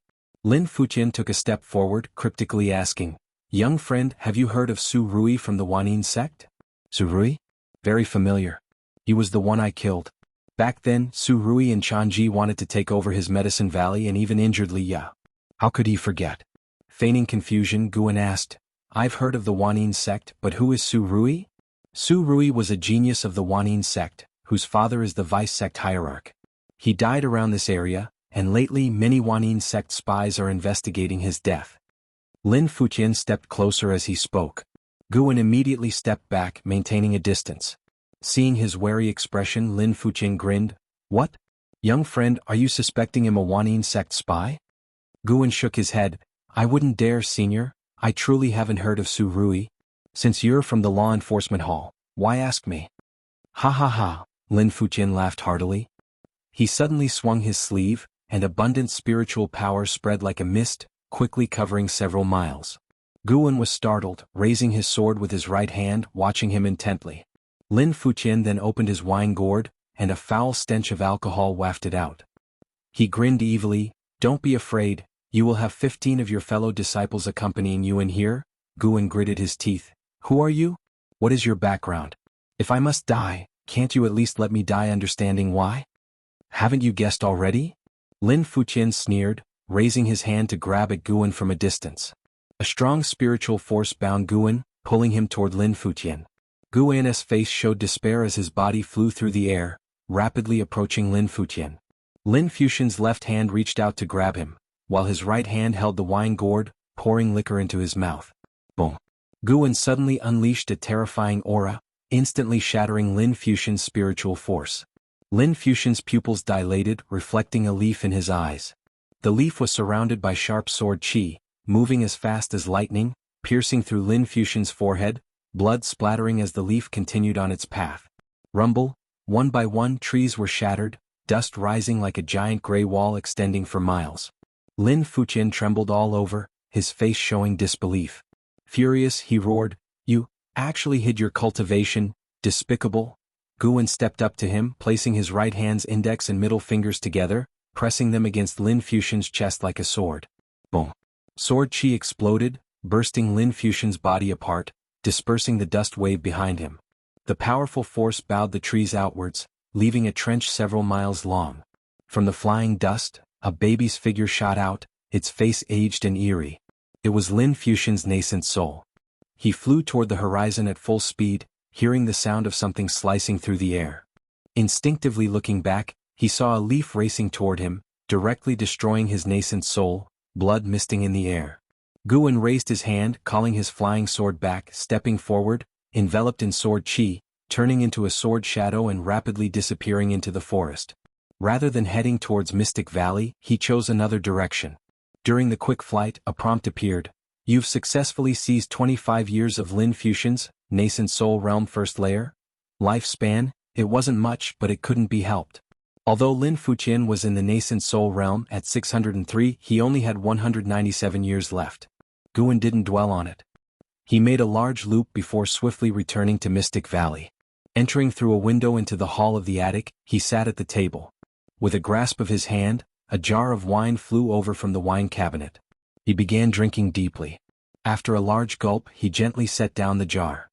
His right hand trembled slightly and his heartbeat pounded. Phew. Guan struggled to calm his emotions. It was terrifying. Returning home and encountering a demonic spy. Worried about the commotion had made earlier, Guan decided not to leave the valley for the next month to lay low. No, it's too dangerous. Today a nascent soul attacked me.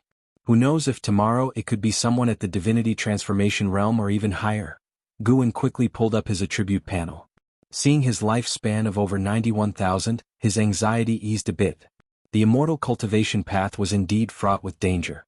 Even a cultivator at the 9th layer of the Qi cultivation realm could be intercepted by a nascent soul great cultivator. Wasn't this frightening? Guan thought of the 15 souls in that wine gourd, feeling a wave of sympathy for them. He planned to aggressively harvest a batch of medicinal herbs to push his lifespan to 100,000 years, hoping to unlock new features, and then use the lifespan immediately. Guan took a deep breath, pulling out his copy of the Green Hero Travelogue to divert his attention. As night fell, cheers erupted outside from the disciples. Guan used divine sense to see that Tang Yu and Su Han were sparring again, with other disciples watching the spectacle. Normally he would join in to watch, but he was in no mood today. Deeply engrossed in the Green Hero Travelogue, he gradually calmed down even though he still felt some lingering worry. After a while, footsteps approached and soon the door was pushed open. Zhen Qin hurriedly entered saying, Master, senior brother and second senior brother are fighting. Her eyes fell on the cover of the Green Hero Travelogue, and she raised her eyebrows slightly. Chapter 40 Here Flying Leaves Again, Lifespan of 100,000 Years. Guan closed the Green Hero Travelogue and asked impassively, don't they often spar? Why did they actually start fighting? Zhen Qin withdrew her gaze and said urgently, second senior brother executed a sword technique, and first senior brother mocked it for being too soft. Second senior brother got upset, and he has already wounded first senior brother and refuses to stop. Upon hearing this, Guan immediately stood up. Master and disciple quickly went downstairs. At this moment, the onlookers were no longer cheering but constantly urging Su Han to stop.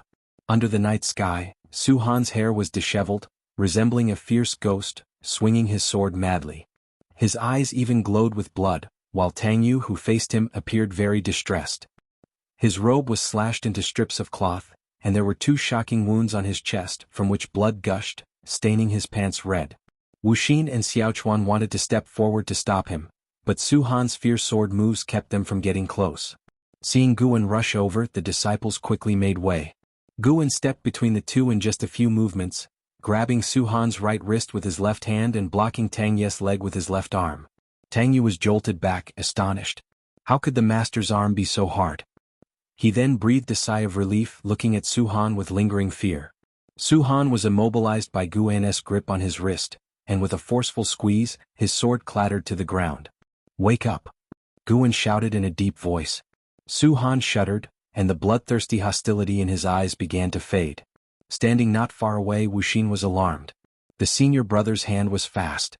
Although Guan had reached the 9th layer of Qi Cultivation Realm, they always thought he wasn't that strong, mainly because Guan often downplayed himself. Guan's action just now refreshed Wuxian's understanding. He suddenly felt that the senior brother wasn't simple. Xiaochuan, however, was used to it. Guan had also subdued and enraged Meng Lang back in the day. Maybe Guan's spirit root qualification was mediocre, but in Xiaochuan's heart, Guan's combat ability was very strong, at least making him feel very reliable. The other disciples were also intimidated by Guan's move. It was the first time they saw Guan take action, easily subduing Tang Yu and Su Han, who were at the 7th layer of the energy cultivation realm. Zhen Qin was the first to cheer, breaking the silence, and the others followed, surrounding him. Master, you're so powerful. Second senior brother, wake up. Master, has second senior brother deviated? It's all first senior brother's fault for mocking second senior brother. I've never seen second senior brother so angry. The disciples chattered, while Guan focused on Su Han.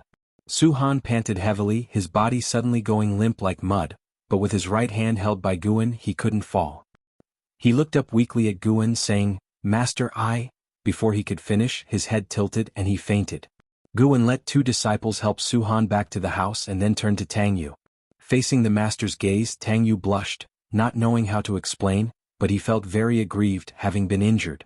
Go back and stop the bleeding first, Guan said expressionlessly. On hearing this, Tang Yu quickly bowed and left. Guan looked at the others, saying, Aren't you dispersing? No cultivation today? With that, he turned and headed towards the attic. The disciples watched his back, looking at each other. Although Guan didn't say anything very harsh, they all thought he was angry. Little did they know, Guan simply wasn't in the mood to lecture. That night, all the disciples in the valley harbored their concerns, unable to calm their minds. Guan stayed alone in the attic, and in the second half of the night, he felt several powerful divine senses sweep across. His fight with Lin Futian had finally attracted the attention of the Supreme Sect. Early the next morning, Su Han came to visit Guan to apologize. What's the use of apologizing to me? I wasn't the one you hurt, Guan said, looking at him calmly. Su Han gritted his teeth, saying, He was the one who mocked my swordsmanship first. Guan asked, Did you explain the origin of the swordsmanship to him? Su Han stammered.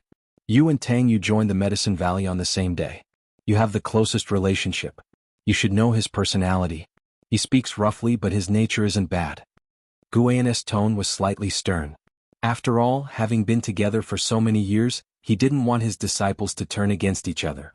He didn't forcibly stop Su Han from continuing to cultivate the Hateful Heaven Divine Sword. Such things couldn't be stopped, and blocking it would probably ruin their master-disciple bond. Su Han recalled his years with Tang Yu, feeling guilty. Initially, Tang Yu had just jested about his swordsmanship. Unable to master the hateful heaven divine sword, Su Han was already distressed, leading to a verbal spat. Tang Yu got provoked too, saying increasingly harsh words which enraged Su Han, causing him to deviate. Master, I was wrong. I'll go find first senior brother now, Su Han said seriously after taking a deep breath. Guan said, don't wait. Go now. I also need to check the medicinal herbs. He stood up and walked towards Su Han. They left the attic one after the other. Su Han closed the door, following Guan's pace, unable to help but ask, Master, aren't you curious why I lost control last night? Without turning back, Guan said, probably related to your hateful heaven divine sword. This swordsmanship was passed down from your father. Whether to practice it or not, I have no right to decide. You need to figure out what's most important in your heart. Su Han slowed his steps, standing before the stairs, staring blankly at Guan's back. What's most important? Guan had no time to worry about his disciples' conflicts. He had said what needed to be said, and if they couldn't get along, they would leave Mystic Valley and never meet again at the ends of the earth. Guan began inspecting the medicinal herbs in various gardens, checking which ones were nearing maturity. He needed to accumulate a lifespan of 100,000 years quickly, so he harvested some herbs that were almost mature right away. Of course, he didn't touch the herbs far from maturity. He wasn't crazy enough to destroy his foundation. Currently, he had many channels to gather lifespan, so he wasn't too anxious. In the sky above the mountains and forests, several cultivators stood on magic artifacts, looking down. Among them, disciples of the law enforcement hall were searching, including Yi Lan. Chu Jingfeng stood on a flying sword, his right sleeve fluttering in the wind, exuding a sense of desolation, no longer carrying the same youthful vigor as before. An old man flew over on a gourd, handing a leaf to Chu Jingfeng, saying, it should be the work of the flying leaf sword Immortal. Nearby we found the wine soul gourd of Lin Futian, the squad leader of the Wanyin sect, containing the souls of 15 disciples of the Supreme Sect. Chu Jingfeng took the leaf, examining it carefully. The surface was covered with fine sword marks, barely visible at first glance. He pondered, so the flying leaf sword Immortal is indeed one of our own? The old man nodded, it seems so. The attack on Ziwei was likely due to factional disputes. Given his power to easily kill Lin Futian, if he intended to kill Ziwei wouldn't have survived. Chu Jingfeng remained silent. The old man looked at Chu Jingfeng's fluttering right sleeve, saying, Jingfeng, you should let go of your grudge and reattach your arms soon. Otherwise, continuously practicing swordsmanship with your left hand will make it hard to revert later. Why should I? The flying leaf sword Immortal can use leaves as swords. Why must I wield a sword with my right hand? Chu Jingfeng countered. Upon hearing this, the old man shook his head and smiled wryly, ceasing his persuasion. In the forest below, Yi Lan stood in a ravine, looking toward its end as if it led to the ends of the earth. Her eyes were full of shock. I heard it was the flying leaf sword Immortal. This terrifying sight was caused by a single leaf, a female disciple said, expressing her amazement. The surrounding disciples also marveled at the power of the flying leaf sword Immortal, and Yi Lan was deeply impressed. How high a cultivation level would be needed to possess such terrifying power? Yi Lan turned to look in another direction, her eyes filled with concern. Since Lin Fuxian's death, several cultivators frequently flew over Mystic Valley every few days, most of them at the Foundation establishment realm. Occasionally, Guan could see Yi Lan among them. She never came down to visit Guan, seemingly just passing by. But passing by Mystic Valley's sky 4 times in a month, how could Guan not understand her intentions? This girl? Guan stood by the window watching the cultivators disappear in the distance, feeling a warmth in his heart. He pulled up his attribute panel, looking at his lifespan of 99,999 years. His hands clenched tightly within his sleeves. It was about to happen. Tonight he would break through the realm. Because of this month's forced harvesting, the yield for the coming year's lifespan would decrease. But after a year it should recover and continue to grow. He had deliberately left a space of 10 years of lifespan, waiting to pick it quietly tonight.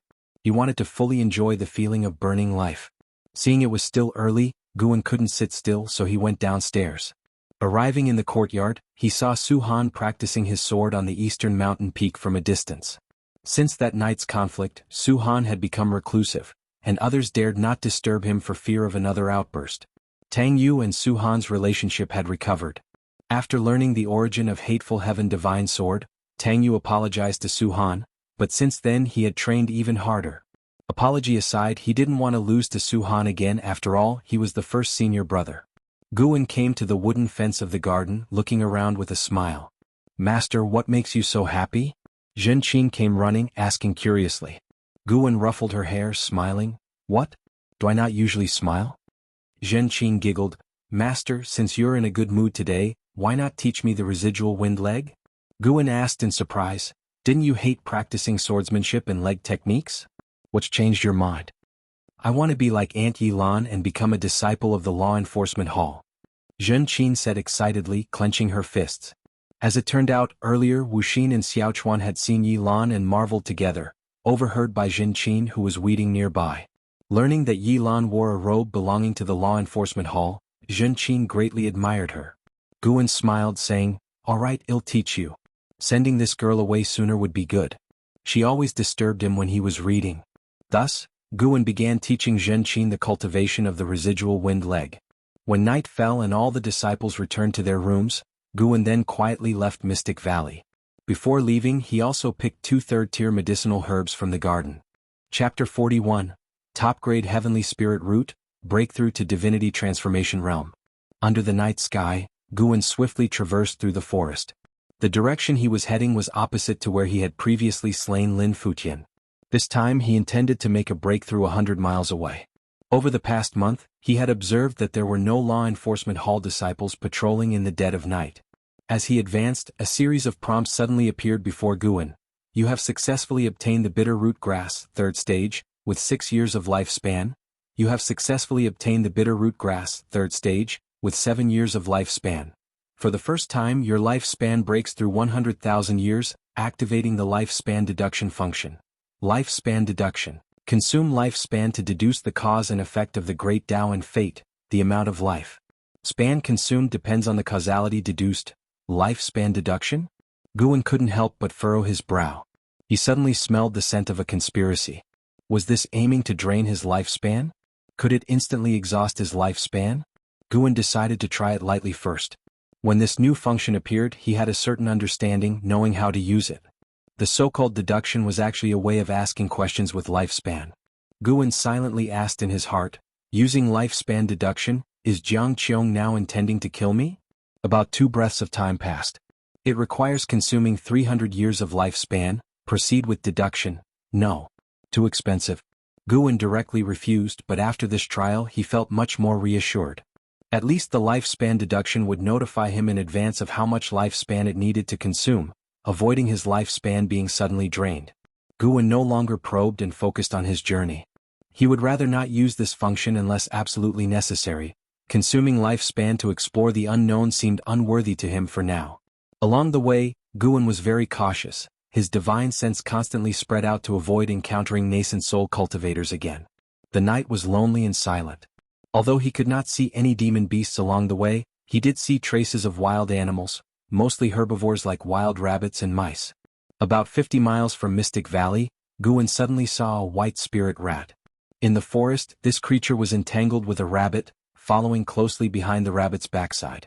As the rabbit hopped, it sniffed forward from time to time. It looked like a big dog chasing a rabbit. So humble. Guan pretended not to see it and quietly left without disturbing the white spirit rat. No wonder this guy keeps running outside all the time, its actions even resemble a rabbit.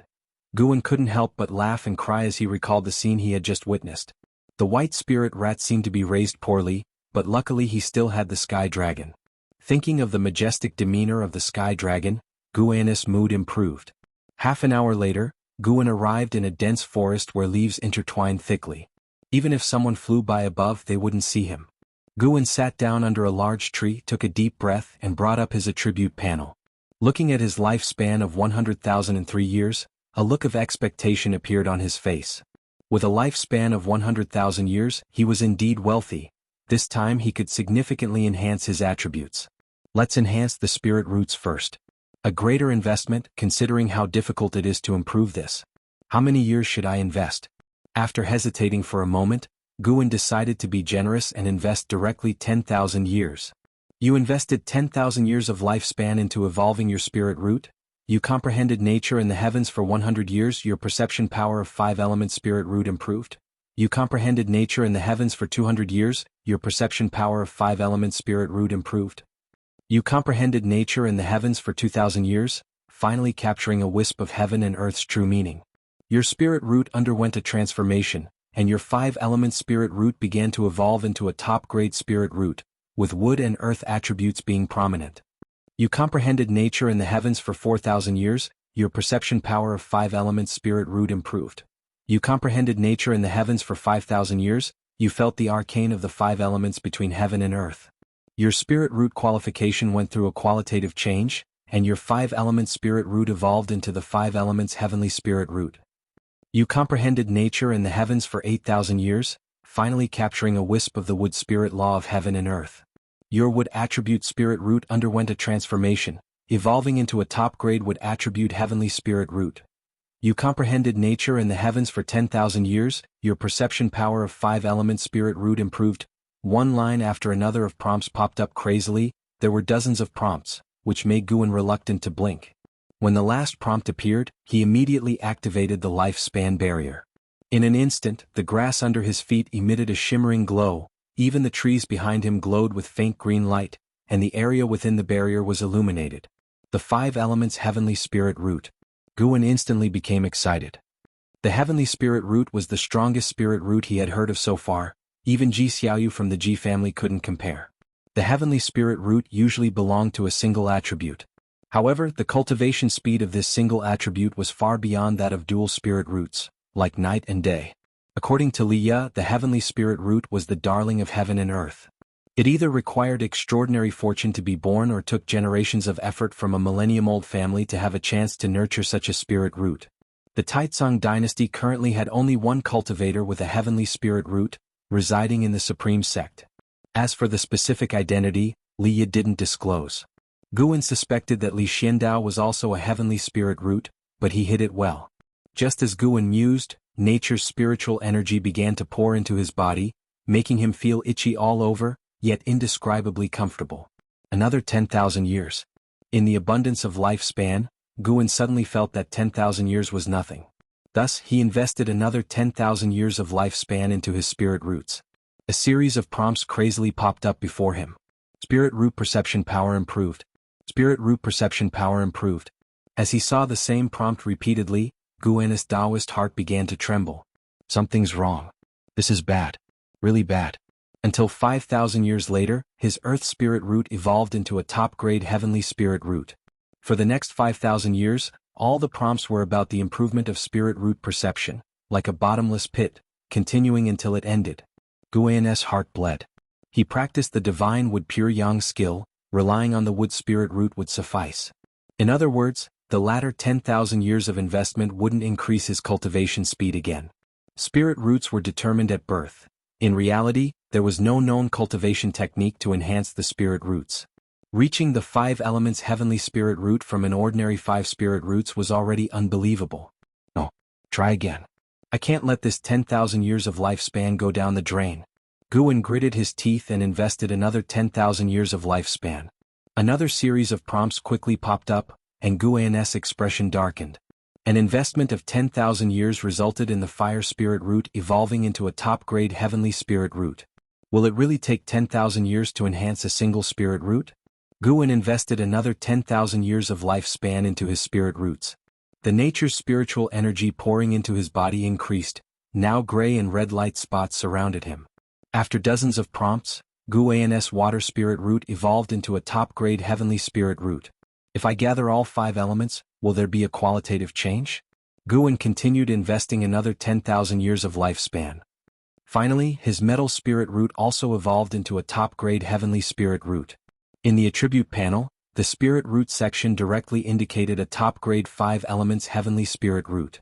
Looking at his lifespan, Guan's gaze became dazed. 50,000 years of lifespan had vanished like this. After getting carried away, Guan felt unprecedentedly empty in his heart.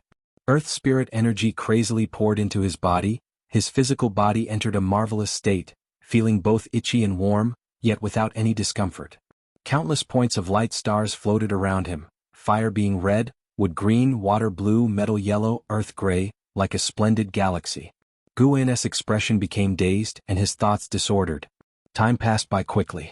An ancient hour later, Guan completed the transformation of his spirit roots, feeling as though heaven and earth had undergone a complete renewal. This sudden surge of perception made him feel spiritually revived. This feeling was just too marvelous. He suddenly felt that the investment of 50,000 years of lifespan was not a loss. The top-grade 5 elements heavenly spirit root was enough to stand proudly in the Taicang dynasty. As for the entire mortal world, he couldn't say for sure, as he was still unsure of the world's vastness. Taking a deep breath, Guan shifted his gaze to the cultivation technique on his attribute panel. Should he enhance the cultivation technique? He feared that once the cultivation technique reached a certain stage, the subsequent investments would exceed his expectations. Moreover, he already had the top-grade 5 elements heavenly spirit root, and his divine wood pure yang skill was not bad. Continuously laying the foundation seemed endless. What if a divinity transformation stage demon cultivator ambushed him tomorrow? Go straight for the cultivation level.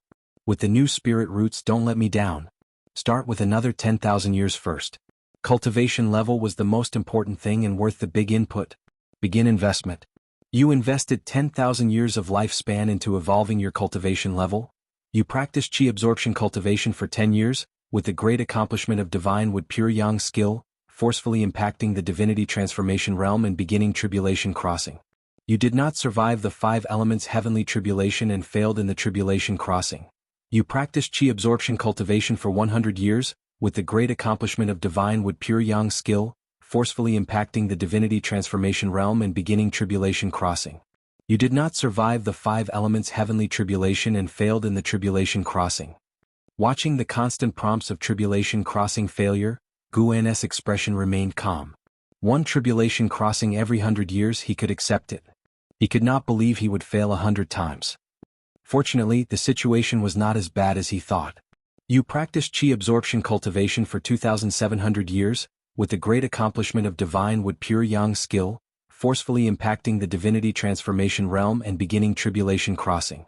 You survived the 5 elements heavenly tribulation, succeeded in the tribulation crossing, and broke through to the first layer of divinity transformation realm. You practiced Qi absorption cultivation for 3,000 years, and your cultivation level broke through to the second layer of divinity transformation realm. You practiced Qi absorption cultivation for 3,200 years, and your cultivation level broke through to the third layer of divinity transformation realm. You practiced Qi absorption cultivation for 3,400 years, and your cultivation level broke through to the fourth layer of divinity transformation realm. You practiced Qi absorption cultivation for 3,700 years, and your cultivation level broke through to the fifth layer of divinity transformation realm. You practiced Qi absorption cultivation for 5,000 years, and your cultivation level broke through to the ninth layer of divinity transformation realm. You practiced Qi absorption cultivation for 5,200 years, with the great accomplishment of divine wood pure yang skill, forcefully impacting the void crossing realm and beginning tribulation crossing. You did not survive the mystic dark heavenly tribulation and failed in the tribulation crossing. You practiced Qi absorption cultivation for 6,400 years, with the great accomplishment of divine wood pure yang skill, forcefully impacting the void crossing realm and beginning tribulation crossing. You did not survive the mystic dark heavenly tribulation and failed in the tribulation crossing. Alright, failing again. One tribulation crossing every 200 years, Guan could accept it. At the same time, he was pondering one question. It seemed that spirit root qualification couldn't determine the success rate of tribulation crossing. Could it be that one's own strength was the key to tribulation crossing? Spells, divine skills, formations, secret techniques, magic artifacts, etc. You practiced Qi absorption cultivation for 9,600 years, with the great accomplishment of divine wood pure yang skill, forcefully impacting the void crossing realm and beginning tribulation crossing. You did not survive the mystic dark heavenly tribulation and failed in the tribulation crossing. You practiced Qi absorption cultivation for 9,800 years, with the great accomplishment of divine wood pure yang skill, forcefully impacting the void crossing realm and beginning tribulation crossing. You survived the mystic dark heavenly tribulation and succeeded in the tribulation crossing, breaking through to the first layer of void crossing realm. You practiced Qi absorption cultivation for 10,000 years and your cultivation level increased. Guan brought up his attribute panel, still having nearly 40,000 years of lifespan left, making the corners of his mouth lift uncontrollably. You're tuning in to the Han Li's Wuxia Adventures YouTube channel. We're so grateful for your support and don't forget to subscribe to join us on this incredible journey through captivating stories. Your generosity through donations truly makes a world of difference, as it's the primary source of revenue that allows me to expand and enhance this channel for you. Thank you from the bottom of my heart for being a part of this adventure.